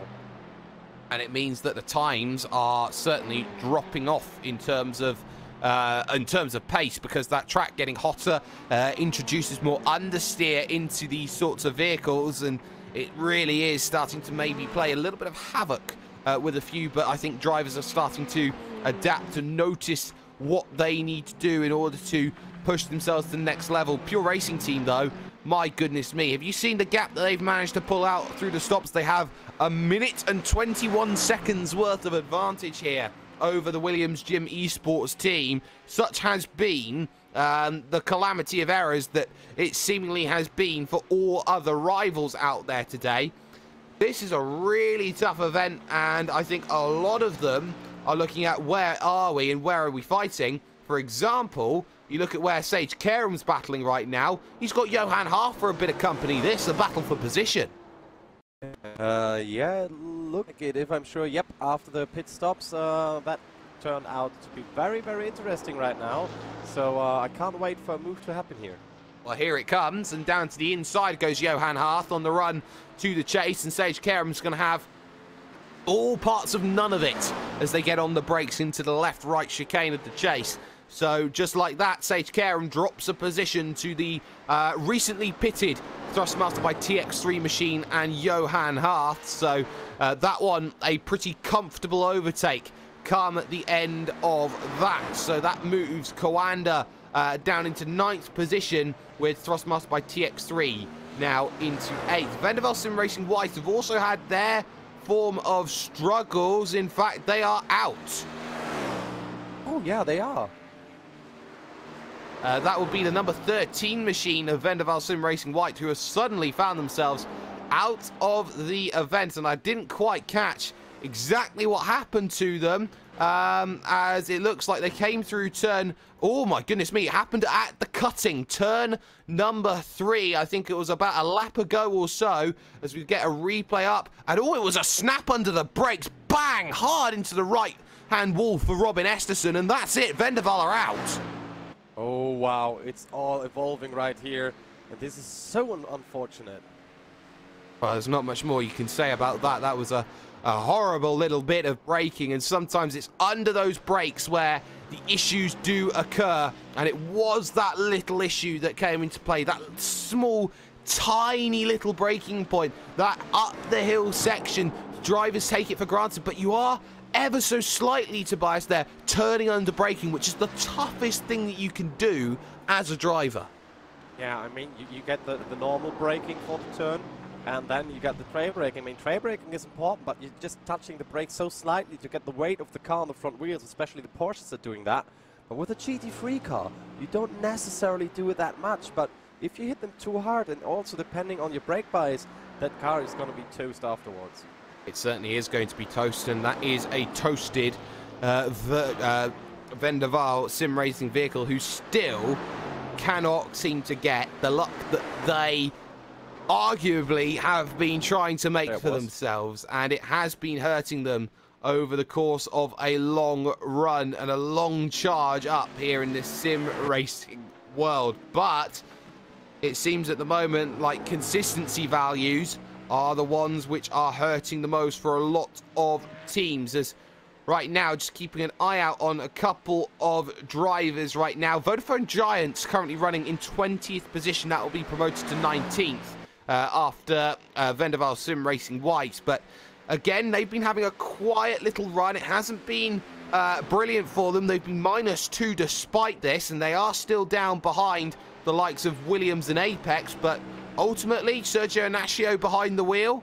Vodafone Giants, maybe in this second half, can start picking off another 1 or 2, and top 15 seems possible. Yeah, it does. But I want to show you something. Why don't we bring up top 8 again? Because I just seen something very, very interesting. If we get up the top 8 of the GT3 class, you will see who many people are on the lead lap. It's just free. And Thrustmaster Mivano, the free car, is about to lose the lap as well. That's very telling, as Pure Racing Team Blue just coming through the chase right now. You look at where Movano is in comparison.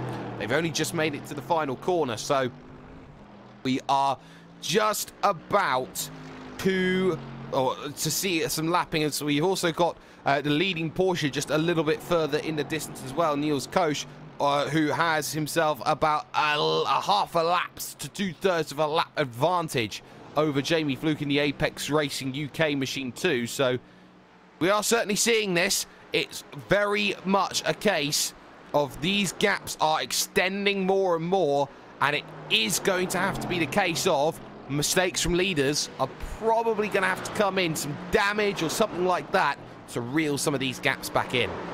Yeah, talking about mistakes and everything, the first car to have given up was the NS8 Racing Team, 126 laps back. Yes, they certainly were, along with so many other teams like Vendaval Sim Racing Black. TTL Esports has been named. Guild of Australian Young Stars struggled with the Vodafone Giants Porsche effort. Team Redline have pulled the vehicle behind the door and said, nope, that's it. Cars off hard on the skyline. Oh, goodness. Come on, hit the escape key or drive away. Get out of the way. Whoa, whoa, whoa, whoa. That was unfortunate. So they hit the curb hard already going to skyline. Then on the inside, a little bit too harsh. Went to the outside, went on the grass, lost the car, hit the right side of the wall. Just hit luck not to hit that car coming up on them. Well, that is the leader. Yeah, the leader too. So Will Jagurtha and Thrustmaster Movano pushing far too hard, and the leader getting just around that, Maximilian Venig. But Will Jagurtha, all of a sudden, having his own moments, and once again, that's another change, and this will promote more vehicles up through the field, because that will move Simicube in X Racing Black now, and Alexio Loma up into third position. So it doesn't matter where you look. It seems that mistake central happening right now here at Mount Panorama. The circuit is having one of those days where it decides it's hungry. It wants to eat a lot of victims. Oh yeah, Bathurst is very, very hungry, especially on these cars here, as the track temps getting higher and higher. 32 degrees Celsius now, which comes in handy for the people that were calculating with the heat that is in that track, especially when the sun comes up, and it's only 10:13 in track time right now. So that will mean it will even get hotter, probably above the 40s. It certainly could do, and it seems that with every single driver now looking at trying to minimize mistakes as much as possible, everything now becomes a game of trying to wait, trying to hold, and trying to hope that nothing bad more will happen. And just picking up a comment here from the YouTube channel, Dominic Stabe from the Gym franchise, he said, nobody's going to finish. And, well, if that's the case, how do you declare a winner then? Because I don't think I've seen these many vehicles in the opening half of an event run into so much trouble as they have done here at Mount Panorama today. Oh, yes. That would be a first, I think, here on the iRacing Esports Network.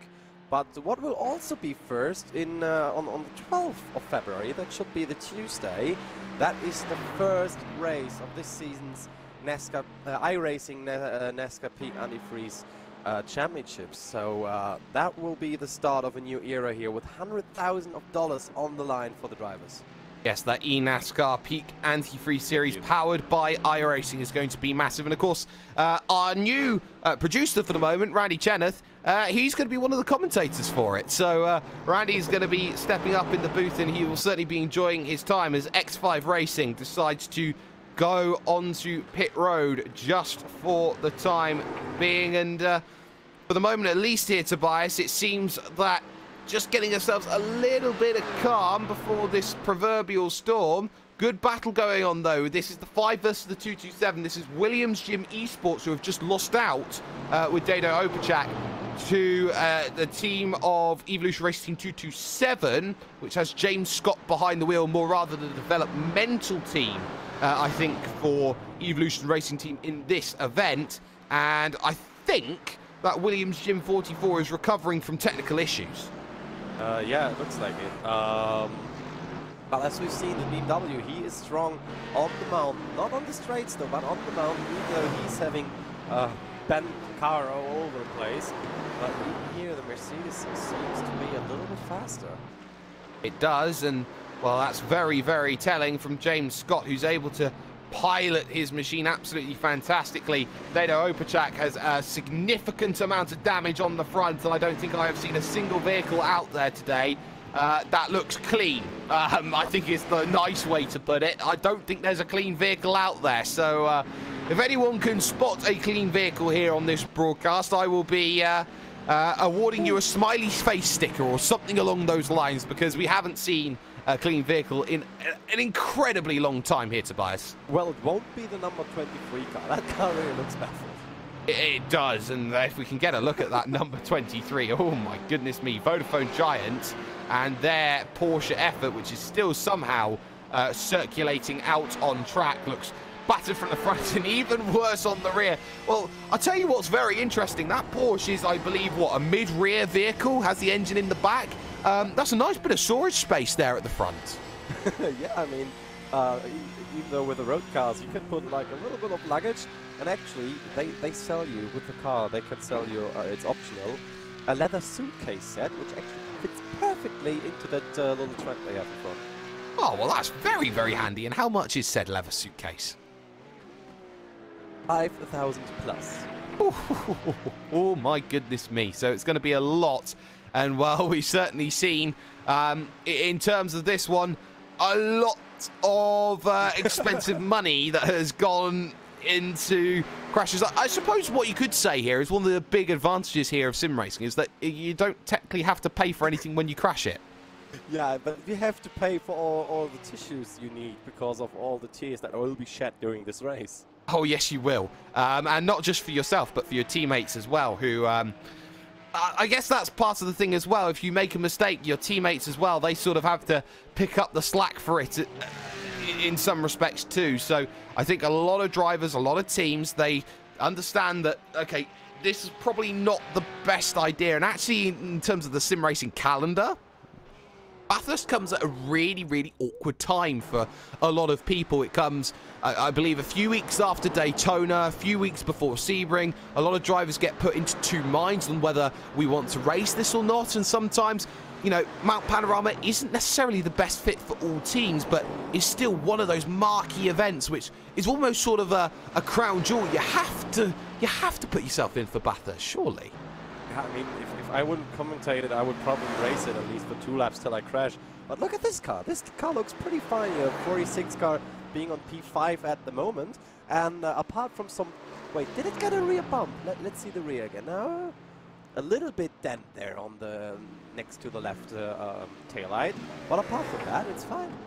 Apart from that, JJ Newlander and the Glacier Racing car probably looks the best of the lot here today. And that much is... quite telling for them, as they have had probably the nicest driver of them all in that BMW, and it has been telling here right now because what they've been able to do is not be necessarily quick as Glacier Racing, but they're inside the top 5. They are probably a Conrod straight and a chase away from PJ Sturgis in 4th position, so really not outside of the realms of possibility here, but just running their own race. 2:02.3 last time by for Inex Racing Blue as they just crossed the stripe. Newlander, the lap before that, was quicker, 2:01.7, so they have pace. They've just got to nail that consistency value, and if anything, that BMW should be the easier vehicle to pilot up and down the mountain because you've got more feeling in the vehicle, I guess. But I guess what now comes into account, the BMW being the most stable car overall, and especially with the heat even getting more and more up on track, and with the tires struggling more, so now people will have to wait till the end of the stint till they can adjust to the tire pressure. Exactly, and I think that it's those adjustments that Glacier have very quietly been very good at. They have been a team which almost underplays itself, undersells its hand, doesn't really get out there much and showcase what they're all about, but sometimes that appearance really does come into their advantage, as there's a slightly wide line being taken by Newlander, who didn't quite get the vehicle turned in the way that he wanted to there through up at the cutting. But really, I think Glacier have just this very, very apt way of just making sure that they somehow have themselves in the spotlight, really, and I don't know how to say it properly, but it doesn't come from being quick. It comes from being the one left standing.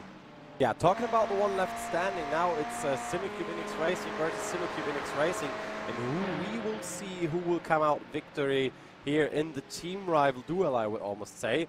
Pushing the Porsches a little bit wide, very smart move from 24 here. Oh, be careful, guys. We've seen people crashing in the chase all over the place. We have that. We've seen crashes off of the chase as well, believe it or not. That is your Porsche category leader, Niels Koch, who is directing traffic down the inside of himself. He was the boss of that one, so it seems like everyone has been making that push and trying to make sure that they get forward and making sure they get those laps the way that they want to. But for the moment, it's a battle between teammates, Sturgis versus Aloma, and they'll probably have battled with each other many a time in practices, and many a time they've been looking at, okay, this is the sort of pace that we need. I think now it becomes a fact of, you've got two NX cars inside of the top 4. I don't think that NX Team Boss wants them to fight at all. They don't want the fight, but it will come eventually, because one car will be slower than the other. This is how racing works, and especially with Aloma's traffic problems, or just Porsche throwing him into his front. It can be an issue, not only being like, I try to overtake, but also just feeding pressure from behind, even if you know it's your teammate, and then hello there, accident.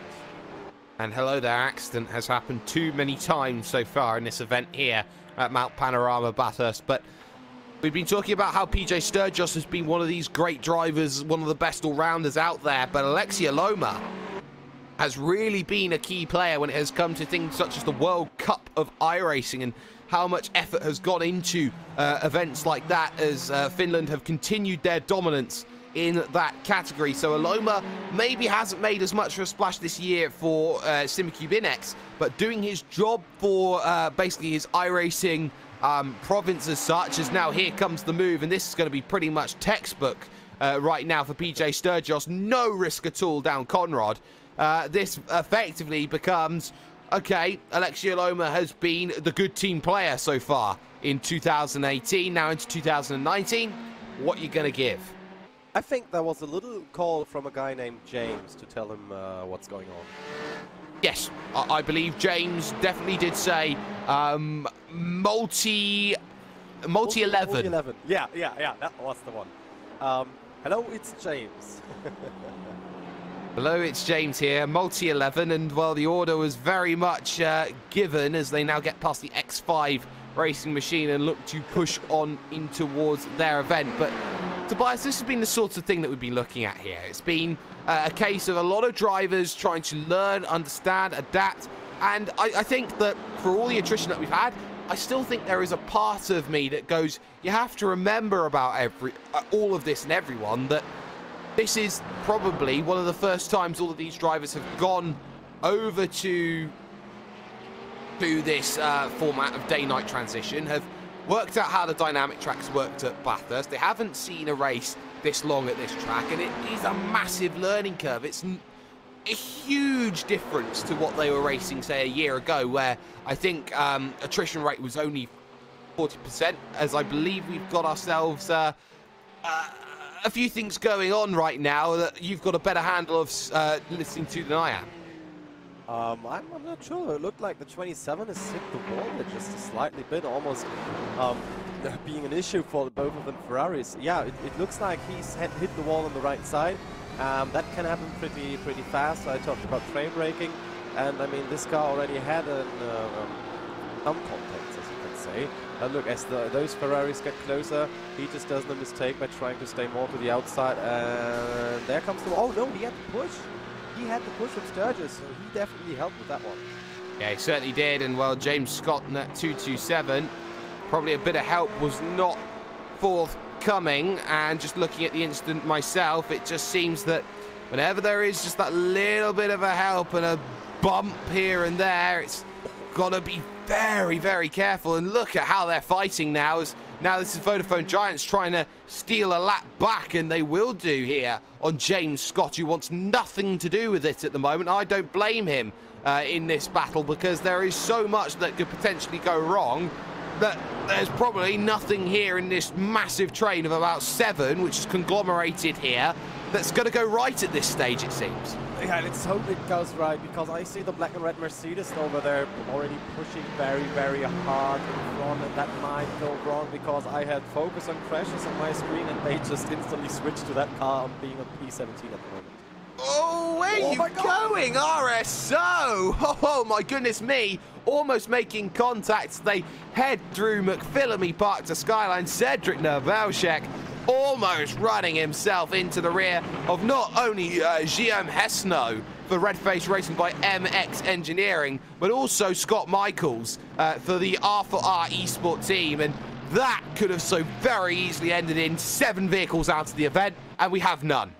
Yeah, but luckily the gridlock that we had last year in some of the splits, it stayed out. But look at the replay here. The RSO car is pushing. The MXS engineering car doesn't get through too fast. And I mean, the MXS car is on P19 and the RSO on P8, so they are pushing now to get through that car as well. And I just see them going side by side through the chase, and that looked very close. It did look very close, and it has stayed very close as they make their way up to the final corner, and through that they go. So, no, there's contact, and around they both go, and they part the Red Sea to try and get back around and going again. And I'm not sure Nebelshek will be too happy about that, because Vodafone Giants were lapped down and trying to take that position back. It was bold from Sergio Ignacio, who looked down the inside, never made it fully to the apex of the corner. Always room being left there by Nebelshek, and I have to wonder there, was that a case of just going too deep, or shall we just say a slight misbreak there from the Vodafone Giants? It looked like breaking a touch too late for that turn to make it through there sideways. Also maybe being surprised by the heat of the track, and also the ABS settings can differ from driver to driver. And you know what? The RSO car can now fight through all the mountain, through all the group of cars again. But now we will have a look at the Williams gym car. Yes, we certainly will have a look at that Williams gym car having a solid race on their own at the moment. They've had maybe a couple of issues which haven't been ideal, but up into second position right now. Florian Reuter behind the wheel, the only other vehicle on the leading lap of Pure Racing Team, and that just tells you how dominant they have been whilst all their rivals have dropped and fallen around them. It's been the case that Pure Racing Team have just stuck their head above the precipice and gone, well, I don't see what the problem was. We've had absolutely no issues whatsoever. And Florian Reuter, let's not forget, a former Pure Racing driver of his own. So effectively, right now, Williams Gym probably in a very, very strong position right now to come home with a second. And I'm not sure there'll be any squabbles about it unless we see what has happened to one of their gym car, or one of their Williams cars already in this event. Yeah, but we've seen, like, not just leaders, but we've seen contestants for the lead crashing all over the place, being unlucky in spots. I mean, you remember the red light car had high expectations. We had the Kanda car with high expectations. We had the Williams car. All of them are now out due to just bad luck at the moment. Yeah, and that bad luck seemingly is one which not many people have been able to avoid over the course of this event, as many a driver has fallen foul, many a team actually as well has fallen foul of many an incident that has happened out on track here this afternoon. But what we can say is that there is more battling going on between Nebelshek and Ignacio in the Vodafone Giants versus Team RSO battle, which is not, repeat, not for position. But if RSO decide they want to get involved a little bit more, TT Racing Silver only about a third of a lap away with Andrea Ayman behind the wheel. Logitech G Altus Esports, you remember them? They're only half a lap behind them with Simon Feigl now. Team Boss getting behind the wheel. So RSO can't afford to get involved in too much more trouble, and more crucially than that, Sergio Ignacio has found a way through. Yep, I think this was the smartest. Oh my goodness, he's off. Oh my gosh. Bang, Nebelshek, round he goes, doesn't collect anybody else up at the top at McPhillamy Park. Just like that, don't make any mistakes, turns too early in for the corner, bang, clips the inside wall into the outside tyres and the outside wall, and that 197 machine runs into all sorts of issues and keeps going, just like that, Tobias. Bang! Wow, let's look at the replay here. He's following the 4-car round, clipped the inside too hard, hit the wall with the rear, and that means you get a broken suspension. But look at the overtake already there. There was the first mistake that led the 4-car by. I thought that was a smart move, but actually it was by accident. He followed the 4 along in the dirty air, coming here through the Reed Park section. Already here, very close to the inside. You've seen the car hitting the curb. Here, you have to turn in at the drainage cover. Already here, drifting a little bit. But then the arrow, clipping the inside too much, going to the drift, hitting the inside, and then bam! The rear axle is gone, but he didn't collect anyone else, I think, if I'm right. Yeah. Well, the thing is, he lost it before he actually got to the inside of the corner, so he was losing it on entry. He's keeping it out on circuit, so he's going to keep going, but he lost the vehicle just before entry, and after such a massive incident like that, I am so surprised that he is able to keep that vehicle going. A 2:23 lap last time by. That's something that is very, very interesting indeed. And what's more interesting is what's happened to Apex Racing UK. What has happened to Apex Racing UK? Well, I've just seen something that suggests down in onto the lane they went, and I'm not sure. I don't think they had any contact. They didn't seem slow at all. They literally just came down in onto the lane right there, Tobias. Decided, okay, time to get out of the car and hand over to another driver. Oh wait, there's not another driver. But probably Jamie will have a little break and then come back at it later. Oh, that's one way to lose a few seconds, maybe laps even. You could find in that sense. But Hellenic Racing Blue now have a chance to maybe jump up into second position overall. Maybe something technical as well, because they only pitted a couple laps earlier there, Tobias. Yeah, you don't have to forget, people have their own rigs at home and they can fail. I've seen wheels fail already, not shifting anymore. I've seen wheels fail altogether. I've seen throttle problems, brake problems, everything. I mean, my Nürburgring 24-hour race was only 5 hours long after my stint. Somebody went in, out of the pits, and straight into the next barrier. And here's my next question. Was that all Timo Gorlick? I don't know. Well, I know that Timo Gorlick's had issues with his shifter in the past, but a lot more can happen in these races, and sometimes it's something that you just can't seemingly avoid from time to time. So it seems that a lot of drivers have issues. Rally Chenna's teammate at Team Chimera once broke his desk during a Nürburgring 24 hours. So, well, it was at Phoenix, so there's something, but yeah, I'd probably say that would be about right. But Tobias, I believe you have your own story. Yeah, it was. You remember from the Sim Racing Expo and the GT500 race? I don't remember exactly who it was, if it was Williams or what car it was exactly. But the shifter broke on the wheel, so they had their team colleagues sitting behind him and hitting the keys on the keyboard to shift. Oh, that was RSO. Yeah, that was RSO. That was RSO. That was Angelo Michel and Cedric Lebelchek. Yeah. There's my memory going through in the GT500, but my goodness, we've seen so many things go wrong here today, and so many drivers just trying to stay out of the way of everybody. It's almost like it's last one standing, as last one standing it seemingly is for so many drivers up and down the field. They have been battered and bruised and everything else in between, it seems, over the course of this race. And we have seen a change to position as well, as Redface Racing have actually fallen behind TT Racing Red and Adam Rylance, who has flown by over the course of this lap. So Redface find themselves a little bit red-faced right now, Tobias, and they've dropped a position. Yeah, and Opacek, he wasn't happy with the way the Redface Racing by MXS car drove through Forest Elbows, because they nearly got collected by Opacek from the Williams Team Esports #44 car. Well, just like that, it seems that the Forest Elbow very nearly caught out a victim there, as Opacek tried to get on the brakes and get through the corner. Oh my goodness me, Opacek just almost running into the rear there, and it could have ended so easily in disaster, and that very nearly did. So more drivers, more issues, more troubles, as Jamie Fluke, I believe, is back out on circuit, and that's very... Oh. Now, here's something that I don't like doing, but I believe is going to have to be something that I may have to call out. Jamie Fluke has switched into an account that's Jamie A. Fluke, and I believe that's the same person in a different account there, Tobias. Which I'm not sure. It might be a different Jamie Fluke, so don't come to conclusions here. I've only ever known one Jamie Fluke, and I don't believe there's a second.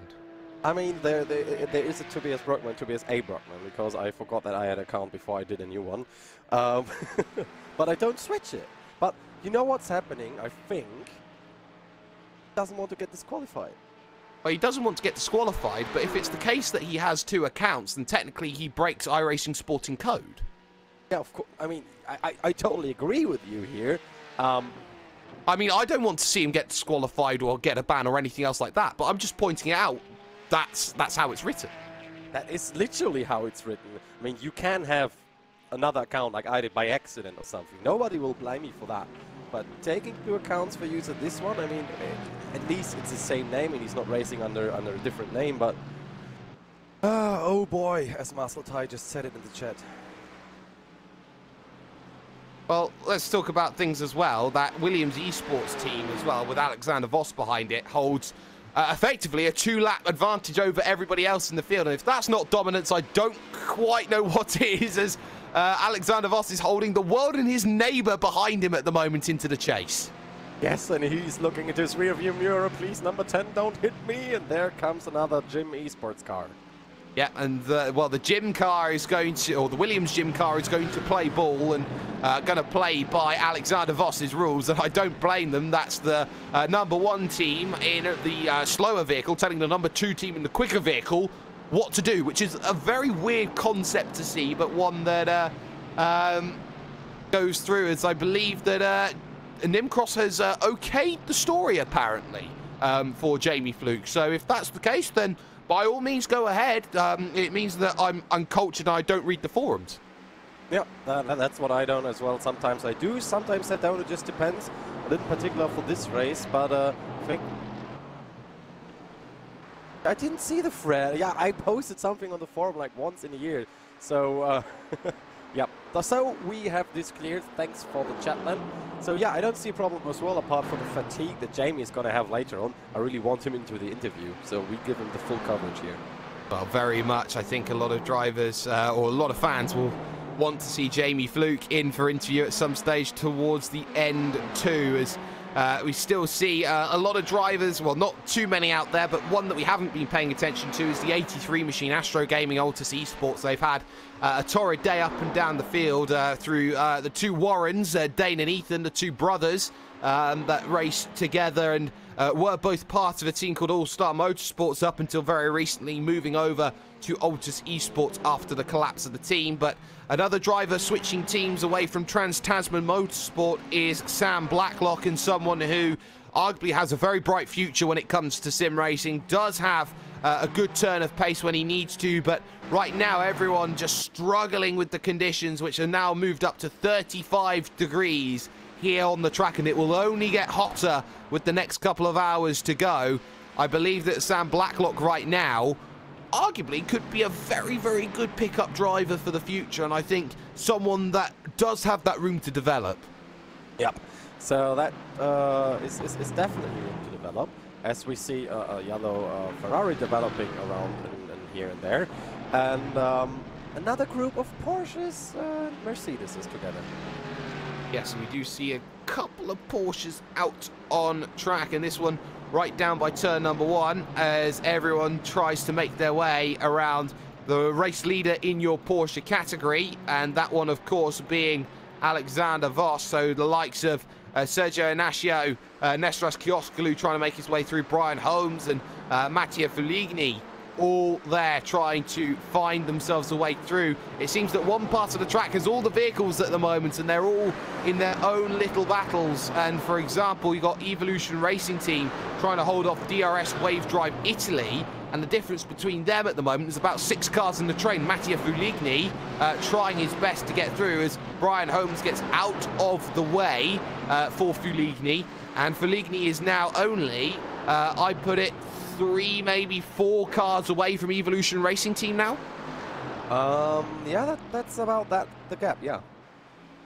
Well, it's about 10-ish seconds at the moment out on track as James Scott dives down the hill through the Big Dipper. Of course, incredibly difficult, but look at the track now. Look at how many marbles are there and are really just littering the outside of the circuit. And this is one of the things that has caught a lot of people out. The more marbles there are on the outside, the more that this track really does become slippery on that outside line. I think a lot of drivers have been caught out by that. This is one of the very few tracks where it's racing line or bust. Yep, it's racing line or bust down there, so really stay on there, keep staying there. I mean, you see now the number 10 car's trying it on the King. I hope that works out well, and he doesn't collect the 22 car. Come on, very well done.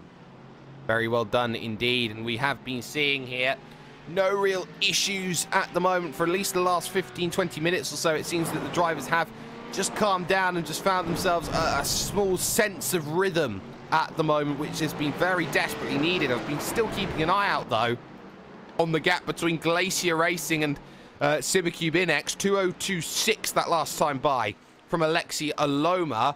Difference though for Newlander, who charges through the final corner and makes his way over to the line. 2:03.2, so that does extend over that last lap. The trend was that that gap was sort of hovering around that same sort of margin, so maybe it's just that Inex are starting to pick up a little bit, and partially that will be down to the draft effect, which is coming in and helping Aloma on the straights. Yeah, the draft does help on the straights, but we are still looking here between P4 and P5, a gap of 10.8 seconds. And Nylander, he lost again half a second in the last lap, and you really see now the heat going into effect. We are, and we're starting to see it's more about that understeer, that vehicle being really unresponsive, and especially a track where everything's got to be A-OK, and out of the way of Alexi Aloma. Pedals Brian Holmes is now next up on the list for Aloma will be Alexander Voss, the overall race leader. It seems that it's been a case of issue here, issue there, issue everywhere for so many people. It's just been a case of about, you know, almost giving an extra car length to vehicles just because you have no idea what's going to happen next every time you touch the brakes, every time you see something to happen. And we're still not even halfway through this event yet. I mean, 1 hour and 4 minutes about till the half of the event, and then it's still not that hot. I mean, it's telling at the moment, but there's still more time to make something like that happen. A lot of room being given by Alexander Voss, who wanted nothing to do with Alexi Aloma as he powers on by and looks to go and try and make that next charge. And someone who is making good charges through the field right now is the Vodafone Giants team, who are currently scored as being 6 laps down off of the lead, but desperately trying to get as far forward as possible, needing 2 laps to get back now to the DRS Wave Italy team. And of course that Wave Italy team is trying its best to stay with the Evolution Racing team, and actually they did close down on that last lap by the form of 0.6 of a second, as now Sturgis will look to make his way through. Yep, and it's a good thing that Ricardo Neto here made a little bit more space for the leader of that Cup class. That car also doesn't look healthy. I don't think many cars do look healthy, and that's not an understatement right now. Everyone's just been having a small clip here of the wall here and there. And of course, there's one more thing that does need to be addressed about this. Incident points. They're probably the most dangerous of the lot at this stage, because we've seen so many incidents out there that maybe we could be seeing disqualifications in the second half of the event. Yeah, that might probably be right there. And I think it's time in about 3 minutes to do a fan immersion. What do you think? What car would you choose this time by? I think we could be looking at that battle, and we can look at Wave Drive or DRS Wave Italy and their charge to try and get back onto the pack and try and get to Evolution Racing Team. That's been the battle that we've been probably focusing on partially the most over this one. The other one, of course, being Glacier, who just did a 2:01.8 that last time by and took an absolutely astonishing 2.6 seconds out of Alexi Aloma that last time by. I think we've been seeing 2 very nice battles, slow burners starting to close in together like the inevitable heat death of the universe in some respects. But you have to say, it has been a very, very tame last hour or so, where drivers have just been head down, knuckle on, get these results in, get these laps ticked off. And I think we're now starting to see it here, Tobias. Teams like DRS Wave Italy and Evolution Racing Team are now about, okay, find the drivers who can get us home, not the drivers who can blitz together an amazing lap. Yep, and that's getting more important. In the beginning, you've seen pushing all over the place. I mean, they tried to do a 12-hour sprint race, and as we've seen a lot of time, it doesn't really work out. So you want to put your most consistent drivers in the cars. This time by already. I mean, we still have 7 hours to go, and fatigue is showing already. Fatigue has definitely shown, and in terms of drivers who are out there and firmly racing out on track, I'd say we are at no more than 26 at the moment who are circulating, and I'd put it down to about 6 of the machine, well, not really 6, but about 6 that are known in terms of the Porsche category, probably around 7 or maybe even 8 at the moment for them.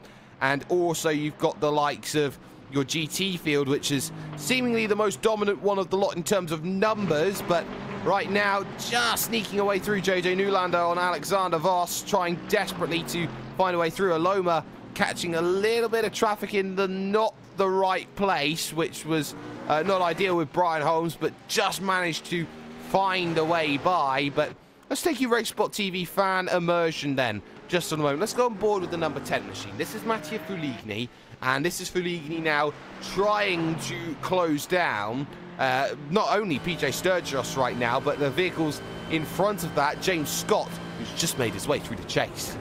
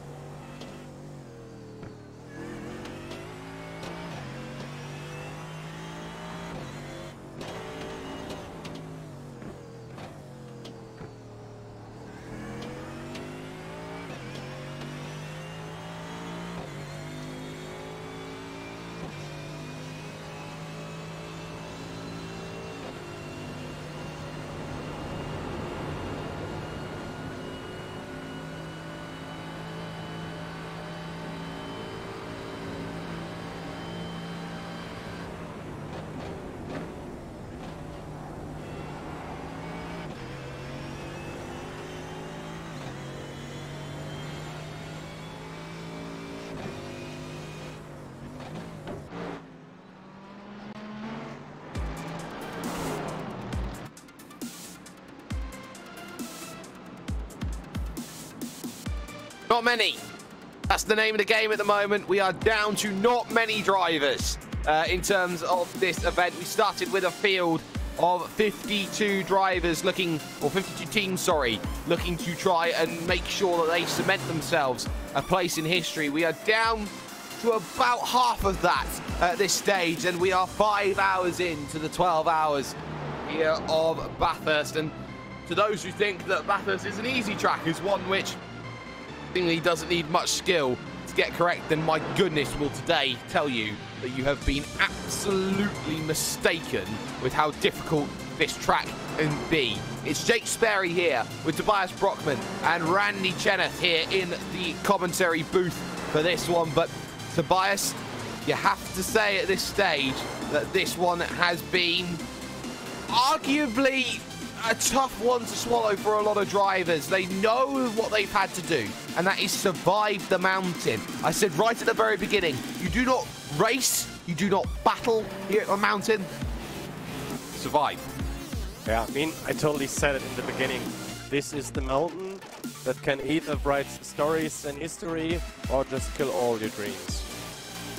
And we have seen many a dream shattered over the course of this battle here, or shall we say this war against machinery at Mount Panorama. But for the time being, though, your top 8 rundown, if we can get to top 8 rundown, is as follows. It's Pure Racing Team Blue who hold the advantage at the front of the field. Their gap is now officially an entire lap at this stage over the Williams Gym Esports team, who have just come down in, I think, to have made a pit stop. They just have. So it's a lap, the advantage that we've got right now, with SimCube Inex Racing Blue in 3rd and SimCube Inex Racing Black in 4th. Glacier Racing Duo 5th, with Thrustmaster by TX3 6th. VRS Grinder Sim Sport 7th, and TT Racing Silver round out the top 8. I have to say, it's a little bit tougher to see this, Tobias, when it comes to your Porsche category. Yeah, the Porsche category, I mean, it doesn't look very, very different from the positions, from the gaps especially. Yeah, from P1, the Williams Esports Racer car with Alexander Voss, you just seen it on your screen before. You have Jamie A. Fluke now, in the Apex Racing UK Fluke 49 car. Then on P3, there's the Hellenic Racing Blue with Dimitros Soudaludis at the wheel. Then there comes Rare Sport with Scott Michaels on P4. P5 is Flat 6 Racing, followed by MXS Racing, number 27. Then somewhere behind, there's X5 Racing with Jörg Witt. And then a long, long time, there is nobody, because the 8th car, which would be Probatum Racing, RIP, is RIP since 5 minutes in the pits. Oh, and it's a big rip for Probatum, and that will hurt them, and they will not be happy about that. But they know at this stage they can finish no worse than 8th position unless another team decides to come back and give the rest of this race a little bit of a flare and a charge forward. But this has been the thing that we've been seeing. Drivers have run into issues, and teams have had no way of really reacting to this, as everybody has gone and made things just a little bit difficult. But it has to be said right now, Tobias, I believe you have an award. Yeah, for the first 6 hour mark, I want to pass the first Spirit of Endurance award to actually the number 23 car, the Vodafone Giants GT3, which are racing with an open bonnet here, because those guys, they are 85 laps behind in the 23 car. They did 2 hours of repairing the last time they were in the pits, and they're already at 28.3 laps on their stint, and they are doing great, even though being totally behind. 20 laps till the next contestant, but they're still going for it, so that's definitely the spirit of endurance here. And put it this way, they're only 45 laps off of getting inside of the top 8 in the graphics, so that will take them probably a good couple of hours if they don't run into any issues. Yeah. But either way, Joaquin Hernandez has a lot of work to do, and it seems a bit like 3 wheels on my wagon at the moment for that Vodafone Giants machine that is desperately trying to run laps around this track. 2:11.5 the last time by we saw for Joaquin Hernandez, and that's not bad actually for just how bad that vehicle looks. It looks as if it's been dragged through a hedge backwards, I think, in a number of ways, but so has most of these vehicles. I mean, let's take Yusuke Takahashi, for example, in the Flat 6 racing machine, that vehicle certainly does not look good for wear and actually just runs ever so slightly wide on the exit.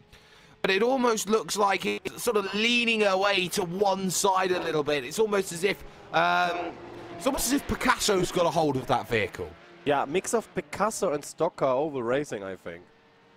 I mean, Picasso and iRacing would be not too bad at all as Jurgovic gets out of the way of Simon Feigl on the Logitech G Altus eSports machine. They had a little bit of an issue which dropped them about 2 laps down in the process. It was with Vedran Krausz behind the wheel, as we do have, I believe, a driver coming off of the pit road. So looking at this now, the 46 and the 57, they are right on the same bit of real estate as they head up into Quarry Corner. That was another 1.2 seconds lopped off, and look how wide Aloma goes actually through Quarry. He's feeling it right now from Newlander. Oh yeah, it's still 2 seconds of a gap, but you can clearly see on your relative screen that he is getting closer and closer. And we had it before. Newlander is fast and aggressive. And the last time by, he was second and 0.2 of a second faster than Iloma. Well, right now, I believe Alexi Iloma is someone under pressure, as actually Max Venig has come down in and made a pit stop and got back out and going once again here in this race. But we focus on this battle down the mountain. They go one more time, and it seems that Newlander, just for the time being, is just trying to reel that in. Of course, that BMW, that short wheelbase, certainly very punchy when it comes to up and down the hill, but when it comes to all-out grunt, all-out might, it's certainly second best. But Newlander showing, actually, that he can reel this gap in and probably has that under 2 seconds for the first time in a very long time. Yep, it's down to 1.7 seconds now, and it's closing in ever so slightly. Ever so slightly, and so many vehicles have found themselves just closing that gap in. And we talk about some of the retirements that we've had here today. Of course, the big one, and for some it's no surprise, for others it's a pretty big surprise, is Team Redline. And not only Redline, a red line with Lando Norris, a red line with Max Verstappen, a red line blamed on Nicky Katzberg, but either way, it has to be looked at that this is not the result the red line were looking for coming out today. And for a number of teams, which includes Trans-Tasman, Sorg Rennsport, you got the likes of TTL who haven't had results, Vendaval Sim Racing, big bad results, Kanda haven't turned up to the party the way they wanted to, and one of the Williams eSports cars too. So it seems that no matter who you are or what your name is, the track doesn't forgive, the track doesn't forget, the track just takes names. Yeah, also the new evolved Huber Racing eSport team, actually. Oh yes. They do race in the Porsche Cup. You had Chris Brook, the boss of their team. You had him at the Porsche in Leipzig. I had a talk with him, a little interview as well, and some chatter.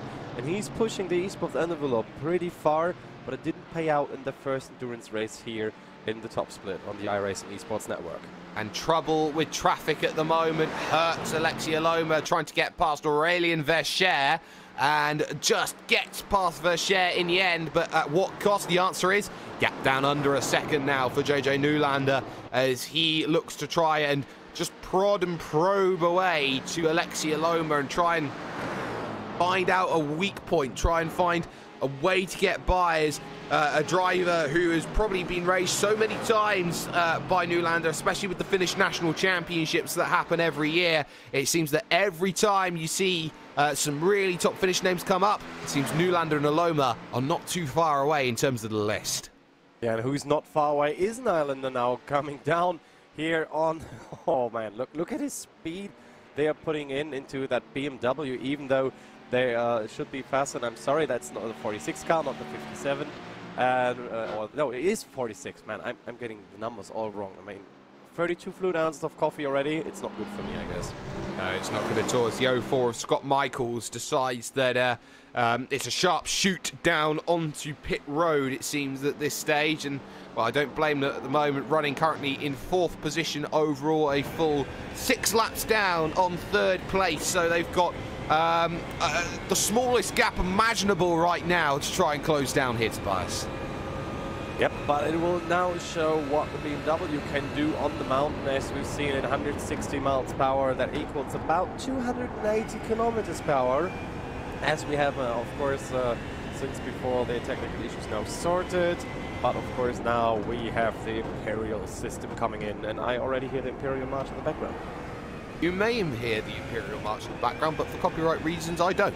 And nor do the audience. But for the time being, at least, Alexia Loma, he'll also be hearing that Imperial March, because there is Newlander just sitting pretty, just waiting for the time to strike and just trying to gauge how quick Alexia Loma can pilot that Ferrari down the mountain, and ultimately it looks very, very consistent, nice and tight, every section, all over the curves, and just being really almost controlled aggressive, passive aggressive in some ways in terms of driving. You can ever be a passive aggressive driver, but Alexia Loma is showing that he does have the pace, and not only that, there's a nice little cheeky bit of traffic in front that he can use for a bit of tow.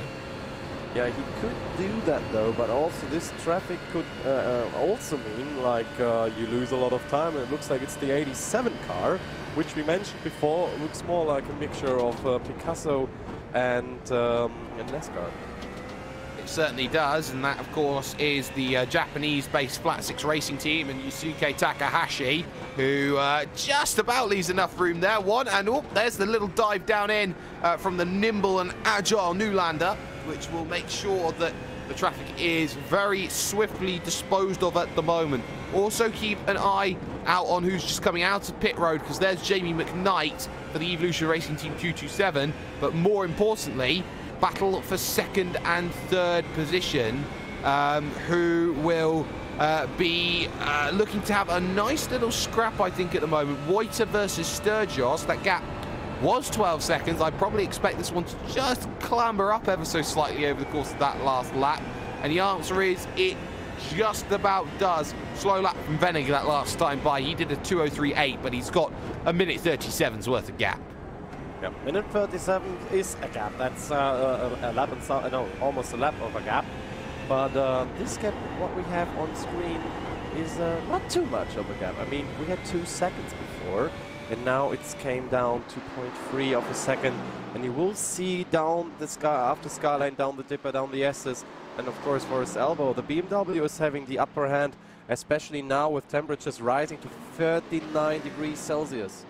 Yes, and that track just continues to rise in temperature, and it continues to get a little bit more difficult as we hit in some time of just gone 11 here at Mount Panorama Circuit. As right now, Alexia Loma is the one under pressure, trying to push that Ferrari and get everything out of the engine, the jack-of-all-trades vehicle here at Mount Panorama, as everything starts to push on, and here comes JJ Newlander. 2 tenths, 1 tenth. Is there a look? No, it's patience at the moment from Newlander, and I don't blame him in this situation. Just try and probe for the mistake. But again, another vehicle coming up is the X5 Racing Machine, and I'm not sure that's going to be too much help for either of them at this stage. On the brakes, final corner of Murray's, and it seems that it's going to be a setup up the mountain, or even into turn number 1 if he wants to be a brave person. And I think someone wants to be a brave person here, because down the inside goes JJ Newlander, and now we've got a drag race. Yep, now we got a drag race with the Porsche as a pace car here, and it depends now. The 500 giving the BMW a tow here now. Let's see how it gets out of the way, because this might get close in a second here. Oh, it's a block. It's a big block. And Alexia Loma there took a massive risk to make that happen, because I think JJ Newlander would have been in exactly the right position to swing out right and make sure that he'd get himself through. But there was Loma having faith in his teammate, or not necessarily teammate, but in his rival. Wow, look at how much more speed he had in this situation. I think we will replay it just a little bit further so we can see it. Look, he gets faster and faster. I think the 500 just let off the throttle a little bit. Oh, that was almost a punt in the back. A good friend of mine, Jay Kennedy, over at SimSpeed TV, he would say that is commitment plus.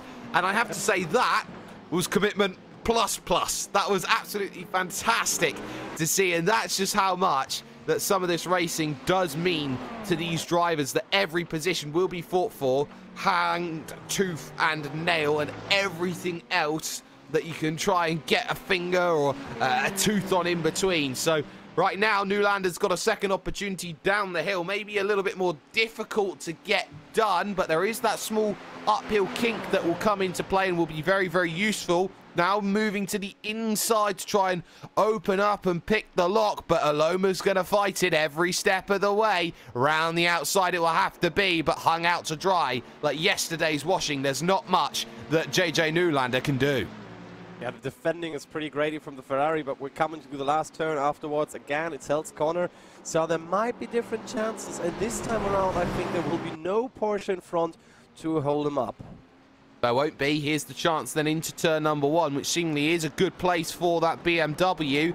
Gets down the inside, but how much of a run can now Alexia Loma get in the Simicube INX racing car? Let's not forget that Kanda are on a slightly different strategy right now, and they will be due to come down onto pit road anytime soon. So for the moment at least, JJ Newlander holding off that position, actually holding his own up the straight there. That's very, very telling. That is definitely position joined, and that much, I think you have to say there, Tobias, was a proper good move. It was definitely a proper good move. And who also just moved into a booth is Will Vincent, and I think he has something very interesting to say here. Hello, Will. Are you ready there? For the moment, for the moment at least, we will see if we can get back to him in just a little bit, but it has seemingly been just one of those races which is just cooling down a little bit. Hellenic Blue, for example, though, finds himself about to be lapped again by the Apex Racing UK car, so that would be a firm 2 laps down then for Dimitros Houdaloudis and Hellenic Racing Blue, and that one should be pulled off in the next few moments. But what has been telling is that Redface, I believe, have got themselves a lap on TT Racing Red, which is good for them. But right now, Will Vincent joining us. Will. Hello. How are you guys? Oh, we're absolutely smashing. How are you? Yep, so, yeah, Randy said he's got something ready, and we had a little present given to us by iRacing a few hours ago. Ironically, it was about 10 minutes before the broadcast had itself a couple of issues, but they've still been really nice, and they've given it to us. So, Randy, cue video. For the coming in 2019 will be Circuit de Catalunya. It is in production. It is ready to be released in 2019. Talk to you guys in a bit. Well, there we see a massive, exciting amount of news then, as finally, I think, for the Iberian community and everyone else, it seems that Circuit de Catalunya finds itself on the iRacing service. And in terms of just how much of a coup it is, and actually is something that I think will help grow a lot of the community as a track choice, I think here that's going to be something absolutely amazing to see in 2019, Tobias. Oh yeah, it definitely is. I mean, I have a lot of memories on virtual Catalunya, so now they will be brought to my favorite, and in my opinion, the best overall simulator for racing, and that's iRacing. So I'm hyped already. I'm bored already. I am very much hyped as well, and what a fantastic thing to be debuting here on what is the 12 hours of Sebring as this racing action continues. Just we've got ourselves, I believe, 11/24 of the way through this race at the moment in the next couple of minutes time. But right now it seems that everybody's just trying to pull a gap in and trying to just bring that next driver into play, that next link in the chain. I think we're seeing, Tobias, and these links, when it comes to endurance racing like this, sometimes they do extend out. Sometimes we do talk about laps more rather than positions, and I think the next thing to worry about for Alexia Loma is the next link in the chain going backwards is Johan Harth took a second out last time by for Thrustmaster by TX3. Yeah, I mean, I'm looking through all the gaps right now, and they are really pushing it right now. I mean, the last lap, 2 minute 3.5 to 1. Now SimiCube is back at it a little bit more, but Thrustmaster is still faster with a 2 minute 2.872 with a track temperature of 39 degrees. So maybe the strategy pays out now. Maybe they've done something to the tyres to find a little bit of pace. Johan Harth is proving that he certainly has had that pace, and whatever move away from the race clutch team that he's had, for good, for better, or for worse, he seemingly still has pace, and he is showing that against Alexia Loma in the battle for the final spot inside the top 5. Kanda have come down in. They've made their stop once again. They've put Sage Karam back in the machine and looking to get a long stint out to the American then over the course of this one. But it is the French-based team who still have a little ace up their sleeve if they want to, in the form of Thibaut Calzabon, who has yet to get in behind the vehicle so far in this event here today, Tobias. Yeah, I mean, it takes some time to get used to it, you know what I mean? Like, to get your rhythm when you get into the car the first time. I mean, for example, Sage Karam right now, he found his rhythm. He's tucked in there, he's being consistent. He's just had his pit stop, now 2 laps out on track again. But you see other drivers, they have to get into that rhythm. And especially if you were not training with these hot conditions, then that can be interesting later on. It certainly can be interesting later on. I think a lot of drivers know what exactly they need to be doing here, and that is just keeping consistent lap times in. Someone like Sage Karam now, who has probably a lot of traffic around him at the moment, has to try and get around Jörg Witt in the X5 racing car. It's now a patience game. Just trying to put the power down, not too early, not too late. Don't do anything bold and rash as down the inside he thought about there, and that was nearly bold and rash and all shades of wrong from Sage Karam. But now Karam's got to be careful, because Vodafone Giants will probably want to be going and unlapping themselves at this stage. You probably have to say, but getting outside of the draft there, you could say, for Arturo Juncal, and that's a clear indicator to Sage Karam there that I don't want to get past you, I don't want your draft, I don't want to get by because you're the quicker car. Yeah, and you know, we're at this stage where with all this traffic, they are all mixed all together, and you have people trying to lap themselves back. We've seen that before with the number 4 car, putting RSO in danger, so that can be interesting. It can be incredibly interesting for a lot of reasons as well. And I think we have been seeing a number of drivers just play that card of, okay, maybe I don't need to make these moves anymore. Maybe I don't need to be aggressive in the long term. Another 2/10 though by Johan Harth, locked off of the SimiCube Inex Racing Black Machine and Alexi Aloma. So this one is going to just be playing in the back of the minds just a little bit, as Johan Harth is trying to close down the gap. But not only that, Jartein here, the Norwegian driver for SimiCube Inex Racing Blue, he finds himself just dropping a 10th to JJ Newlander. And I think Newlander's on the chase here and thinking, you know what, Podium, that would be great for Glacier in 2019. A Glacier that often doesn't get talked about in these endurance circles as worthy contenders. Yeah, but you know, with 6 hours and 30 minutes to go, a lot of things can happen. So I think the chance for P3 is still in there. And also, Johan Harth is pushing very hard to get that SimiCube Inex Racing car with a Loma at the wheel. So everything can happen as the track cools down a little bit, just by 2 degrees. Oh, 3 now. Yes, it's just starting to cool down just ever so slightly here in Mount Panorama, Bathurst, and it is a 2-driver effort, it seems, with the duo being very firmly said in the name. So it is just JJ Newlander and Jari Latari who will be in behind the wheel for the duration of these 12 hours, which I have to say is a trooper effort, and one which I think that some may say, oh, we do it because we want to, or we do it because these are the only people who are interested. And I think Glacier work on that, you know, not necessarily like a want to know, but a need to know basis here, Tobias. It's a case of, okay, how many people do we need to race? Do we need only 2 people? Yeah, why not? Let's just run only 2 people. I mean, you know what? Jamie Fluke is taking that one to another level, I think. Oh, well, 2 accounts is certainly one way to go and do it. But for the moment, he's managed to maintain second position, and the question becomes for Jamie Fluke, you know, how happy will he be with that second position? He's filled out his allotment of fair share with account A, and now Jamie Fluke will now find himself with the opportunity to get himself over with the second account. So it seems that what he'll be able to do with Apex Racing UK, and one that is cleared with Nimcross, is finish, and at the moment it seems podium unless he bins it.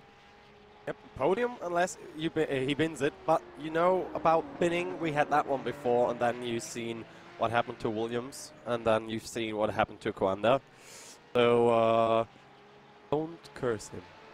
Just a reminder, ladies and gentlemen, that at the end of this 6 hours, we will be changing stream to the final 6 hours of coverage. You can join Randy Cheneth, Lorenzo Bonda and co for the remainder of that one as well. So it's going to be something that you definitely don't want to miss here at this one, because we've seen anything can happen here at Mount Panorama, and it already has, with a whole host of leaders and victory contenders running themselves into all sorts of issues. It could turn into all sorts of troubles. But I tell you what is very interesting is that a team that did not take the start has just taken the start about 10 laps ago, and that's the America's Sim Racing team and Hercules Santos, who's decided, you know what, we'll give you guys a 149 lap head start. You needed it. And you know what? They're already 6 places ahead of Williams Esports Chillblaze. Wow. And that pretty much tells you all you need to know. They've been absolutely pushing their vehicle as they've only just got going. I wonder if they completely missed the start time and went, we can still get something out of this race, right? Yeah, just I mean, it's about the spirit of endurance, right? But I don't know what happened. Do you think they just got up and... Oh, do you remember what happened to our producer who is from Brazil? He had internet problems. That could be something. I think it's a little bit harsh, but no, but it can be that it could be. Hercules and Santos, he's his club literally says Brazil, and they had floods on Wednesday with huge power and internet problems. So that could have been the issue. Well, we've seen that Hugo's been without electricity since Wednesday. So yeah, you could be right. It could be something that maybe just hasn't played out the way that they've wanted to, and circumstances being that way. We have no way of confirming that at the moment, but that could certainly be one of the reasons why such a late start to this race is in play. But what I have to say is, better late than never. Better late than never, that's definitely true. I'm trying to look through the who connected when thing here, and I can tell you that I'm looking for the Hercules Santos here.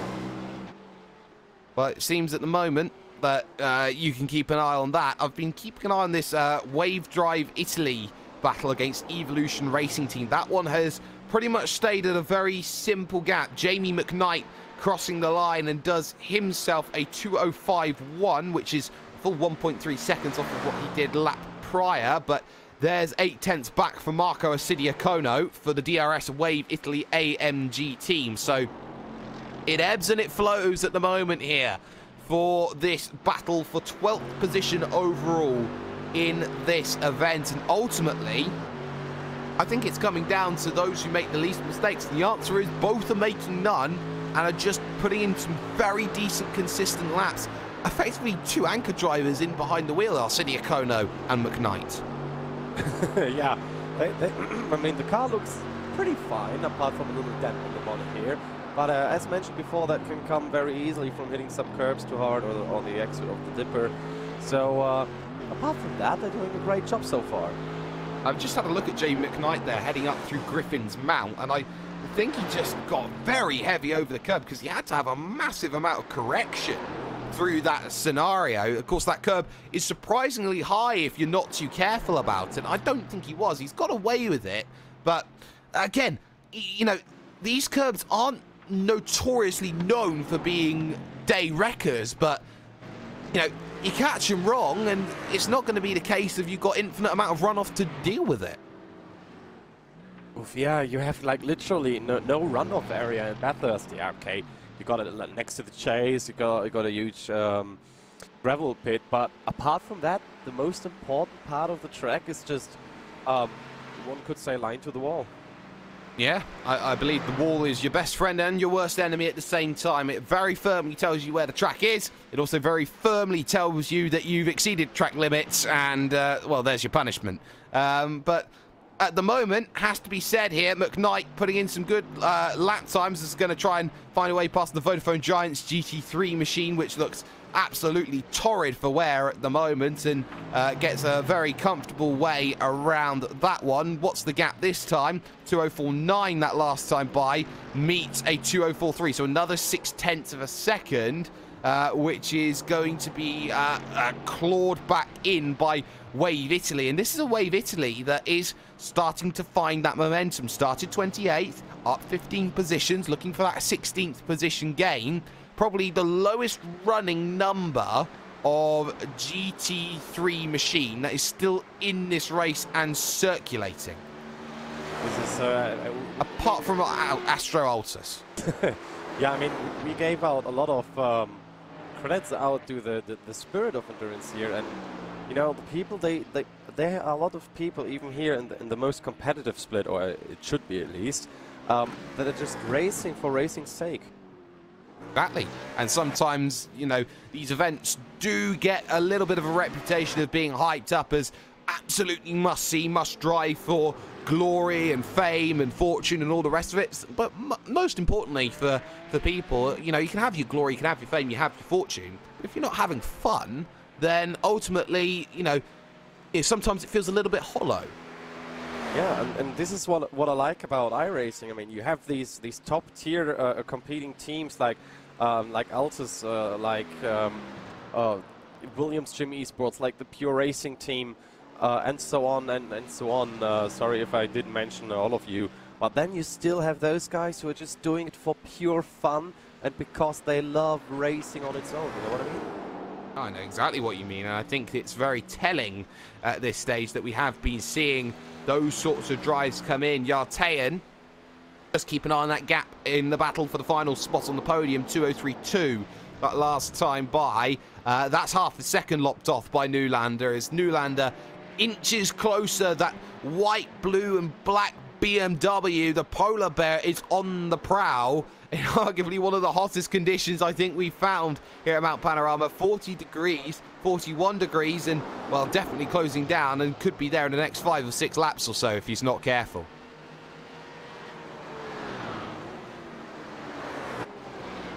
Well, it seems that at the moment we got a little bit of a miscommunication-y thingy going on, so we're going to keep on moving forward as right now it's just about gaps and gaps that are closing. Arcidio Kono did a 2:06.7 though that last time by, dropped himself a good 1.2 seconds, 1.3 seconds or so.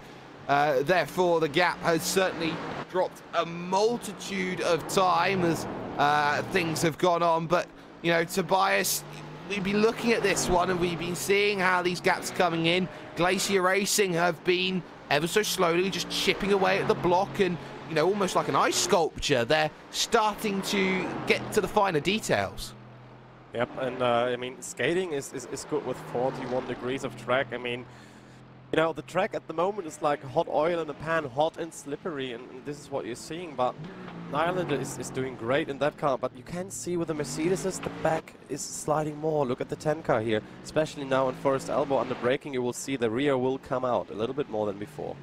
Certainly will, and just heading through that section, that was quite neat actually there from Marco Arcidio Kono. Good job getting the power down, but ultimately is faltering in comparison to Jamie McKnight, who is doing a very good job of keeping on that straight and that narrow over the course of this one. 2:04.2 that time for Nylander, had traffic to deal with, and as such lost himself about 1.2 seconds over the course of that lap. Not much traffic here at the moment anymore here at Mount Panorama, but still enough to keep drivers on their toes, I think, at this stage. And, you know, almost a wake-up call for certain drivers. Go, oh, there's a vehicle. Oh, there's another one.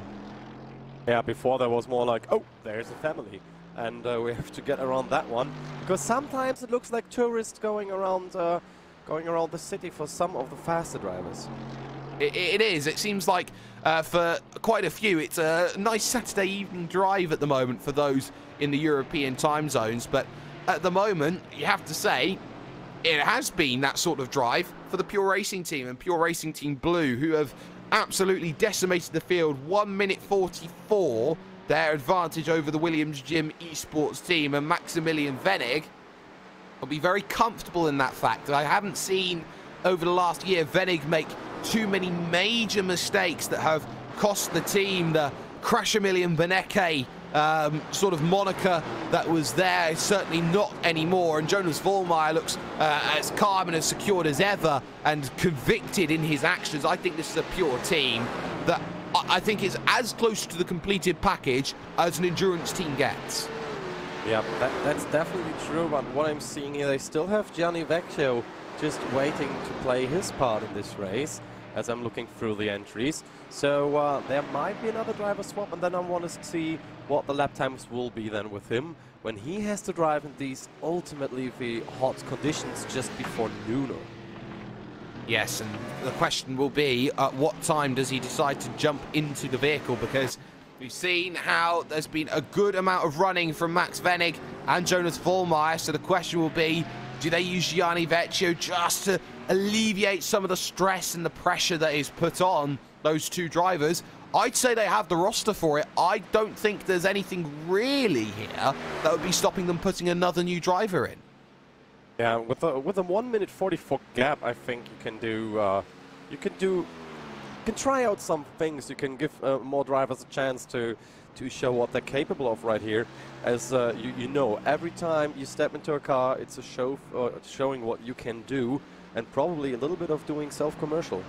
Out of pit road then will come the 18 TT Racing Red Machine, being piloted by Greg Seats at the moment, and trying to be very narrow on that pit exit. It's a very tight pit exit, surprisingly tight, knowing that you can't pass over the little, I'd say flaps, I guess is the way that you'd call them, which does not encourage you to go over them in any given way, shape or form. But Seats back out and away, currently 8 laps down at the moment on the race leader of Pure Racing Team at the moment, but currently in 17th position, which isn't too bad. I mean, 17th position in a race like this, where we've really seen everything so far, is pretty solid. I mean, I think if I would race there, I would be all in the bag. Well, all in the bag. I think a lot of people have been thinking that this race is all in the bag for quite a number of drivers, but my goodness, is it not at this stage? And you know, you talk about this track holding a legacy. It has been one of those circuits which is go-to, is iconic, has seen quite a big amount of racing in terms of the Australian sim racing hemisphere and all the rest that is going in, as we are 15 minutes away, ladies and gentlemen, from switching over our broadcast here on the iRacing Esports Network. Make sure that you check out the second part of this race, the final 6 hours, as we count down towards the end at Mount Panorama, Bathurst. But crucially, I think this track is a symbol for a lot of drivers. I think it is the home of Australian motorsport. I think it's that home which often, I guess, epitomizes what Australian racing is all about. It's tight, it's close quarters, it's narrow, it's little mistakes, it's really everything that, you know, skills that have to be adapted and acquired to effectively be a very strong Australian sim racer. Yeah, and I mean, just look at the 2 biggest races that they're holding in Bathurst with all the drama that happens there. And that somehow mirrors also into the iRacing Bathurst 12 Hours, which you're currently watching on the iRacing Esports Network. And you can see perfectly here the stories and histories are written and the dreams are destroyed. As I'm saying this for the 4th time today, but it's really true. I mean, we've seen the dreams of Kanda being destroyed, some of the other Williams car destroyed, and it happened so quickly, and especially with the dreams of the Team Redline car, where with like a lot of eyes were on that car. I remember we had like a lot of people just hoping for those to get through, and then 12 minutes into the race, they wrecked it for the first time, and an hour and a half later, Nicky Katzberg, who already didn't finish the race last week in Bathurst, also didn't finish it here.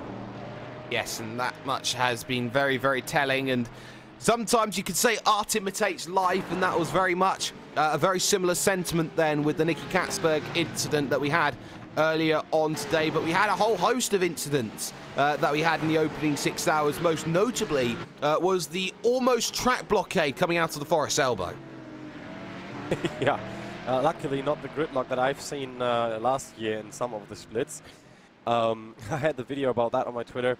That was really massive, with like half of the field taken out almost. Well, about a good portion, I think is the right way to say, of the field got a piece of that incident, which involved Trans-Tasman Racing and Emily Jones, and quite a few others, I think, were caught up in that fracas, which was not ideal. But in comes Glacier Racing then to dive down onto pit road, and I believe they just get themselves out and away again, I do believe, unless I am seriously mistaken. I believe I am seriously mistaken. They should be due in on pit road very soon. But Thrustmaster by TX3, they've crucially found a way through on Simicube Inex Racing, and they've done that very, very recently. How recently, you ask? Just coming down the Conrod this lap. Wow. We have the replay for that overtake, of course, right here. And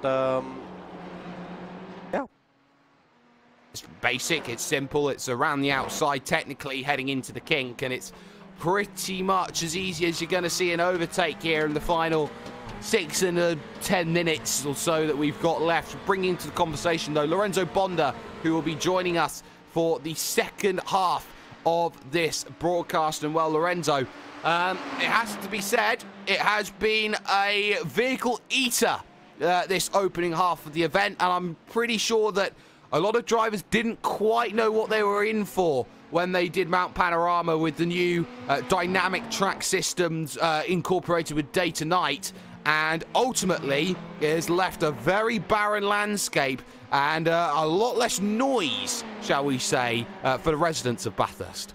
Absolutely, Jake, absolutely.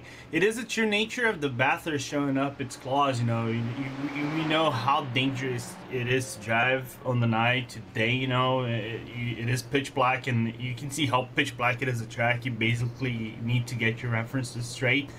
And the track already claimed a few cars, and a few good cars, by the way. And I really am interested to see how this next 6 hours will go. Even though it has a pretty much set landscape now, you can take anything for granted now. Nothing is settled and set here at Mount Panorama. It may have been that we haven't seen really many overtakes or many changes in terms of how the field has been looking, but I think what is very telling is just how this gap has been, or how this race has just been opening out and closing in different areas. For example, Glacier and Simicube Inex Blue. Jartain did a 203.5 that last time by, 203 flat for JJ Newlander, who is still trying to reel that in, but again, just has two vehicles to navigate and negotiate. One Hellenic Racing, who is currently 10th overall here in this event after starting 21st, and of course you've got Aurélien Verschère there in the MXS Racing 911 machine, which is currently 6th in category for your Porsches, and instantly gets out of the way up at McPhillamy Park through to Skyline, Brock Skyline, and down the hill goes Newlander, looking to push and try and find a way to get past George Zervas without really here, Tobias, too many issues or worries. Well, the car looks pretty fine. He's running pretty fine. I mean, it worked out pretty well for these guys. But they have to watch out because Nylander is only 5 seconds back and closing. And those 5 seconds can go so quickly. We've seen it go away very, very quickly in the past, and it will go away again. You also have to remember, Flat 6 currently are also in their own little scrap with MXS at the moment. So Aurélien Verschère's 2:10.5 actually took 8 tenths out of Yusuke Takahashi and the Flat 6 racing machine. So it seems that 87 is slowly being reeled in here in the battle for a top 5 in your Porsches. Yep, and it looks like, or sounds like, that the number 21 GT3 Cup car from Probatum has a blown engine. Before they were already ripped, and they tried to get back at it again, and now the engine has blown for them. Now they're more rip. They're even more ripped than before, yeah. Yes, so that's a shame for Podium, but that will be that then as the engine expires down on pit road. But in terms of that last lap, it was a lot slower from Aurelien Vercher, 2:12.1, lost 0.4 of a second, but you have to remember at exactly the same time, did have a massive lift up at Skyline, which was to let through lap traffic. So it will be interesting to see how Yusuke Takahashi deals with this traffic then at the moment here, Lorenzo, because you're looking at this, Takahashi is not necessarily had, or his team hasn't had the best of dealings when it has come to traffic trying to get through. They have been involved in some of the biggest incidents, and look at how close JJ Newlander decides to risk it. Yeah, and you basically don't want to risk in terms of traffic, especially if you're in the mountain section. But yeah, you said pretty much Takahashi and basically his team has been on the wrong end of some of these traffic incidents and traffic management, you know, and you lose a lot of time, especially if you're in the mountains. So they're a good team. They just need to get a little bit more lucky to deal with these kind of stuff.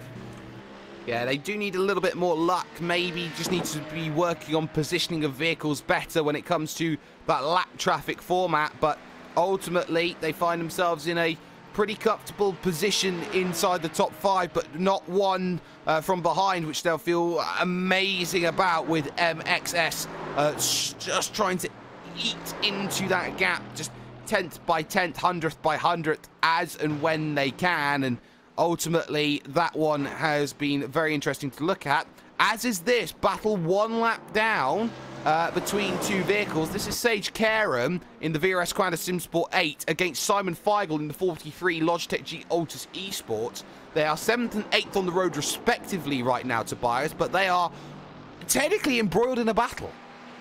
Yeah, I mean, the chance what Simon Feigl now has to do is he tries to unlap himself, of course, and there he goes. He's just unlapping himself. Sage Karam is letting him by. So another time around, and they would fight for position. They are now officially only about 2 minutes off of the next vehicle in front, and that extra unlapping could mean all the difference, because at the pace that Feigl was going in a second and a half a lap quicker, that would be effectively a good maybe 100 laps, 80 laps it would take to get back around. And just like that, there is the unlapping process, and another unlap there. Oh, that one actually being a lap, sorry, for Simon Feigl, getting past the red-faced racing by MXS Engineering. MXS with 2 vehicles at the moment, Tobias. We haven't talked about that at all over the 6 hours. To still have their 2 vehicles running, I think they're probably the only team apart from Altus who have managed to achieve that feat. Sorry to interrupt you there, but it looks like SimCube Racing just got by Thrustmaster by TX3 again, and by a margin now. They already have a second of a gap after the overtake directly.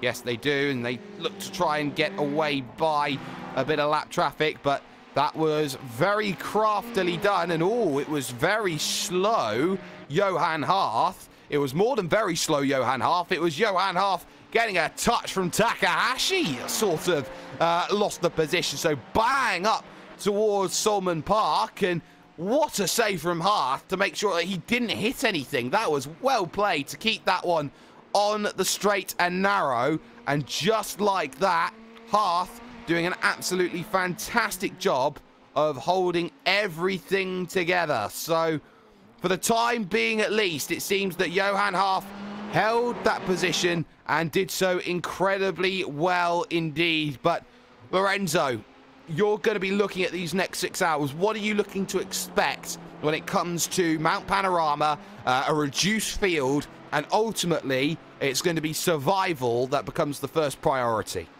You said everything. It's survival of the fittest, especially when you're coming into the final hour, basically, where the sun is basically starting to set into the track. You're gonna get more sun into your eyes.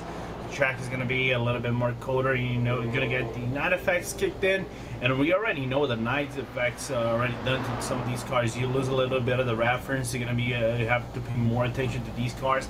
But as you said, everything, it's survival of the fittest, and it's survival of the fittest every single lap, all for the 12 hours basically. And Tobias, we've seen over these opening 6 hours, so many vehicles have fallen by the wayside, drivers getting caught off guard, not only for the rest of this event, but heading over to Sebring, which is a very bumpy circuit and has a few characteristics that are a little bit similar to the Bathurst feel. How are drivers going to translate their experience here of Mount Panorama and make sure that they make better on it when it comes to Sebring?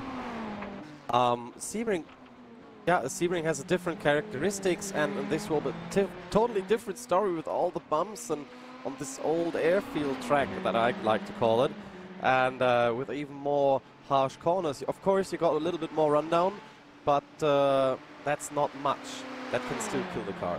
It certainly could, but for our proceedings here, when it has come to the opening 6 hours of the Bathurst 12, this is where we bid adieu to you at the moment. A massive thanks, though, to all that get it done, to Andwern Designs, the official graphics partners here at RaceSpot TV, along with ATVO and AppGeneer, the official graphics engine here at RaceSpot TV. Live timing and scoring brought to you by Nick Disson, with animations done by Simon Grossman, and it's Van Ballo's Track Cams 22. Make sure that you check them out. To everyone that has been here helping be a part of this broadcast, to the likes of Randy Chenneth, who stepped in at the very last minute, Hugo Louise for the opening 4 hours, of course Lorenzo Bonda, who will be joining you, Tobias Brockman here on my right hand side, and of course Will Vincent too, showing us exactly what's to come in the future. Get in, Catalonia's on its way. I have been Jake Sperry, and it has been an absolutely fantastic pleasure to take this opening 6 hours of action. It has been one where there are many winners and there are many losers over the course of this, but the one big winner out of all of this is Mount Panorama itself. We'll see you over here on the iRacing Esports Network in just a couple of minutes for the second half of the action. Turn over now, because that's where it's going to be. See you around.